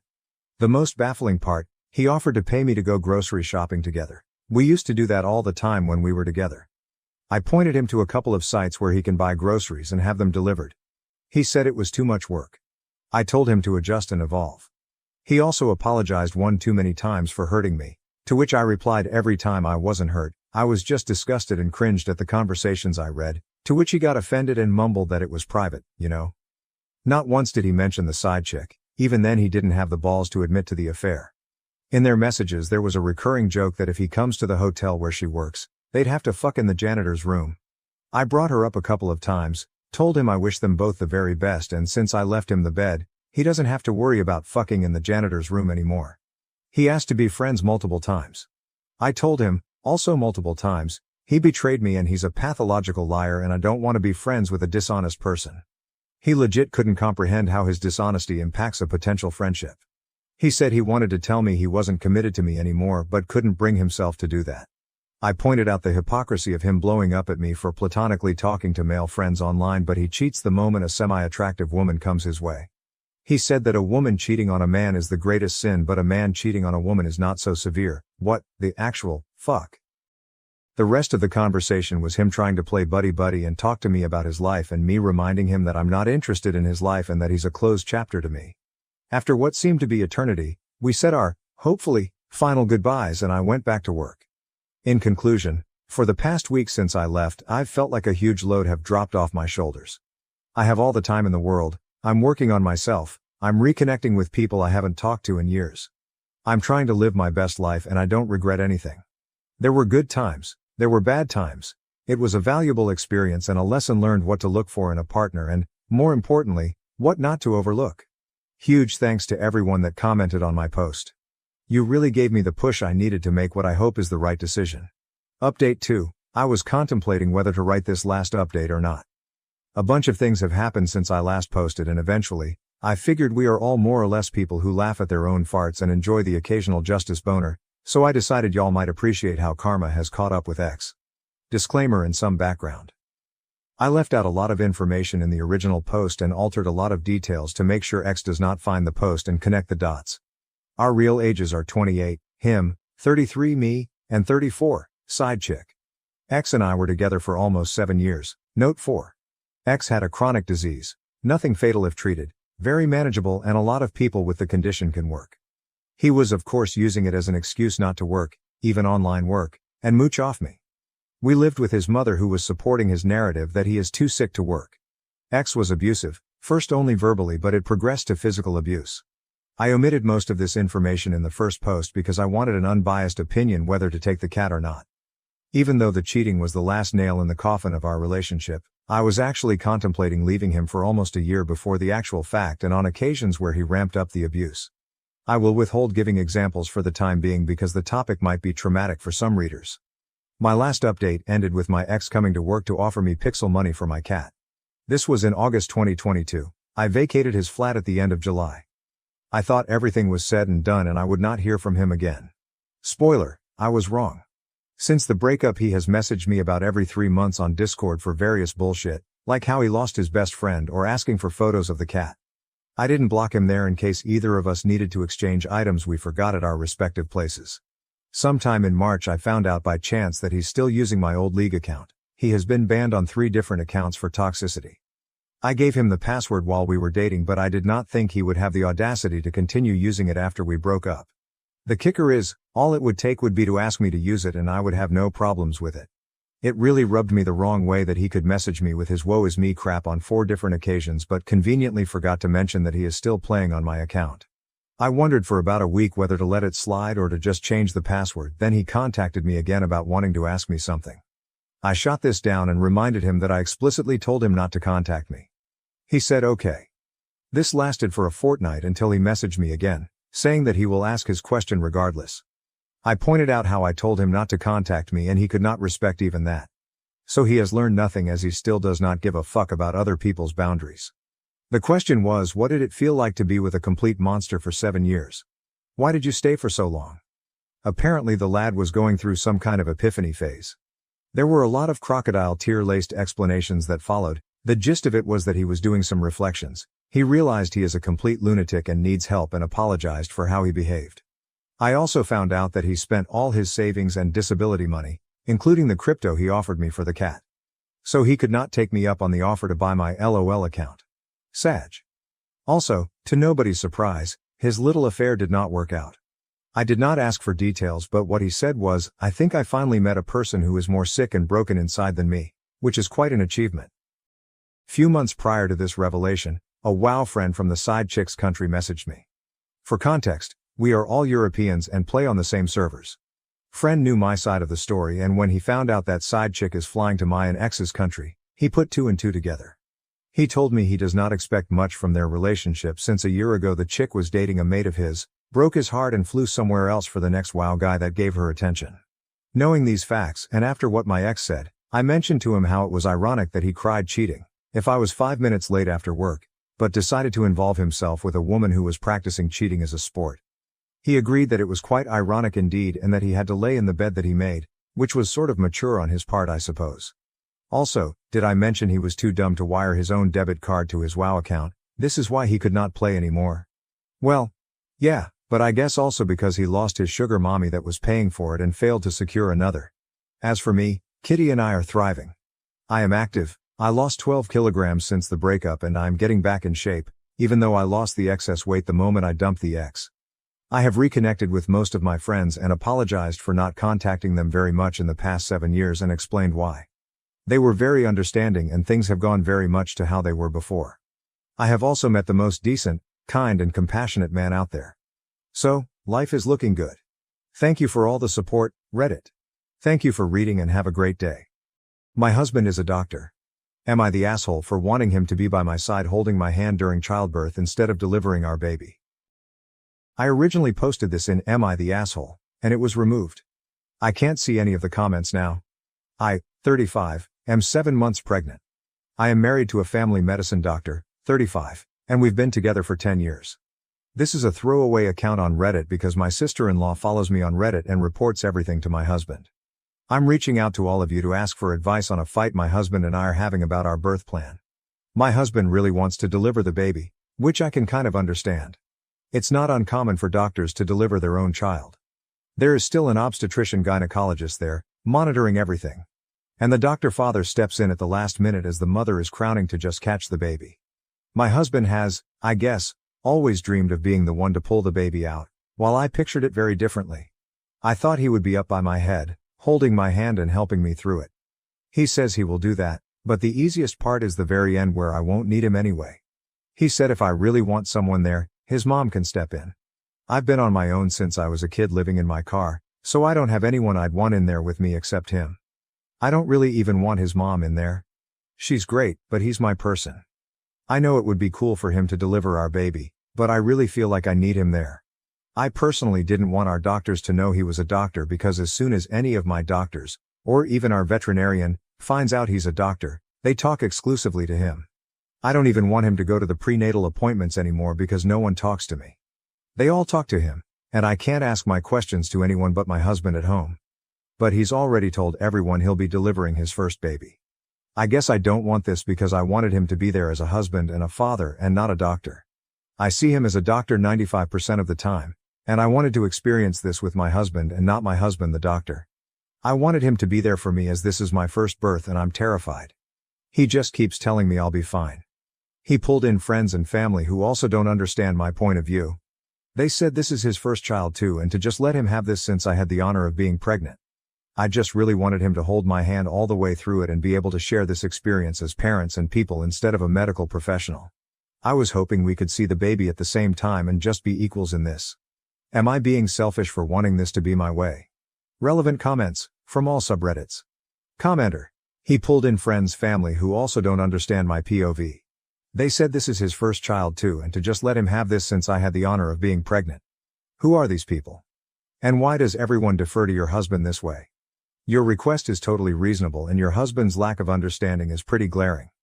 NTAOP, his mom, sisters, and our really close friends that I guess are technically more his friends than mine. I haven't brought it up to my friends because I'm just not comfortable having our friends weigh into our relationship the way he is.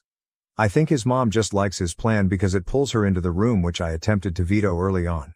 I do love her so much, but I wanted this to be our experience. Commenter, downvoted, NTA. But you both have visions of how your baby will be born, so you need to talk it out. Chances are the very last part of the birth you are not going to be holding hands. He is going to be with you in the delivery room either way, but this is something the two of you need to resolve. It's not enough to say, I want. Find a compromise.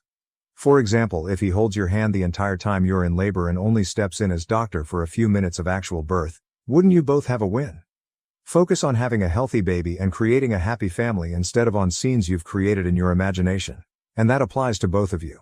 OP, I don't see that as a compromise. That's exactly what he wants to have happen. But the entire birthing process is incredibly emotional and exhausting. I don't want him to step away for those moments because they are what I picture to be the most painful and exhausting. I want him with me until the baby is out and we can hold her. I don't want to be abandoned during my birth while he and the other doctors catch the baby and begin the baby's workup. He's going to deliver the baby and hold the baby all while I won't be able to see anything because my legs will be in the air.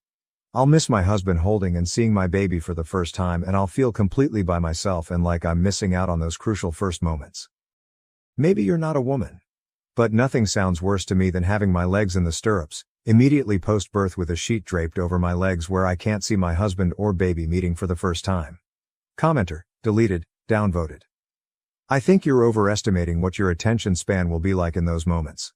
My mom let my dad catch both of their babies, and she told me that when she was doing those final pushes, she didn't care where my dad was. All she wanted was to get the baby out. She also said it meant a lot to see the joy on my dad's face, and having him hand her the baby instead of some random doctor or nurse made the bonding process more special. I'm not telling you this to change your mind. I'm just giving you an idea of what that moment could be like. OP, I just don't see it playing out that way. If he is there to catch the baby, he's going to want to start doing some of the exams, and we're already having so much trouble getting the doctors to talk to me and keep me informed. It just feels like another link I'll lose to the situation to actually be kept up to date and prioritized in the moment. I know that sounds really silly, but I've been sitting in on my ultrasound appointments and prenatal appointments, and they are focused on the belly, but not on me. Pretty much everyone talks exclusively to my husband. It's been a huge challenge to feel like I'm a part of it and not just coincidentally caring for the baby. Commenter, tell him that you've had to do everything by yourself your whole life already. This is not one of the things you can do by yourself, and you want him there when it comes out. You just want support once from the start to finish. It's lonely always having to take yourself places, to teach yourself, entertain yourself, and so on. And it's exhausting.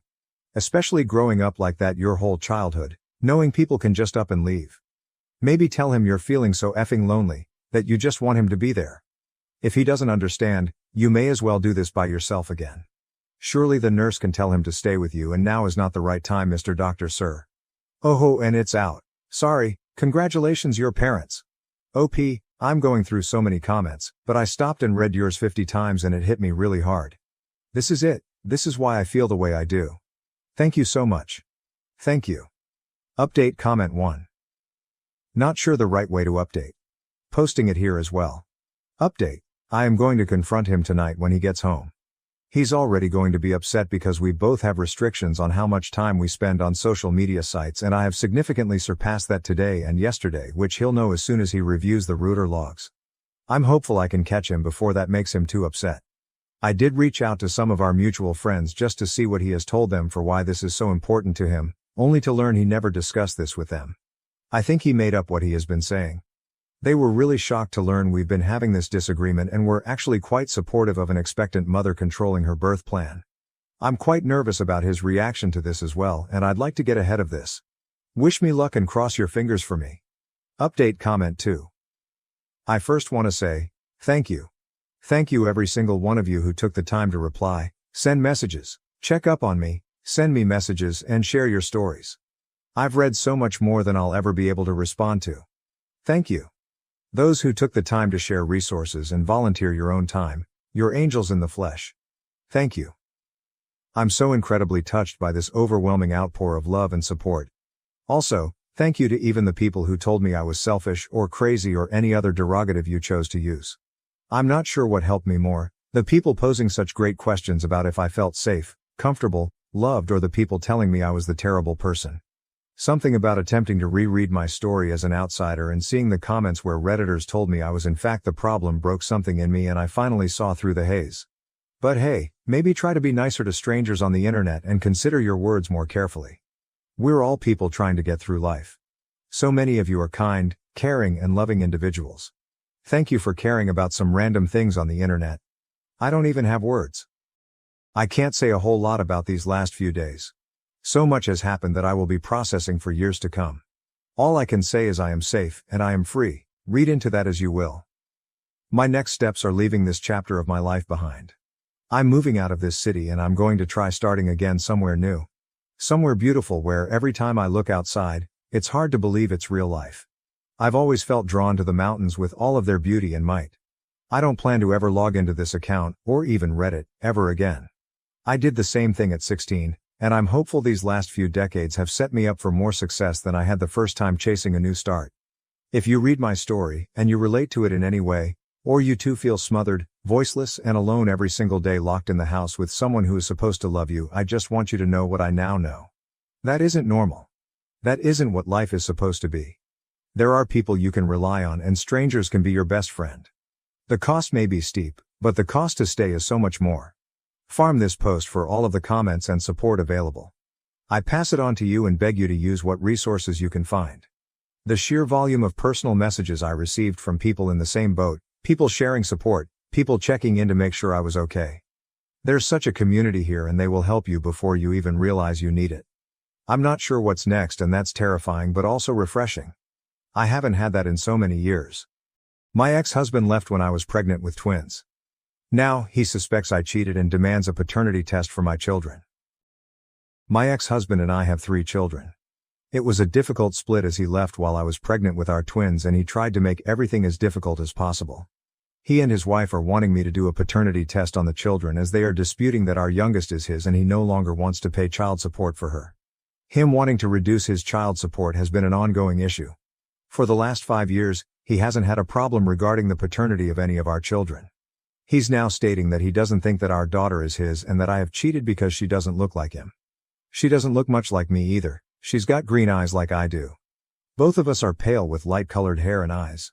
Our daughter has dark hair that is thick and curly. She looks mixed race and she's the only one who looks this way. Her twin brother looks like my ex-husband. My daughter looks like my grandmother who was mixed race and was white passing. I'll be honest that he and his wife do not get along. I mean it is hard to get along with the woman who your husband left you for. She keeps trying to shove herself in my children's lives and acting like their mom. She keeps insisting that she's mama, and they should refer to her as that. They have refused to call her that, which always ends at my ex calling me frustrated that the children won't give her respect. She's recently been pointing out that my youngest looks darker than her siblings and has been suggesting that my youngest isn't my ex-husband's. I'm close with my former ex's brother's wife. And she told me before my ex did that he wanted a paternity test and was going to stop paying child support for her. She's also said that ex and his wife are once again having money issues. This was something I had already suspected as he had stopped taking them on his weekends as he was having to work overtime. Before people tell me to document this, I have everything documented. I refuse to answer calls from him, which forces him to either text or email me so that I can keep conversation records as I don't trust him. After I found out about him wanting a paternity test, I told him that I wasn't going to consent to him doing a paternity test on the children and the only way he was getting one is if he took me to court. He told me that it was clear our daughter wasn't his and that she didn't look like her siblings. He argued that he couldn't afford court and I was holding his money hostage by forcing him to pay for a child who isn't his. He has now apparently been whining about me on Facebook about how I cheated on him and am forcing him to raise another man's child and forced him to sign the birth certificate. I didn't, he wasn't even there, but as we were still married I could put him on without him being there. I don't follow him. I had one of his friends try and confront me about it. I want my children to have a relationship with their dad and I feel like this is stopping them. Though on the other hand, I know there will be something else he, or his wife, takes issue with down the line.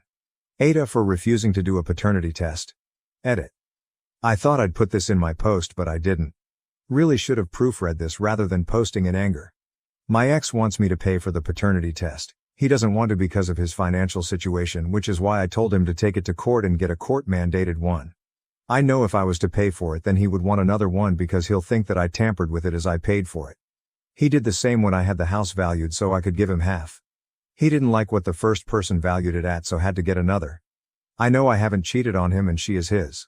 I know some didn't like me referring to her as my youngest. Both her and her brother don't like being referred to as twins or as one, so I don't refer to them as such. Since they were toddlers they have been very independent from each other and want to be treated as such. She is not my only daughter, my eldest is also a girl. Update. So I did not expect so many comments on my last post. After I posted in my frustration over the paternity test situation, my ex-husband, we'll call him Jim, and his wife kept trying to get me to consent to and pay for the paternity test. I refused to pay because I know Jim, when the result isn't what he wants he will accuse me of tampering with the results. When I kept saying no, they ran to whoever would listen complaining about me and how I was forcing them to pay for a child that wasn't Jim's. For those who may not have read my last post, the child in question is my youngest daughter and a twin. Jim does not contest that her twin brother is his. But apparently along with being a bitch over this, I'm also a cat. News to me. Honestly I didn't think he was that much of an idiot but here we are. Jim kept complaining to his dad, Mick, and brother about me and how I was being financially abusive by taking money from him for a child that wasn't his and refusing to pay for the paternity test. Now Mick and I get on very well. He adores his grandchildren. They also adore him. And I have never attempted to stop them having a relationship, unlike Jim, who often attempts to weaponize the children. I get on very well with Jim's family and we are close. His SIL, his brother's wife, and I are very close. She's the sister I never had, only child problems. Mick asked if he was to pay for a paternity test, if I would allow it to happen. Mick explained that he wasn't accusing me of anything, but he was fed up with seeing Jim and his wife drag me every chance they got. He understood why I was refusing and agreed with me. I agreed but stated that Jim should choose the company that the paternity test is done through, and I didn't want to know which one was chosen. That way I wasn't involved. So we had the paternity test. Mick paid for all 3 children to be tested and had them tested with the private company Jim chose and then a private company Mick's lawyer recommended. Mick explained he did this so that if Jim started arguing against the results, calling them fake, then Mick had another set to back them up. And what do you know, all 3 children are Jim's. Since we've gotten the results, Jim has tried arguing that they're wrong and that youngest definitely isn't his. He has also been taking to Facebook to complain about me and is threatening to take me to court for fraud. The man couldn't afford to pay for a paternity test. He definitely can't afford a lawyer to take me to court, but I'd like to see him try. Former SIL has been screenshotting some of his comments and sending them over to me, which we've been having a giggle over, especially since one of the things Jim has whining about is finding out I've been dating a former friend of his. I say former because he, along with some others, were cut out by Jim's wife. Jim's upset because I'm alienating him from the children by dating someone new, coming from the man who left me when I was pregnant for his now wife, who keeps trying to insist she is mama to my children. My children only met my boyfriend for the first time this weekend, after we had been dating for a year. Before people jump to Jim's defense and claim I'm alienating him, I've never stopped him seeing or communicating with the children. He's the one that decides when he's interested in being their dad. So yeah, unsurprisingly my children are Jim's. Jim's still an idiot. The children are happy as they're off to have a sleepover at their granddad's with cousins, while I get to have wine and spend the evening catching up with former SIL. Jim and his wife are still mouthing off on social media, but it's falling on deaf ears for the most part. Relevant comments. Comment 1, he left when you were pregnant with twins but doesn't believe the youngest is his. I didn't read past that because that doesn't make sense to me. Wouldn't the twins then be the youngest? OP, that's correct. She is the younger of my twins. Comment 2, so he thinks only one of the twins isn't his? OP, yep, he only thinks one of the twins is his. I wish I could explain why he thinks that, but he was never the smartest. Weird guy shows up at my parents' house at 1 a.m. looking for me using details from 20 years ago. Help me figure out this mystery. Posted this on the Creepy Encounter sub and someone suggested I post here. This happened 3 nights ago and I'm going crazy trying to figure it out. I just moved into a new apartment 1 month ago and I'm still unpacking and settling in. I have been using my parents' address as my mailing address, who live a few towns over, 20 minutes away, all of my life. 3 nights ago my parents called me at 2 a.m. and freaked out and proceeded to tell me this story. Apparently at 1 a.m. someone starts banging on their front door and repeatedly ringing their doorbell. My stepdad walks downstairs and opens the door, leaving the front glass door closed and locked. There was a man standing outside, who looked to be in his 30s, with a black hoodie on with the hood pulled up around his face. He didn't have any distinguishing facial features, facial hair or tattoos. The only thing my stepdad said was that he looked to be Hispanic.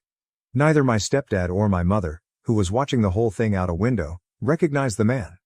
The man says, "I'm so sorry to bother you, but I'm looking for my full name." My stepdad plays dumb and says, "Who?" The man proceeds to state my full name again and says that my boyfriend is worried because I didn't come home that night. He claims to be a friend of my boyfriend and tells my stepdad that they are both out looking for me, worried because I didn't show up at home. I don't have a boyfriend. I live by myself with my 3 dogs and haven't been in a relationship in the past 5-6 months. Here's the weird part. My stepdad asked the guy what boyfriend he was talking about and the man told him the name of the boyfriend I had when I was in 10th grade, nearly 20 years ago. My boyfriend in 10th grade has a very, very unique Italian name. I've never met anyone with a full name even close to his. He says my high school boyfriend's name a few more times to ensure my stepdad heard him and repeats that they are very worried about me. Is my stepdad sure I'm not inside? At this point my stepdad is weirded out and closes and locks the door in his face. The man does not leave. He lingers in front of my parents' house for the next 10 minutes, smoking cigarettes and talking on the phone. Finally, my parents called the cops.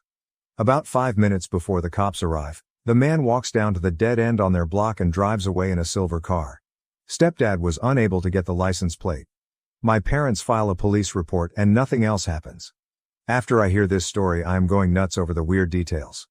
How would someone know who I dated nearly 20 years ago, and what would the motive be of making up a story that included that weird detail about my past? I have not had contact with a 10th grade boyfriend in over a decade. Yesterday, I decided to message him on Facebook to see if he has any insight. I tell him the whole story. He's just as confused as I am and claims to have no part in it. I am at a loss. I'm also really freaked out that some strange man is going through that much trouble at 1 a.m. to look for me. Any insights or ideas would be greatly appreciated. No, nothing else weird has happened since then. Update 1. Wow, this really blew up. Thank you so much for all the kind words and precautions that I should take. I want to add something here that a few people commented on, that might shine some light on this mystery. First off, I am not in any legal trouble and have no reason to think someone would be suing me.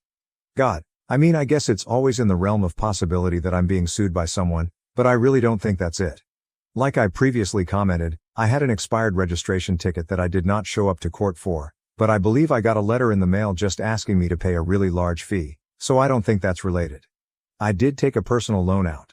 Took it out about 1.5 years ago. It wasn't anything too crazy and I was really good with making payments on time until about 6 months ago when I had a medical issue. Currently, I am really behind on payments, but to my knowledge, I have not defaulted on the loan yet. What do you guys think? Related? I had absolutely no idea that this is a thing, or I would have included this detail to begin with. Let me know your thoughts. Update 2. I have a list of a few things that I am going to look into tomorrow, based on my own thoughts and based on a ton of valuable feedback I got in here. Thank you. We'll post an update ASAP. Update 3. I'm so sorry it's taken me so long to update. It's a super busy time at work. Unfortunately, there isn't much to report. I called the loan company. They claim to have nothing to do with it.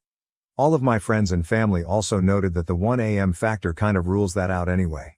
Nothing else strange has happened to my parents. I went there for the first time last night and kept a close eye out for anything, didn't observe anything out of the norm. So this remains a mystery. I'll be sure to update if something else happens. Final update. Alright, 1 year later I finally have an update to this insane mystery. I will include the original story here first, followed by the update. After this happened, my family and a couple of my close friends have been talking about this mystery in depth to try and put our heads together to figure it out. We all have our own theories, but ultimately no definitive answer as to what happened or who this creeper was. So we pretty much put it to rest and only continued to joke about it once in a while. Here's the update. My stepsister, my stepdad's daughter, and her fiancé were at a house party right after the holidays, around early January of this year. While they were there, they started talking to a girl that neither of them knew. After some time talking together, the girl started talking about her ex-boyfriend and how they were going through a really tough time together. They had just recently broken up and she felt really bad because he was a wreck over it. Somehow it came up that this girl's ex-boyfriend was my 10th grade boyfriend, the one with the really unique Italian name. The whole situation wasn't that big of a coincidence, since I went to high school with my stepsister's fiancé and we have a lot of mutual friends. So it makes sense that they were at a party that would include some people I went to high school with. As soon as my stepsister and her fiancé hear this, they both start freaking out, and without revealing too many details, they tell the girl about the whole mystery and how weird it was. As they are telling the story, the girl's face starts to go white and she looks like she's about to cry. My stepsister and fiancé try to console her and ask her what's wrong. The wine beer had been flowing at this point, so I'm sure everyone was a little tipsy. The girl starts to tell them that a few nights ago, she was sleeping, and someone started banging on her door at, get this, fucking 1 a.m., just like what happened to me at my parents'. The girl jumps out of bed and says she was absolutely terrified by how loud and aggressive someone was banging on her door. She said she literally thought it was going to break in. The girl has a Ring camera, so looks at her phone. There on the camera is a guy in a black hoodie, banging on her door. She obviously pretends like she isn't home and keeps all of the lights off. He continues banging. As she is getting ready to dial 911, the guy stops and leaves. She said she was absolutely terrified. For whatever reason, she didn't end up calling the cops, but may have gone to stay with a friend that night or the night after. My stepsister and fiancé are shocked by the details and how similar it is to my story, especially because of the mutual ex-boyfriend we share, except this girl literally just broke things off with him. They asked the girl if she has any idea who the guy is and she said no, but that it definitely is not the actual ex-boyfriend. She said this guy was much taller and heavier than our shared mutual ex. How fucking weird. This mystery is still unsolved, and these new details honestly just make my head spin even more. No one else has shown up to my parents' door since the actual incident a year ago. OP added extra info in the comments. So a few answers to some questions. My 10th grade boyfriend was into drugs when I dated him back in high school. No idea if he continued to use throughout his life or not, but can confirm he is definitely an addict who may or may not be in recovery currently. My 10th grade boyfriend has been to my parents' house multiple times. My parents still live in the same house I grew up in, and my 10th grade boyfriend has been over many times while we dated in high school. I don't know where he currently lives, but he grew up about 10 minutes away from my parents' house. My 10th grade boyfriend and I had a horrific breakup. I met my high school sweetheart while I was dating him and broke up with him in a pretty messed up way. He held a grudge over it all throughout high school and was extremely nasty to me to the point of bullying. At one point, I had to get a security guard to escort me to classes because him and his friends were bullying me so badly. The bullying was only severe for the rest of 10th grade, but he definitely hated me all throughout high school. At one point he did end up apologizing to me, and explained that he was just heartbroken over me breaking up with him, but at that point, I was way past the point of forgiving him. After graduating high school, we ran into each other maybe once or twice while I was home from college, and he was totally cordial and nice with me, and we laughed the high school experiences off. I can definitely try reaching out to him on Facebook again and bringing back up this whole mystery with the added updates from his recent ex-girlfriend to see what his reaction is and gauge whether or not he's being truthful in it. I can also ask some mutual high school friends who know him about how he currently is, if he's into any shady shit or not. My stepsister only gave me a first name and description of a recent ex-girlfriend from the party. But I can go on my 10th grade boyfriend's Facebook and look for her under his friends, then reach out to her on Facebook Messenger to inquire about ring footage and ask her more questions, also see if she ever reached out to cops. I agree this is probably the best thing to do if I want more answers, but I agree I need to be careful as I still don't know what is going on here. My 10th grade boyfriend does not have a brother, just one younger sister that I remember back from high school. Relevant comments from OP Comment 1. I just posted some answers in the comments about the nature of my breakup with my high school boyfriend and how horrific it was and how he basically harassed me for the rest of the 10th grade. Your last theory, and what a lot of other people are commenting on, is starting to make the most sense to me. It could be that my 10th grade boyfriend has a tendency to get insanely hung up on girls and is sending a close friend or relative to do these 1 a.m. drop-bys.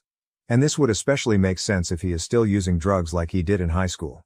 This theory being correct would mean he lied to me when I reached out to him on Facebook a year ago, which of course he would. If this is the case, it seems like he moved on to his current ex. I just hope he doesn't swing back around to me. Comment 2. I decided I'm going to try and find out the girl's full name so I can look her up on social media. I may even be able to find her with just the first name that I already know from my steps. I can go onto my 10th grade boyfriend's Facebook and look in his friend list for a girl with the same first name who looks like she could have been his ex-girlfriend. He may even have pictures with her tagged, so it shouldn't be that hard, unless he wiped his social media clean of her after they broke up. When I'm able to find her, I'm going to reach out to her and try and get some answers. I think this is the safest route since I still don't know my 10th grade boyfriend's role in this, and I did already ask him once and he claimed to have no part in it or know anything, which may or may not have been a lie. Based on how scared my stepson said this girl was, I'm betting she'll be willing to talk to me about it since we share the experience. I will make an update post when I have more info. Thanks everyone. I've realized that I have lost all respect for my husband's willful ignorance, and it may damage my marriage. I, 33, and my husband, 37, were having a discussion about politics and we got onto the topic of our daughter, 7, which led to me expressing my fears about her rights and bodily autonomy. For context, my husband votes Republican and I have always considered myself independent but recently have been shifting very far away from my younger, carefree attitude toward politics. I love him very much and I know for a fact that he loves me, but I have started finding his opinions naive and lacking depth. He is a very good man though and has in the past changed his mind on several things when confronted with them. Further context, my cousin lives in a strict anti-abortion state and almost died a few years ago when the doctors waited until she was actively dying of sepsis before they decided it was okay to remove the dead baby from her body even though it had been dead for weeks beforehand. So needless to say I had a wake-up call and sharpened up my principles until they are very shiny and pointy. Last night when we were talking about abortion rights being healthcare, I lost my composure out of sheer terror about the possibility of a similar disaster with my cousin happening to our daughter, and how I struggle to understand how he doesn't see the problem with his party, and that in fact I think he is being willfully ignorant to the danger I and my daughter face in favor of his idea about making economics work for our family. I also said that if our daughter dies due to something preventable, like the ability to get a timely and much needed abortion, or gets shot to death in school, that I would let my own mother rot in a nursing home. She votes R2. And I'd never be able to look him in the face again, which would basically be me disappearing and divorcing him. I was crying and upset and explaining how scared I was, and he asked me in a very hurt manner if I'd actually abandon him like that. I am truthful to a fault and said that I would, perhaps out of a sense of illogical grief and betrayal, because I'd know my concerns were not taken seriously and that they had abandoned common sense and did nothing to attempt preventing a very real consequence of voting away mine and my daughter's right to health care. I equated it to a slow-motion car wreck with our daughter in mortal danger and him just watching it happen because it doesn't involve his own body. I know he needs to hear it. But I think I was too raw and open about it to steer the conversation in a healthy way, and I have a very blunt manner. I apologized this morning for saying that I'd leave him, even though I knew I would, and he tentatively accepted it. And I said we'd talk about things later when I can articulate things in a healthier way. But I'm at a loss as to how to make it known how deadly serious this is to me and not make him feel like I'd abandon our marriage over just any sensitive topic. I do not need people telling me to leave him. I don't think I know how to make it any more digestible and be clear without going nuclear over something that has not happened, as our daughter is too young to suffer that yet. The rub is that I am the person who is changing the dynamic of our relationship, and I'm beginning to understand how politics breaks up families. Relevant comments. Comment 1. Ask him to name scenarios that he would accept the premature death of his daughter. Ask him to name what life-saving healthcare he would be willing to deny for his daughter based on principles. If he can't name any, ask him why is abortion different. Use your cousin's story as a hypothetical for your daughter, but be as graphic with it as you can be. But in all honesty, if you must labor so much to convince him to care about yours and your daughter's health and well-being, then this should also serve as a wake-up call to you. And if I were you, I'd take back your apology. You meant what you said and only apologized to comfort him. I say let him be uncomfortable. Why are you so concerned with the bluntness of your words and not concerned about how quick he is to dismiss you? Comment 2. I'm the daughter of a Republican dad and liberal mom. I'm honestly not sure why they are still together, and think it is because they are older and retired. Luckily, I live in a liberal state that doesn't take away human rights, so I think it allows my mom not to think about it as much. It's been since Trump that I've really seen the division between them. I don't really have any advice to give you, but the perspective from a daughter in a similar type of situation. I love my dad, but I don't have a lot of respect for him because I don't think he actually understands what's going on. It hurts as a daughter to know my dad votes for a party that is actively doing bad to a lot of human rights, mainly because he believes in the economics of Republicans. I also hate having to be around my parents in the evening, especially if they are watching the news. My mom definitely holds frustration for my dad and takes it out by saying mean things to him.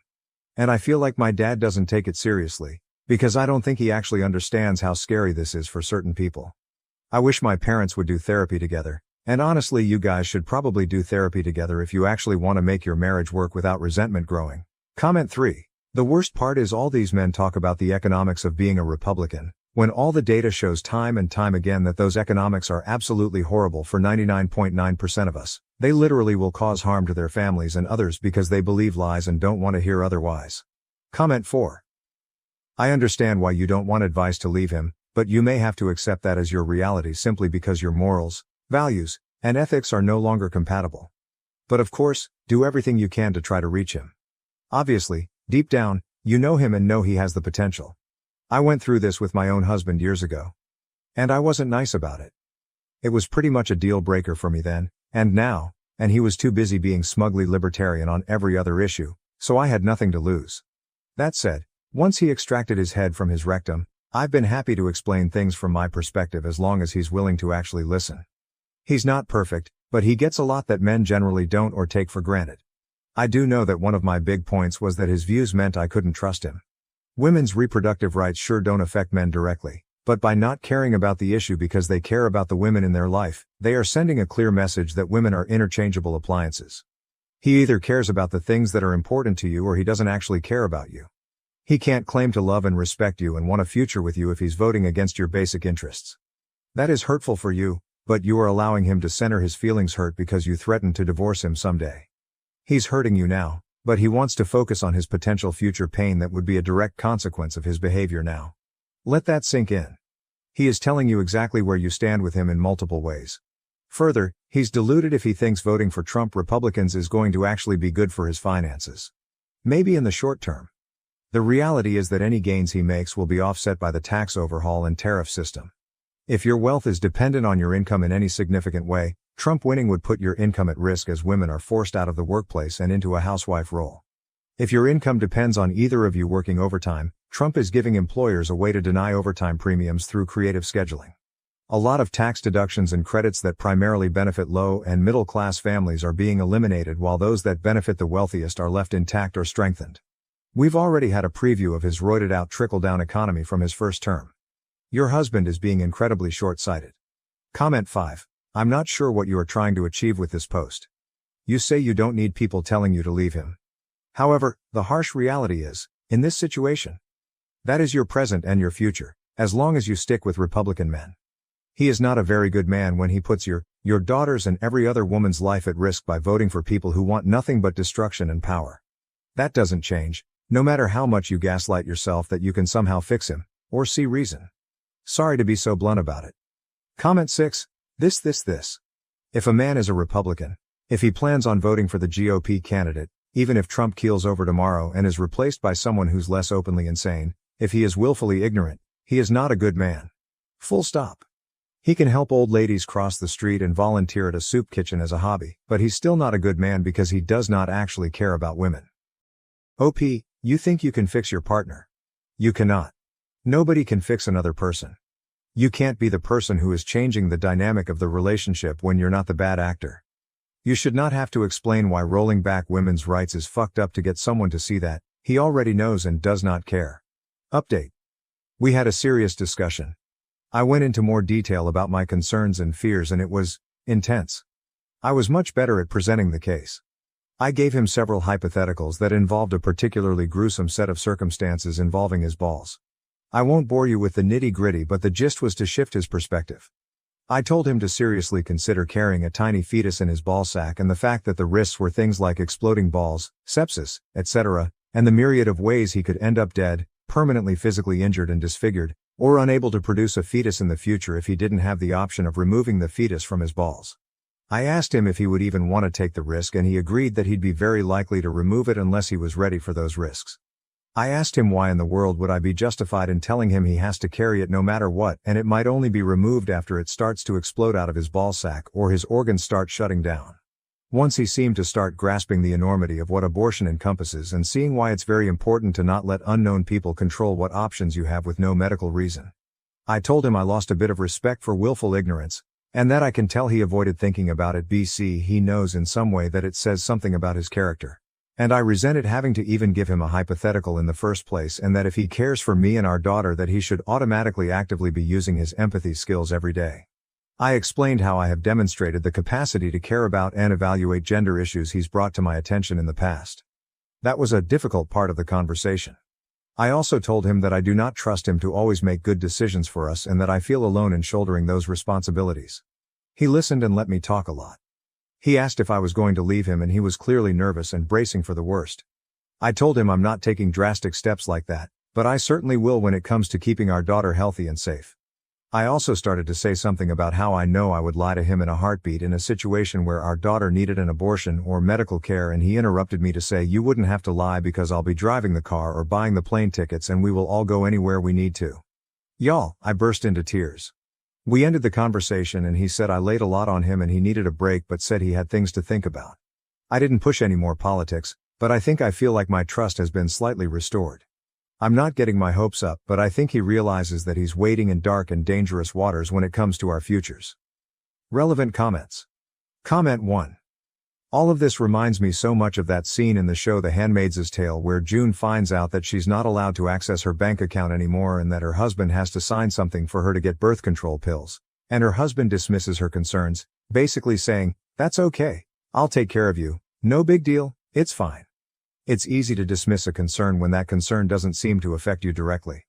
And the problem is that no matter what we say, no matter what example we give, some people will always have a degree of removal from an issue that can affect their understanding and their empathy. My own husband is empathetic and caring. But he doesn't understand why someone staring down the barrel of menopause, is so angry about abortion access restrictions. He doesn't understand why a woman in a loving marriage that doesn't look likely to end anytime soon, is upset about the end of no-fault divorce. Or why as someone with no connection to prison, is upset about our horribly inequitable carceral system. And he will say he understands my objections, but then he's like, why bother wasting energy getting upset about it? I don't know how to get across to him that just because it doesn't apply to me or us right now doesn't mean it won't later. I also don't know how to get across to him that it's very difficult to see attacks on our ability to get a divorce or access an abortion as a direct slap against me as a woman. If someone punches someone else like me in the face while staring me directly in the eye to show me that they would be doing it to me if they could, that's very upsetting. But they aren't looking him in the eye, so he doesn't see it that way. Comment 2. I admire the heck out of you for having this huge conversation with your husband. Thank you for making the case for all of us. And thanks for sharing with us. I hope your example can help others who need to have serious discussions like this with people in their lives. Comment 3. I'm glad you have this talk and that he is starting to reconsider his decisions. But I hope you are very clear with him that this isn't about him setting aside his views for the special case of you and his daughter. Other women are entitled to the same respect and autonomy that he wants for his daughter. If his position is that he will pack the bags and buy the tickets for y'all, but he will nonetheless continue to vote for all other women to be oppressed, he's not a good man. OP. We talked about the women getting turned away from emergency rooms across the country because they were having pregnancy complications for babies they likely wanted to keep, and it was like I could see a gear start cranking in his head. Total silence, like he'd never considered that a lot of women who seek emergency abortions actually wanted their babies. Comment 4. My husband and I had this discussion before our first was born. This was before Roe v. Wade was overturned, but the writing was on the wall that it might go. We live in a very HCOL city for my job, but things weren't going well, and we were debating moving. I told him that as long as kids were on the table, moving to a red state was out of the question. I refused to move to a place where I would not be able to get access to care that I needed and end up dead just because we were trying to have a child. My husband brushed it off.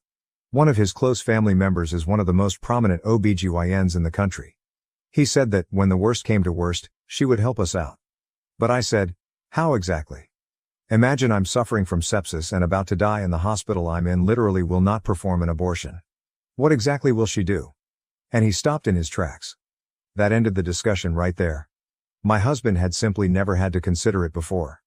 At the time, we weren't seriously thinking about kids, so he hadn't really thought it through. In any case, in a few short years, Roe v. Wade was overturned, and I ended up pregnant with our first child. I'm currently pregnant with our second. We still have regular discussions about potentially moving. Never once subsequently has he ever considered a red state. Comment 5. So glad he finally understood the reason why we need to vote the way we do to protect our bodies.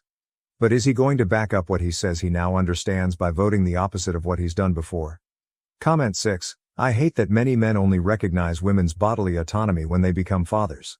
I hope you really talk to him about voting Republican this year, otherwise this whole thing is really moot. Comment 7. I'm glad he understood, but he still votes Republican.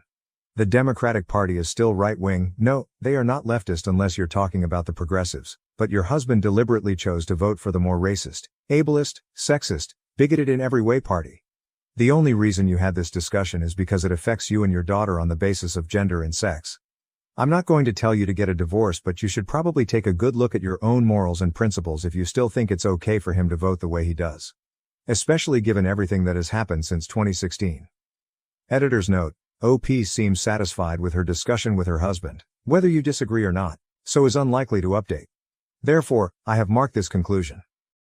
Am I the asshole for deciding to divorce after discovering that my wife had a tattoo of another man's name while I was away?